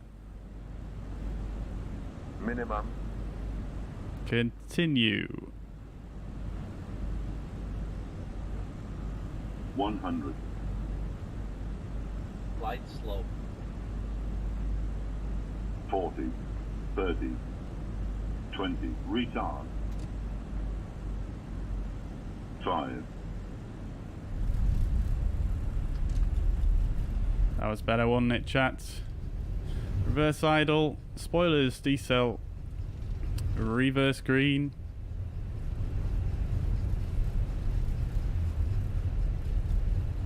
Oh, that was lovely.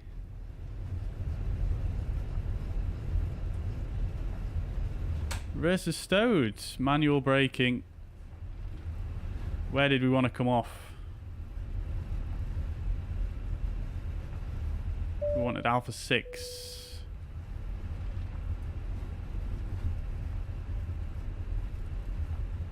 So the next one after this one. Heathrow traffic, Shamrock 178 vacating 09 left at Alpha 6. Alpha 5, sorry, Heathrow traffic.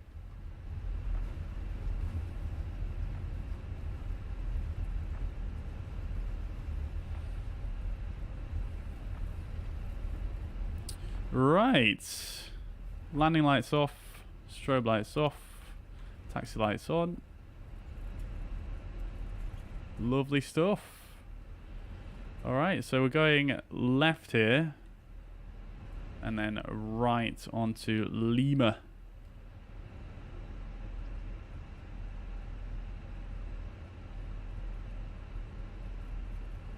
Okay, looks like we have a controller back online.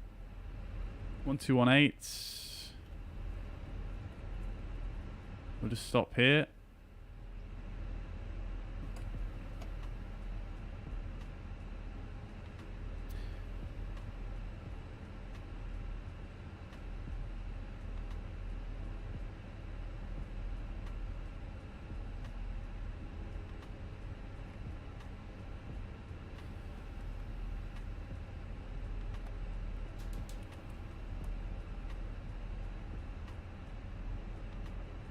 Heathrow ground, very good evening. Shamrock 178. We're just at the top of Lima. Request taxi to stand 221. Shamrock 178, wrong frequency, this is Gatwick ground. Apologies. Gatwick ground, that's my bad. Oh, it's London Centre who's contacted me. 129043.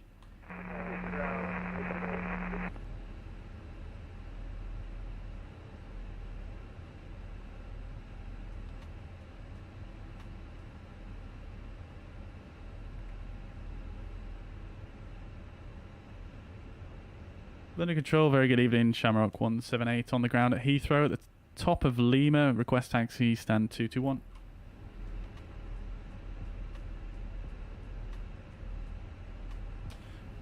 I put the wrong frequency, it's 425. From November 11, runway 09 right, clear takeoff, the surface wind 70 degrees 4 knots. Alright, clear for takeoff, 9 right, circus 6, Foxtrot Bravo Heavy, thank you. London Control, very good afternoon. Shamrock 178. We're on the ground at Heathrow on Lima. Request taxi to stand 221. Shamrock 178, London Control, good evening. Taxi Lima, hold Lima 1, expect 221. Taxi Lima, hold Lima 1, expect 221. Shamrock 178. Right, okay, so continuing on Lima, holding at Lima 1 then. Just clarify. Lima 1 just at the bottom here. Tiddly now to the ILS. I might need vectors around in case of any aircraft. So unable Kidley 1 Golf. With 1554, apologies, route direct Midhurst, Mike in. Nice views though, look at that Virgin Atlantic hangar in front and the British Airways hangars over there. Not often you land on 09 left, to be honest, it's usually 27. Departing Turkish Boeing 777 via Sierra 11, line up and wait runway 09 flight. Thank you very much, Generic Pilot. Yes, I think it was quite good. Guess the, you guys need to guess the landing rate in the chat. What do you think the landing rate was? After landing, check this radar and predictive wind shear are in op. London Control, easy 4385. Easy 4385. London Control, climb flight level 360. Climb flight level 360, easy 4385. Speedbird 212 brother. Station London calling. Oh yes, look at that. Beautiful. Love to see it. London Heathrow. We've just pushed back and facing south and requesting clearance for Madrid, Barajas. We had information clear. So 22 Alpha Bravo London Control, cleared Madrid, Gagsu 2 Juliet departure, squawk 6242.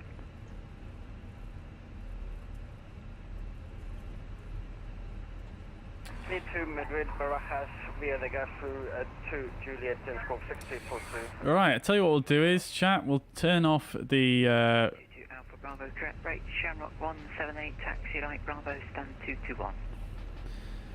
taxi right Bravo, stand 221, Shamrock 178, thank you. Right. Let's get engine 2 off for the taxi in.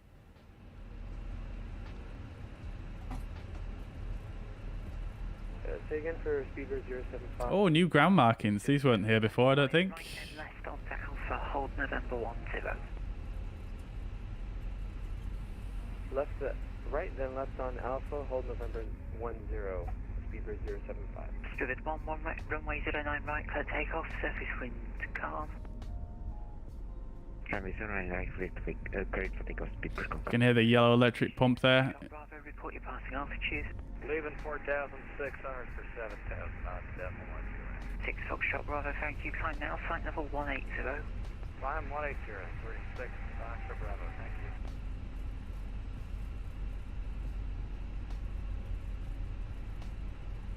Speedbird 22 Alpha Bravo for taxi. Right. He cleared us to take a right onto Bravo here, so... Alpha, hold short, hope crash, speedbird 22 Alpha Bravo. This would be Bravo to the right. I feel like there should be another sign here, but there isn't. Concorde over there to the left. Line up, runway 09 right, speedbird 075.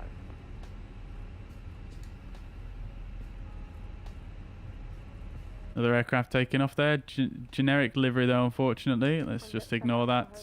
Flight level 310. Tomjet 7 Alpha Hotel, London Control, those are District 1 Golf arrival, squawk 7362. District 1 Golf arrival on squawk 7362. Tomjet 7 Alpha Hotel. Got an Emirates in front as well.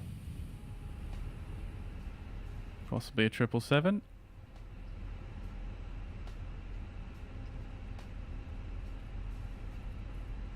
Looking forward to seeing this replay on the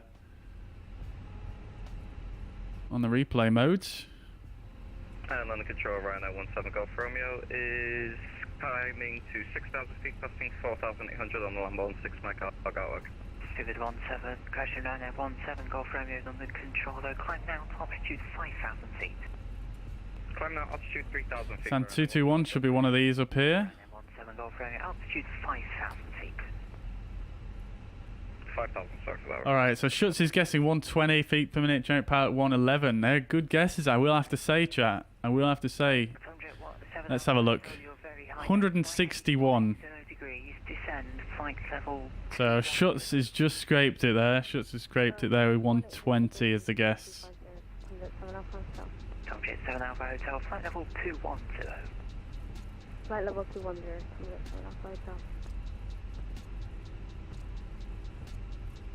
Blue Island 3901, continue Vindicom now, 122.8, bye. Right, stand 221. It's got to be one of these. Right now, 17 Golf Romeo, climb flight level 8. 221 right here. Okay, so taxi lights off, runway turn off lights off. Stuart 0755, runway 08 right, clear takeoff, surface wind calm. Clear for takeoff 09 right, speedbird 075.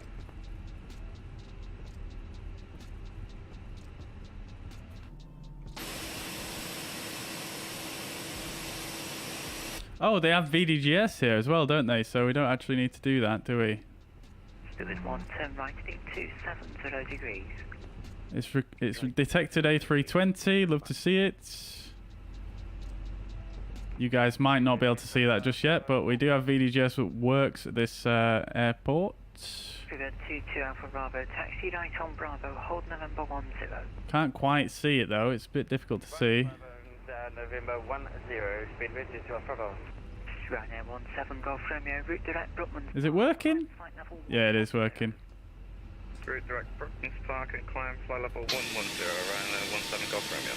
Fielding 8614. It is working very well. 2 that's why, bye.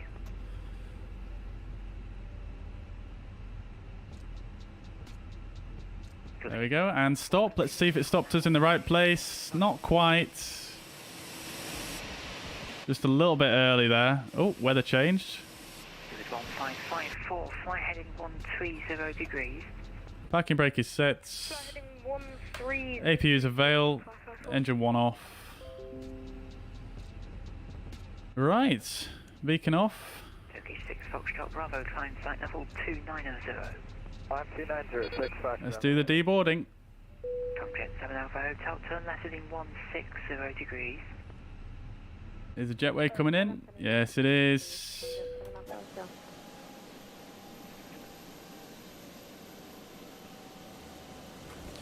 Seatbelt signs off. High-speed clearance. Turn the APU off as well. We don't need it now. We're on. Well, now we'll get the external power on. Approved, climb flight level 900. Pumps off. Electric pump can come off now as well. Approved, climb level 900, speedboard 1. Right.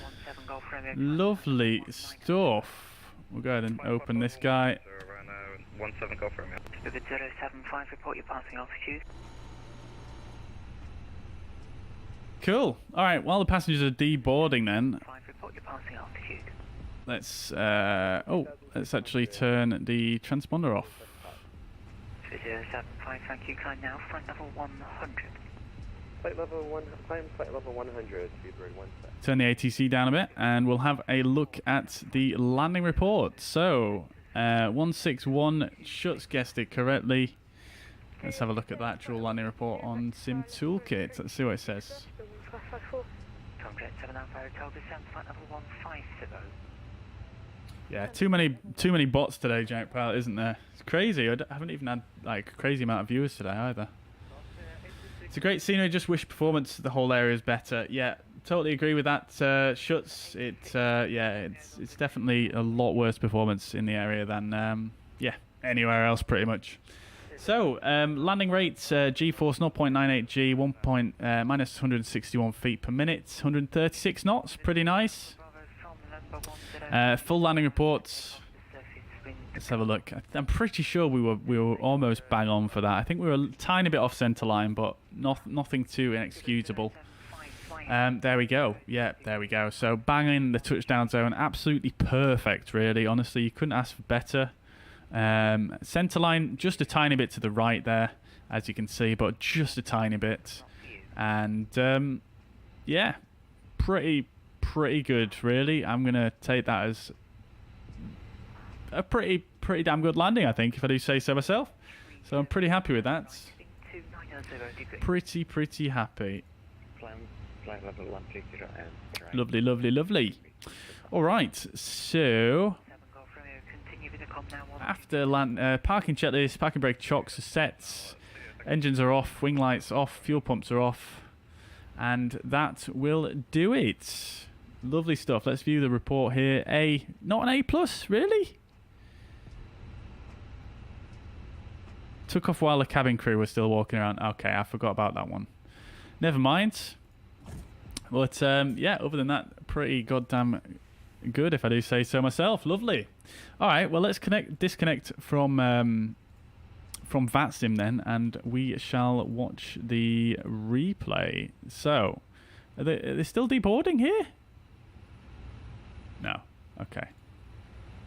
Right, we'll go for ready state. And I'll just set the aircraft up as it was for the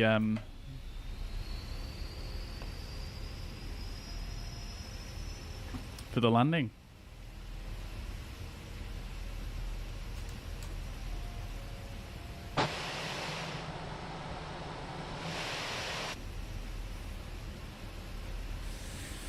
Right. Left door, GPU. Lovely. Is the jetway going to go away? Hello?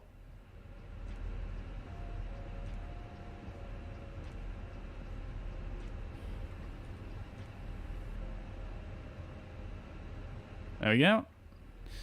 Right, replay time. Let's have a look then.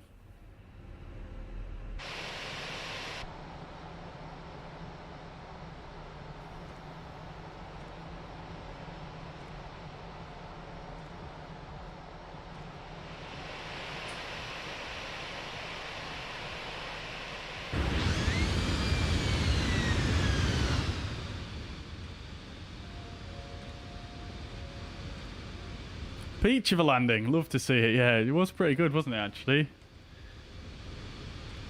You can tell I've been doing my touch and goes. Let's just say that.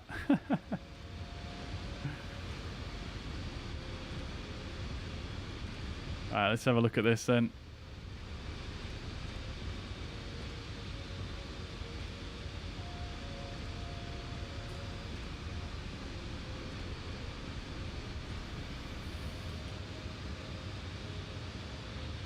Over the threshold. I was a little bit low over the threshold, though. I will admit that. Slight flare there. And maybe a teeny tiny float. There we go. Just settling down. Lovely. Let's try that one more time.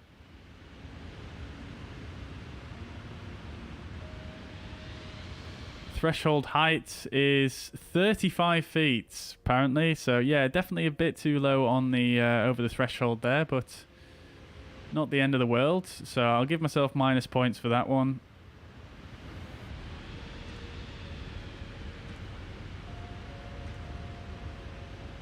Yeah, pretty nice. I would say we got centerline there, to be honest. We were so close to it. I wish it played the reverses back. I never get to see these reverses, these beautiful reverses on these engines.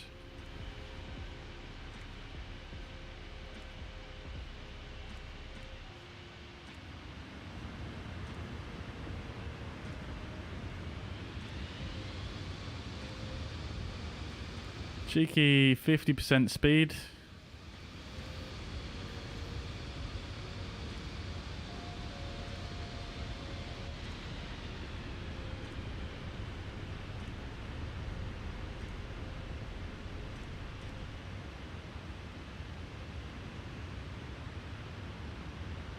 Yeah, lovely.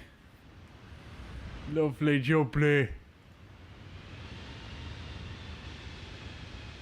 Alright, let's get some different camera angles on the go though, shall we? Intrigued to see what this one looks like actually. I've not seen this one on a landing yet.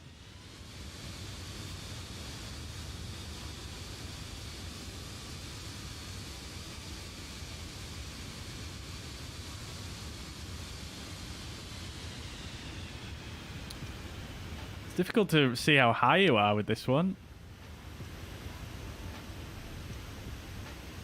Can I do the reverses myself?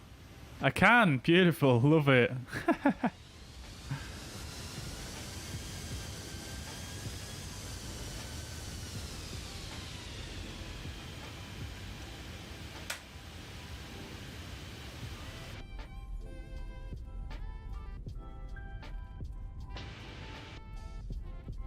Let's see a bit of that spoiler action.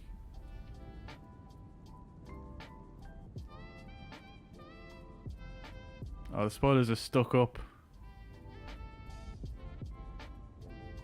Can't get rid of them. They're stuck up. Oh well, never mind. Some of them should come up though, I guess.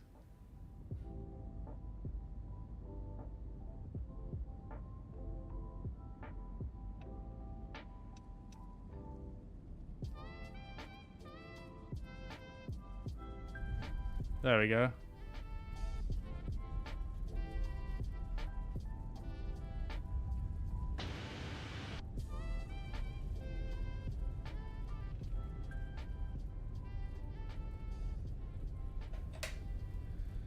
Lovely. All right, let's get a couple more camera angles. Where are we? Not that one. This one's always a winner, isn't it? We're still in slow-mo, by the way, guys. 50% speed here.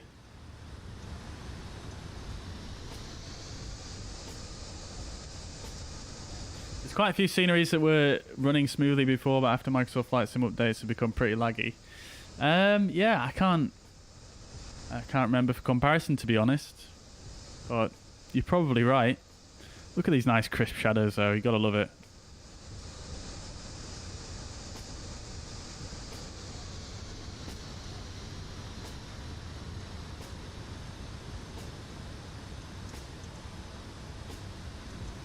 Nice.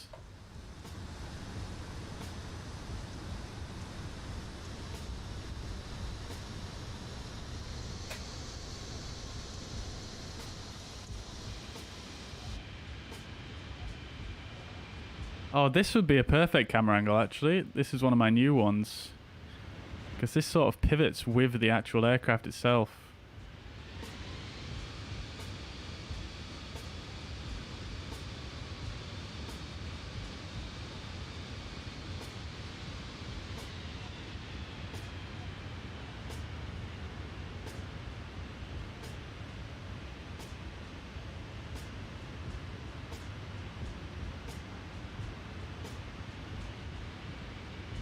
Lovely.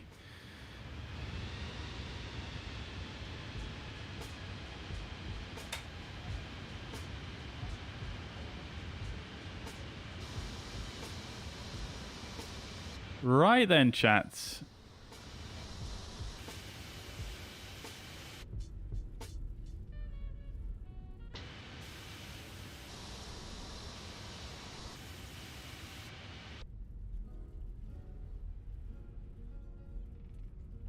Right then.